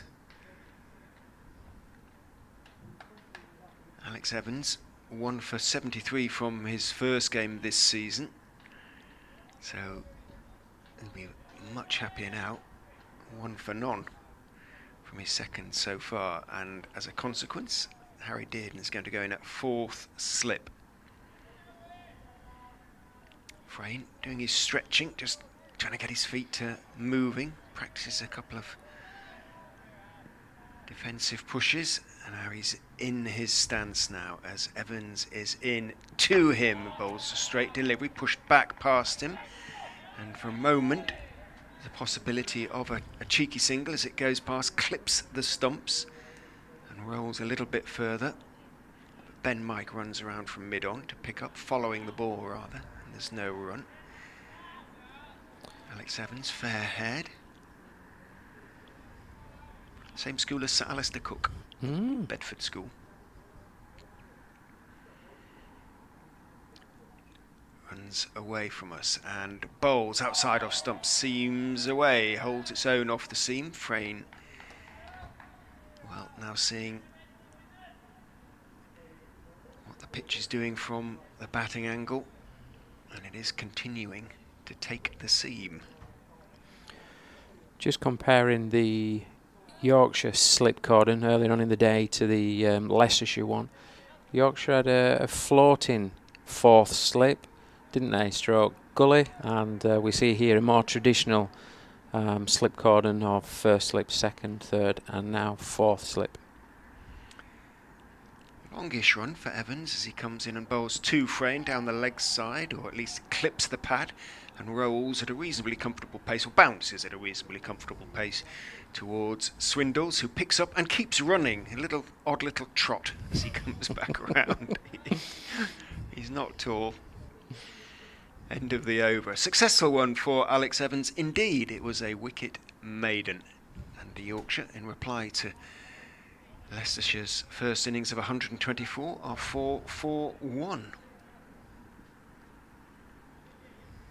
We have had tea, as I'm sure has been explained to you. So this is going to be a slightly longer session as Klein comes in from the Emerald stand end, takes the outside edge and bounces well short of Dearden at fourth slip, but there's the swing. Almost the ideal length, but probably just wants to be another inch or two further up. It was on the back foot lithe and it took the outside edge as it started to swing. Didn't carry. Dearden moves forward and marks where the ball landed. They look a little bit more staggered, the Leicestershire slip cordon. Klein is in and bowls outside off stump. Swing again taken by Swindles, allowed to go through by Lithe. No run. Yeah, staggered and slightly further forward, aren't they? It's as if they know that the odd one doesn't come through that well if you play with soft hands, but if you push at the ball it does, so they're taking the risk to give themselves the best chance of getting the ball on the full. We know there's a risk associated with that, but actually it gives you a better chance of gaining an opportunity. Klein is in, bowls, edge caught behind, so Klein has his man. The drop in the very first over off the very first ball, not too expensive as far as the Foxes are concerned, cost only 4 runs. That one swung. Lithe couldn't help but play at it, took the edge and was taken by Swindles, almost running across first slip, two-handed. Just looking at the replay, we went away, took it quite low actually when it went through, but Yorkshire, struggling themselves now, are 4 for 2. Yeah, good delivery that, wasn't it? He's brought the pitch into play. It's swung from the arm, but as it's pitched, it's then gone again. So it's a good delivery. It's pulled Lithe into the shot, and it really sets this game up interesting now. Yorkshire 4 for 2. Just having another little look at the replay as Klein comes in close to the stumps, releases the ball. Yeah, a little bit of movement off the pitch again. Good catch by the wicketkeeper who trots across in front of first slip. 4 for 2.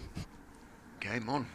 I said I was wise to book the hotel for just 2 nights. I'm just thinking maybe 1 at the moment at this rate. But we'll see.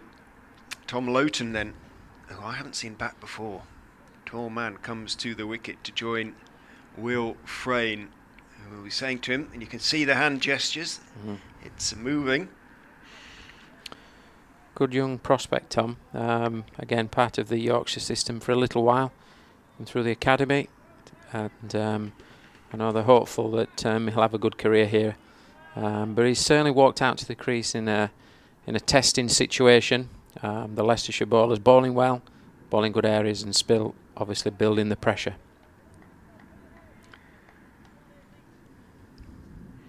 So he waits with bat raised, Loughton, as in goes Klein and bowls to him. He's forward as it swings back in, and bat was quite late onto that. Klein hands on head. There would have been a loud appeal for leg before had that one got through. It didn't. He managed to keep it out. Number 40 on his back. Tom Thomas William Loughton from York. Just his third first-class game. Good delivery that from Says Klein, Paul, wasn't it? who was swing. And it's lively as well. Klein is got a quick arm as he comes in and bowls. Too light, who's beaten on the inside and didn't miss off stump by very much either. To be beaten for both pace and movement there, Tom Loughton. Just 21. Playing his third first-class game. Oh, yeah, you're right. Pace and movement. Playing a long way from his body there as well. Looking, should be a little tighter, just a little tighter. Looks a bit nervous, understandably, the young man. Desperate to make an impression. The slips go down as Klein goes in and bowls to him. That's slightly shorter of a length and into the legs. He's a bit more comfortable with that one. There is a little bit of in-swing, but he plays it comfortably enough down into the pitch, picked up by Patel. The numberless Patel coming in from mid-wicket, and that is the end of a rewarding over for Dieter Klein. 1 for 4 from 2 overs for the German international. South Africa born, but German international, Dieter Klein. And Yorkshire 4 for 2, still trail by 120 runs. 12 wickets have already fallen here at the Emerald Headingley. It is the Emerald Headingley Stadium now, isn't it? No longer Carnegie. Alex Evans with that long straight run will continue from the Kirkstall Lane end. Bowls full down the leg side, it swings on down. Frayne almost falling over as he went across his stumps and tried to help it on its way. Wickets like this, it's so important, isn't it, that I know it's important that every ball counts, but certainly on wickets like this, when there's still a little bit of life in there and the ball is hard, the seam is protruding, it's really important that you can hit those areas and hit the seam as often as you possibly can to maximise any seam movement. Absolutely. Mustn't waste a single delivery. Evans is in, bowls. That's going to be 4 leg byes. I suspect Klein is sprinting round. He's not going to get there. Clipped the pad and ran on down to a very fine leg. Crosses the ropes. And 4 leg byes added to the Yorkshire score. 8-4-2, the first extras of the innings. Yes, he's just angled that ball in, Evans, and he's just pushed it a little bit too hard, striving for a ball in a middle and off line, but he's just pushed it a little bit too hard and give Yorkshire much needed runs off the pads of Frayne. He's got 4 slips there. Get it onto off stump. In he goes and bowls, and that one again towards middle really, and turned these wrists on it, Frayne, but runs it out as far only as Ben Mike, who's at wide mid-on stroke. That is wide mid-on, I was going to say. Stroke mid-wicket, trying to cover both areas, but Evans is actually well in front of square at mid-wicket. Sam Evans, that is. Alex Evans turns. In he goes, bowls. Better line onto Frayne's off stump. He's forward, solidly though. Right-handed batsman pushes it back down the pitch to the straw-haired Alex Evans, who picks it up in his follow-through, and he throws it to Gavin Griffiths, who's at wide mid-off to do what polishing is needed, minimal at this stage, just 3.4 overs. Evans grips the ball very deliberately, almost examines it before running in and bowling outside off stump. A little bit of movement, but too far wide and allowed to go through by Will Frayne. So far, Frayne has played this pretty well, hasn't he? Yes. Appreciate he's only been in a few balls, but he's looking to get forward and he's looking to protect that off stump. So he's looking to leave whenever he can. As long as it's outside his eye line, he'll look to leave that ball. When it's straight, he's looking to play it with a full face. And I think on this pitch, that's the way you've got to play it. But anything outside his off stump, he'll try and leave, I think. He waits now as Evans is in and bowls foolish to him, thinking about driving, but might be a little bit too straight. Dug out rather off the bottom of the bat, pushed as far as Griffiths, and there is no run. So, second maiden for Alex Evans. 4 runs came off the over, but they were leg byes. Yorkshire 8 for 2. 37 overs remain to be bowled today.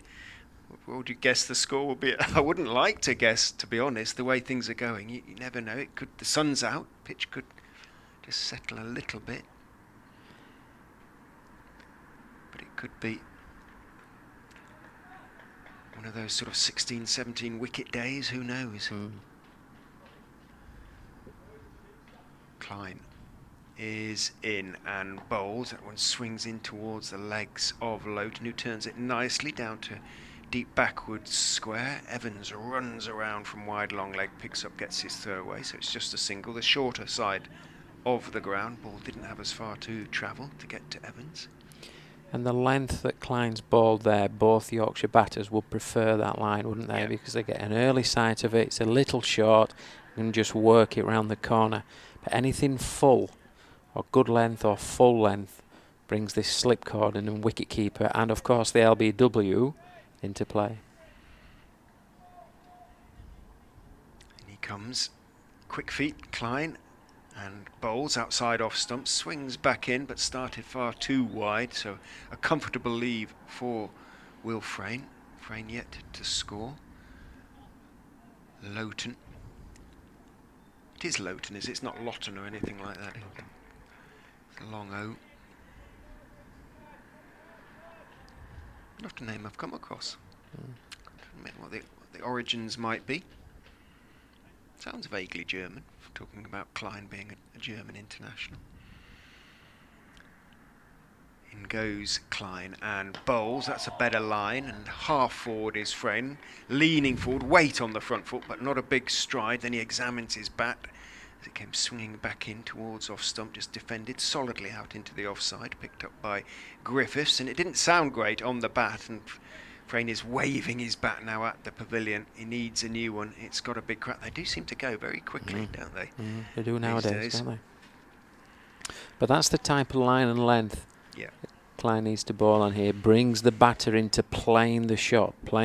Gives the pitch every chance of coming into play, but also with the ball being quite full, opportunity to swing the ball as well.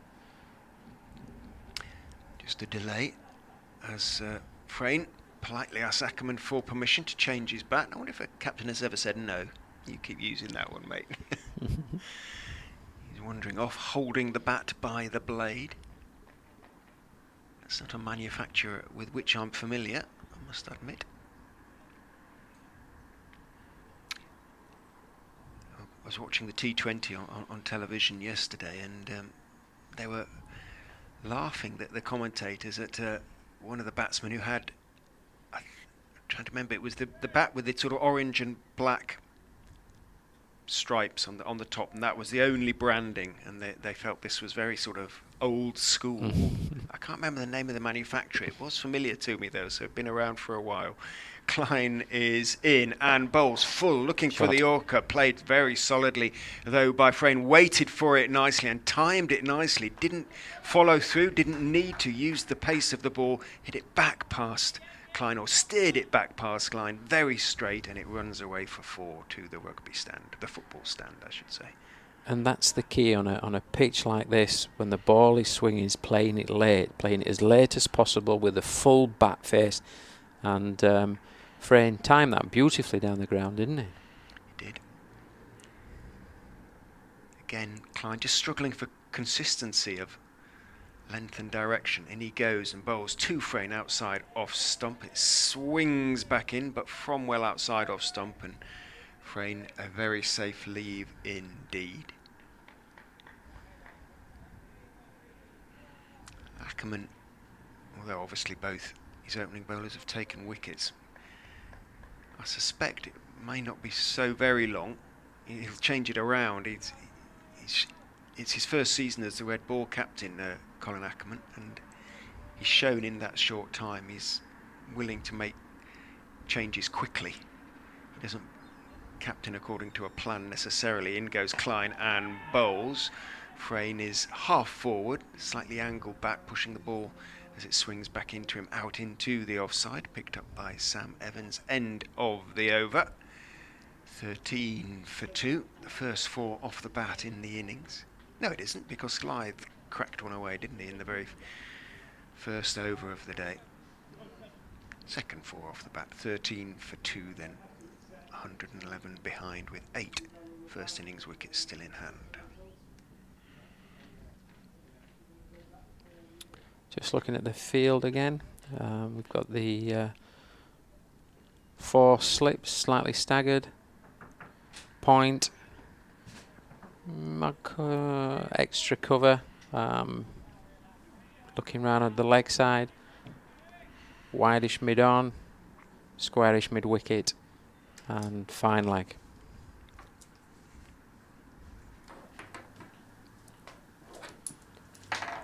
Ball in by Evans, just outside the off stump, hung it out there wide, but Lawton's played that very well indeed.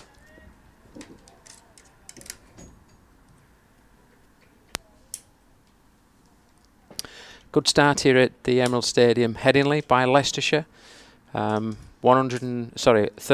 at Headingley by Yorkshire.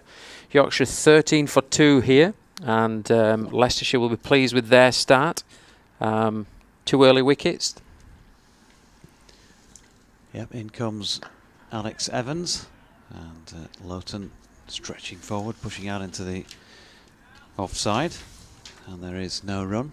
For any coaching team, as we can see Paul Nixon there and his coaching staff down beneath the commentary box to our right, they'll be talking to the players at the midway point of this, the short break, tea time break around, bowling good areas, really good areas, and making the Yorkshire batsmen play.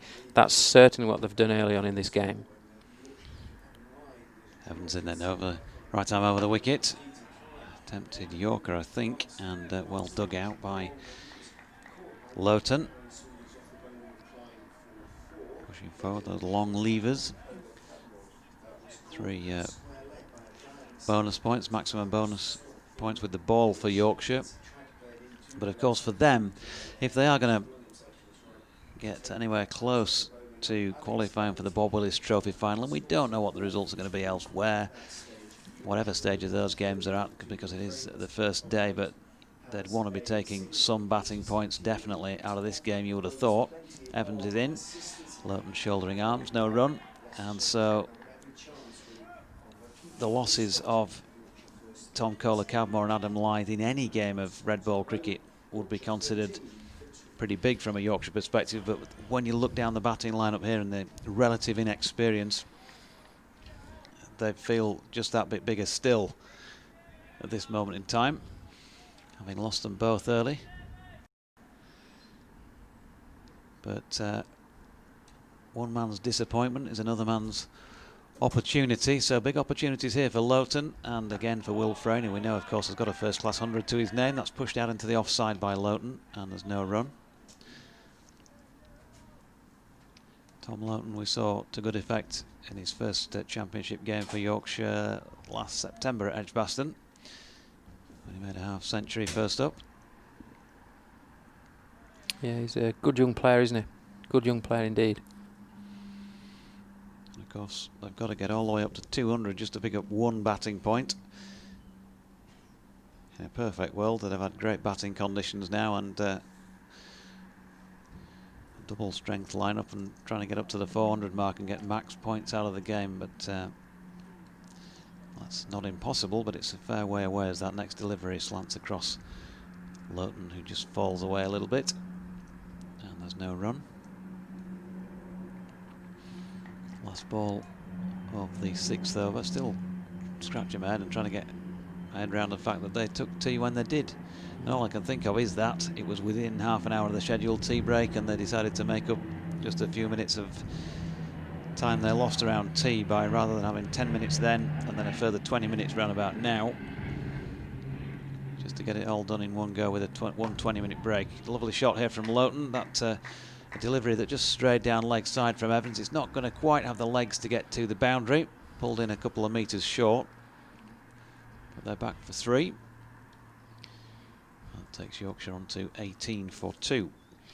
Yeah, nice shot there from Lowton. Just Evans has just pushed that ball a little too straight, and Lowton's just leant into it and timed it away past mid-wicket for 3 runs. But yeah, he'll be pleased with that because he's made a decent start. I'm also pleased with the way that Frayne's looking. His footwork's good. He's looking to get forward when he can. He's looking to leave as many balls outside off stump to minimise any chance of nicking off and being caught behind or caught at slip. So big passage of play for Yorkshire. They just need to keep batting and work through this situation and see if they can set a platform for later on in the game. So going to be Klein continuing, left arm over the wicket from the Emerald stand end, slanted across the right-handed Loughton, who watches it go by, and there is no run. You can get in touch on at Inside Leader 1 to Shawsey, at Rich M. Ray for our BBC Radio Leicester colleague, or at Jonathan Doidge for yours truly, or on email BBC West Yorkshire Sport at gmail.com. A few of you have got in touch. We'll get to those in a moment.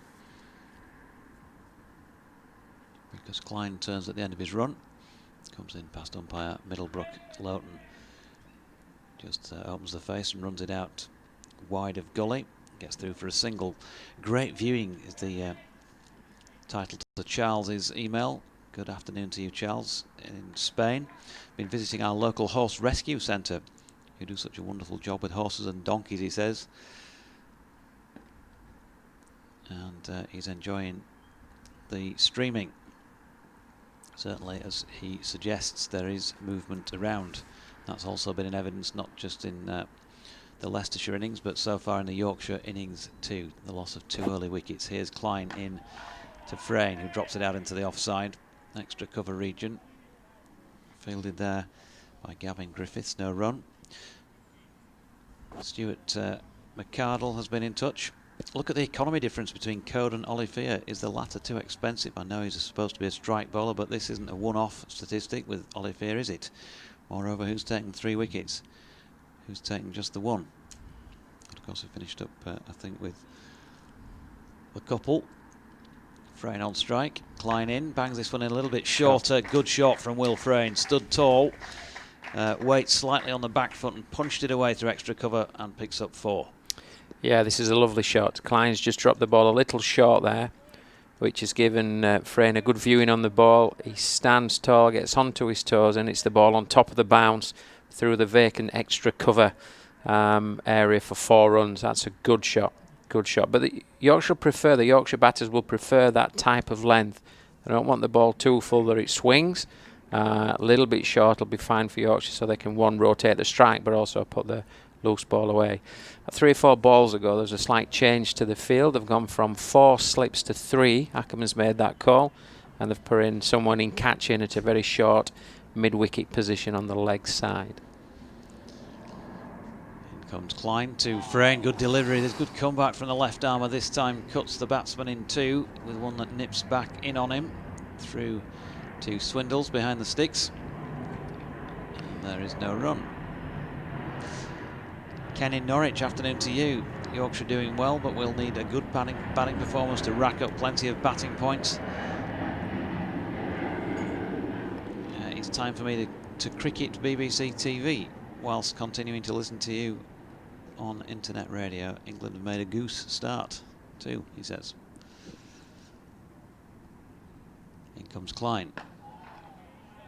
Frayne solidly behind this one to complete the over. 23 for 2 after 7. And also John has been in touch. Hi JD. Great bowling performance by Yorkshire, especially Ben Code, who thoroughly deserved his 5 for. Now time to dig in after losing Lyth and TKC earlier. Regarding the Lancs Derby match at Egbert, I believe they are using the same hybrid pitch that was used for the T20 match, where runs were very difficult to accumulate. I think in the context of the match, Josh Bohannon's innings is very good.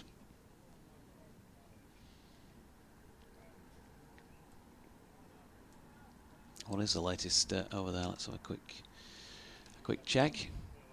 Alex Evans, meanwhile, making his way in to bowl to Tom Loughton from the Kirkstall Lane end, but Loughton able to watch that go by. 135 for 5 is the latest I have between Lancs and Derby. Fletch will be disappointed to hear Derby rather than Derbyshire. It's not Derby, it's Derbyshire. Yeah, 135 for 5. Bohannon 75 not out. Batting with George Balderson in that one at the moment. Australia 117 for 5, getting on towards the end of their innings in the T20 down at the Ageas Bowl. Oh, that's a very, very wayward delivery by Alex Evans, and he's signalled a wide, and a very wide. 4 wides, in fact. Yeah, that's incredibly wide, isn't it? He's running there, and he's obviously striving for a little bit of pace, but he's pushed that ball down the leg side, giving the keeper no chance at getting across to that full length dive, but still no chance at getting there. Just looking at the last 2 balls, obviously that's an error in terms of how he's bowled that, and the ball before it was probably about 2 foot outside the off stump. Even though Yorkshire are 2 down for 28, it's really important here that Leicestershire hit really tight areas and make the Yorkshire batters play. That's the name of the game to get wickets on this Headingley pitch. Loughton waits then. Evans is into him, and again this one drifts down the leg side, not given as a wide on this occasion. Yep, he's trying to get the ball to swing in, and he's pushing it that way, but not managing to get it right at the point of release. Who'd be a batsman in this round of Bob Willis Trophy matches? Unbelievable scores around the grounds. Middlesex shot out for 138, Essex 22 for 1 in reply. Warwickshire have lost 5 wickets for just 127. Stumps at Bristol, Gloucester 66 for 6, giving up the ghost down there for the day. Evans is in, and again slanting down the leg side past Loughton. No run, so 3 deliveries that have wasted the efforts of Alex Evans in this over so far. Shawsey making gesticulations with his fingers. Yeah, I'm just looking at Evans' delivery, and his wrist is not his wrist is not fully behind the ball. He's just angling that ball there, so he's breaking the wrist forward. His wrist is pointing towards fine leg on release. 28 for 2 then. Evans in again to Loughton. This time he does make the batsman play. Straighter delivery into the leg side, no run. Hampshire against Kent. Hunt 158 for the loss of 8, having been put into bat by the home side at Canterbury. 148 for 5 Lancs. Durham 180 for 6. Not too bad, I guess, by the standards around the grounds, that. And Sussex is 141 for just 2. Positively fabulous at the Oval. Evans in again, and Loughton walks across his stumps and pushes into the leg side, and there's no run.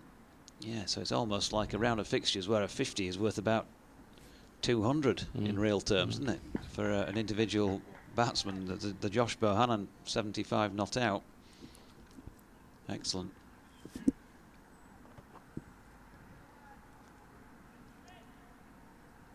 No ball was signalled in the previous one. So 30 for 2 even.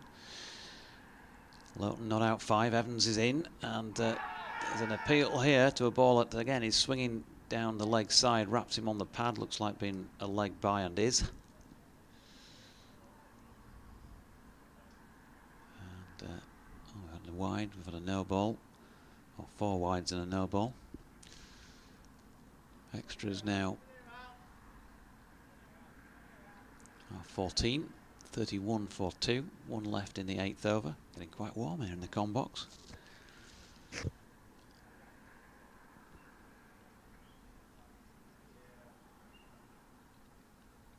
Evans turning again. In he comes past umpire Peter Hartley. Good delivery. There's an appeal here. It was half-hearted in some quarters and more confident in others, but Peter Hartley not interested. End of the 8th, 31 for 2. So look at the replay. That's a much better delivery, isn't it, from Evans? He's just pitched that ball full length, just outside the off-stump line. I don't think there's any nick there, is there? Not the most convincing appeal from all quarters, but that's a better line and that's a better length for him to bowl here at Headingley. Yeah, passing the inside edge of Will Frane's bat. He's not out 8 from 19. Loughton's faced the same number, and he's 5. 1 for 12 for Evans, and 1 for 14 for Klein. from his 4 overs, and he's going to continue from the Emerald stand end of the ground then. Left arm over the wicket. Loughton opens the face, runs it out into the point region. There's no run. 3 slips in place. There's a man in a catching position, not dissimilar to where Will Frayner stood for Yorkshire earlier in the day.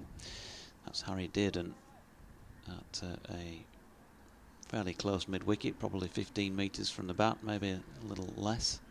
Mid-on, mid-off. Man just in front of square leg. A point. And he said looking around the boundary edge. Also a long leg. Klein in again. Loughton opens the face. There is no third man, so the man at point has to chase that down. And good piece of running from Tom Loughton, gets him back for a second.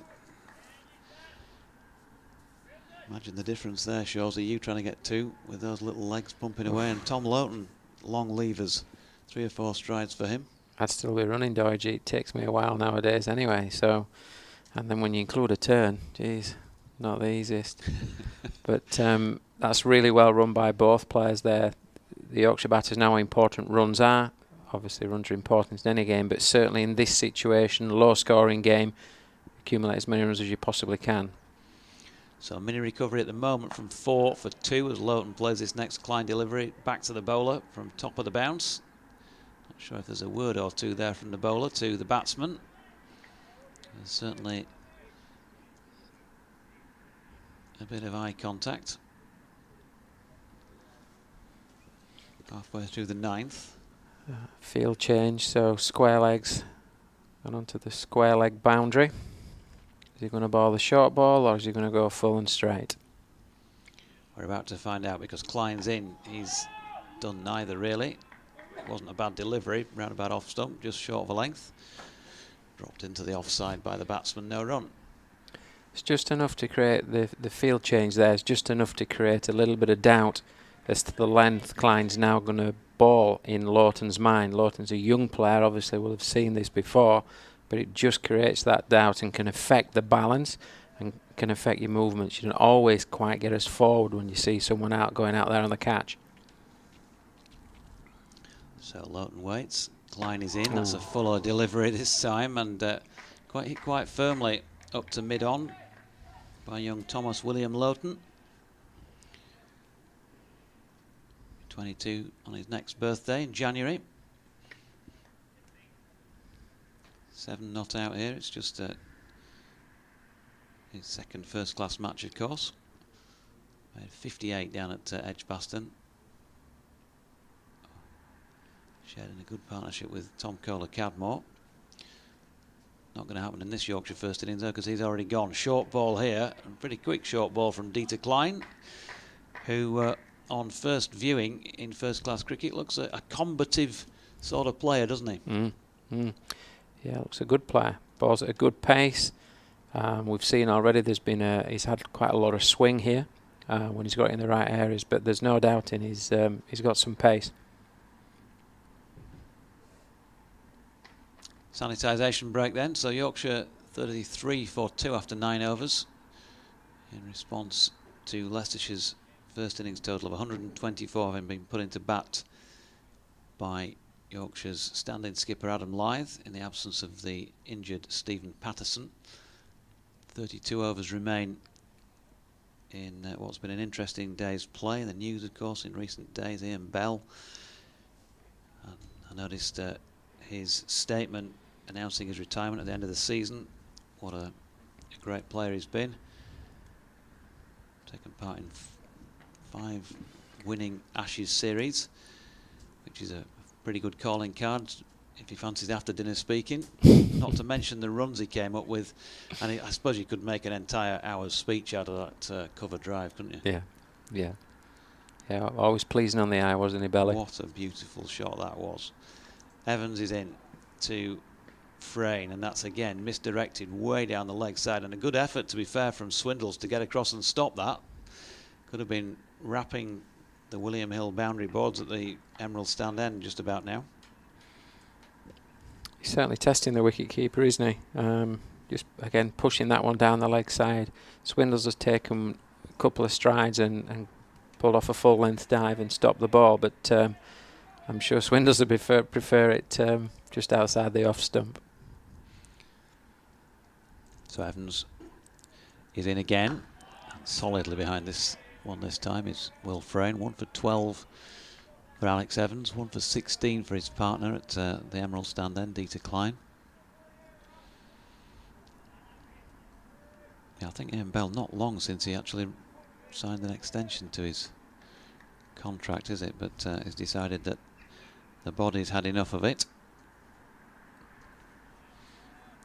I'm sure we, as cricket lovers, wish him well in his retirement. Says he wants to go into the coaching side of things. So in comes Evans, and that's flicked off probably towards the inside edge of Will Frayne's bat. It's gone down fine leg for a single. Takes him on to 9, 34 for 2. So I guess you'll be on the phone, won't you, Shawsey, to Ian Bell? Of course, yes. Giving him a few phrases. Look, I'm sure he's got a few of his own, but if he wants a few more, then by all means, and give me a call. That's no problem. I'll help him out with that. But pleasing to know that the experience that he has and the insight that he will bring into coaching. Pleasing that he's going into coaching for sure.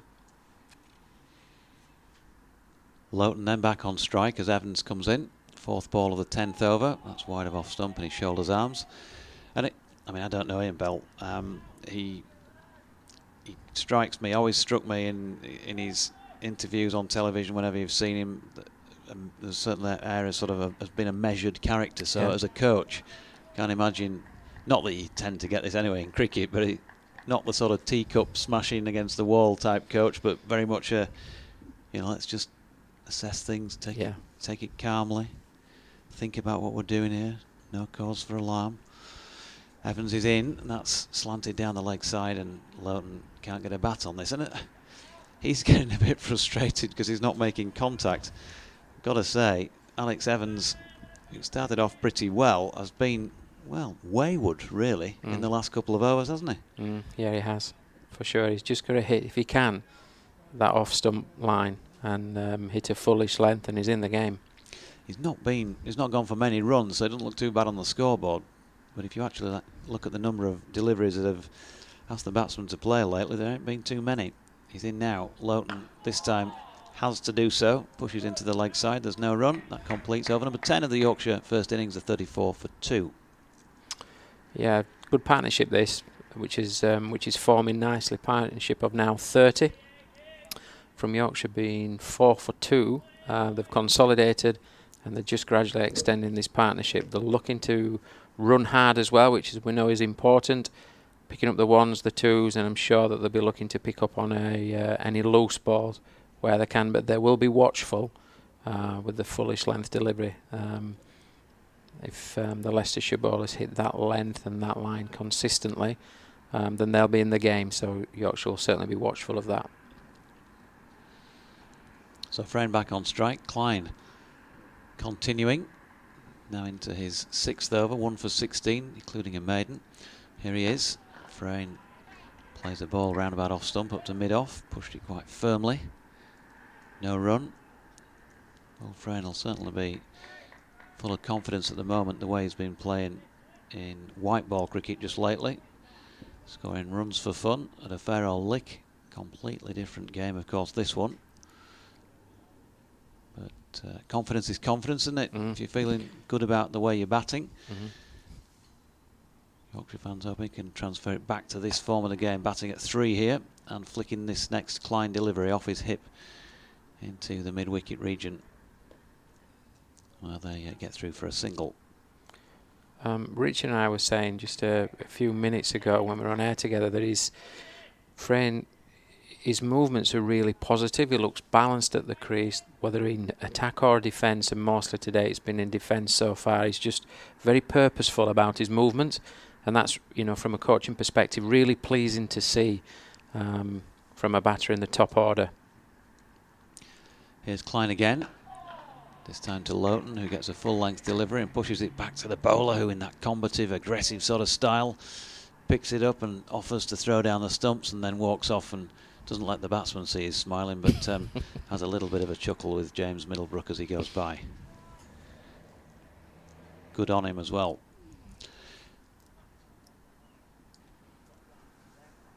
up the left armers union, I say. 35 for 2, and he comes in again to Lowton, but this is wide of off stump, and he shoulders arms this time. Are you still playing a bit occasionally, Dorji? I'm laughing at that. I've played 2 games this year. How have you gone? Not got on the bowl either time, funnily enough.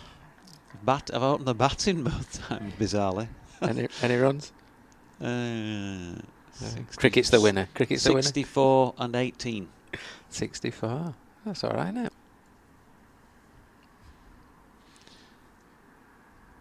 In comes Klein again, wide of off stump. Lowton shouldering arms, no run. Bent Nielsen has tweeted, well bowled Yorkshire, but what really is needed is a 400 plus first innings batting. Not looking like one though, sadly. Well, it is a long way off at this stage at 35 for 2. Funny game is cricket though, isn't it? That's why we love it, because just when you think you can predict what's coming next, you are fairly often surprised. Klein in again to Lowton. That's shaping back in towards the right-hander once more. Pushes it back down the pitch again. He's threatening to throw down the stumps, but unfortunately for the bowler this time, didn't manage to take a clean grip of the ball. End of the over. 11 now bowled in this Yorkshire first innings. 35 for 2. What's pleasing around the way Lowton's gone about his game so far is he's playing with a lovely full face, isn't he? He's looking to play straight and go down the ground as much as possible. And that's absolutely key when the ball's swinging around. So he's playing well. He's growing in confidence well. Still a young man, but a good prospect. Now then, we have a change of bowling, I suspect, because Alex Evans looks to be putting his sweater on. And in his place is Gavin Griffiths at this Kirkstall Lane end.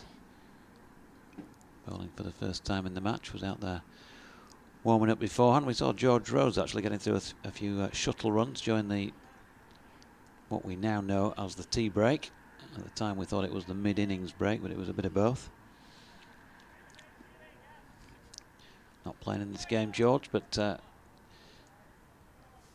clearly being kept up to his work fitness-wise. Gavin Griffiths. 3 slips in place, point, cover, mid-off, mid-on. Man just in front of square leg, going on for mid-wicket, and a long leg. That's Griffiths then in from this Kirkstall Lane end. Right arm over the wicket. Seam up and turned into the leg side from top of the bounce by Will Frayne. Timed that quite nicely, but just couldn't quite get it a few more yards away from Alex Evans, who was chasing it down. And sensibly, they settle for a single. Dare say that have been taking on the arm if that was last over of the match, needing a 3 or 4 to win. Well played again, though, isn't it, by Frayne? On top of the bounce, full back face, just drops it into the vacant mid-wicket position, or a straightish mid-wicket. Run the first one hard, was looking for 2. So the mindset is still to be purposeful from a Yorkshire batting perspective. Lowton then waits. Griffiths is in. That one's shaping away from the right-hander, but started off too wide, so not tempted to play. He said run hard there. Funny, I was at a game yesterday, and somebody, the ball went off into the outfield, and somebody stood there shouting, run hard. I wonder why we say run hard. but we do, don't we, in cricket? You don't have anybody sitting there going, run fast. Run hard, lad. Run that first one hard. Run that first one hard. Yeah, that's another one, isn't it? Yeah, another cricket bingo. Got to run your first one hard. Put pressure on the fielder. Might make a mistake. 36 for 2 here. Yorkshire. Griffiths is in to Lowton. And again, not tempted to play. Catches win matches. Catches. Oh, they do. They do win matches. They do.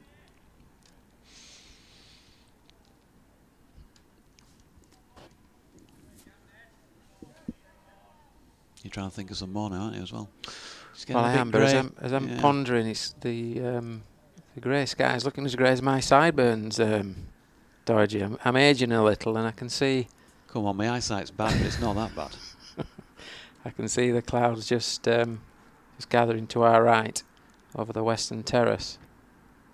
In comes Gavin Griffiths again. He's just not quite yet managed to tempt Tom Loughton into playing at a delivery outside off.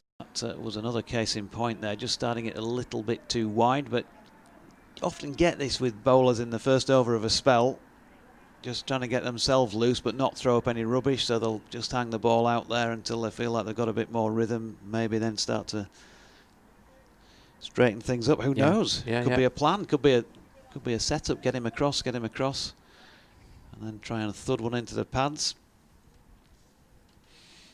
Let's see what he's got to offer here. Well, it is straighter. It does thud into the pads, and there is a big appeal. But Peter Hartley is not interested in raising the index finger. 36 for 2.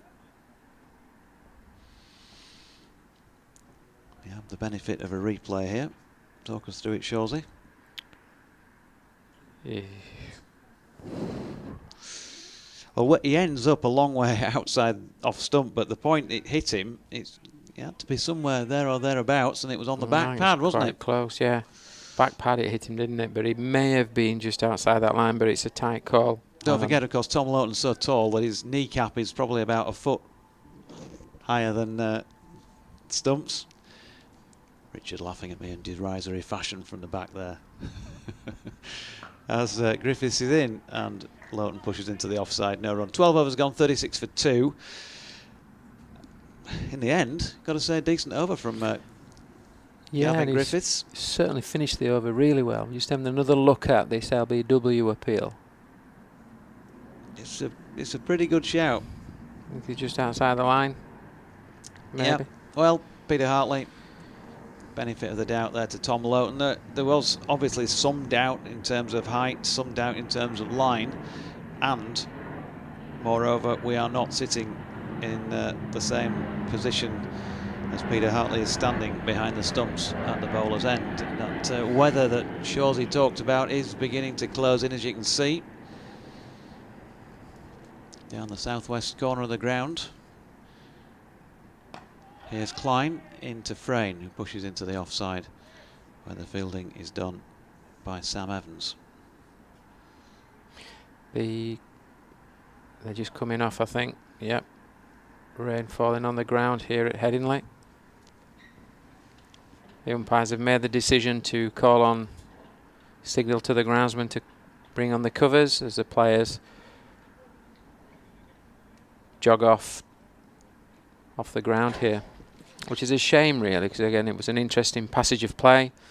As the players leave the ground, Yorkshire 36 for 2. Yep, still 28 overs and 5 balls left in the day, but there will be some reduction in that now because the covers are coming on.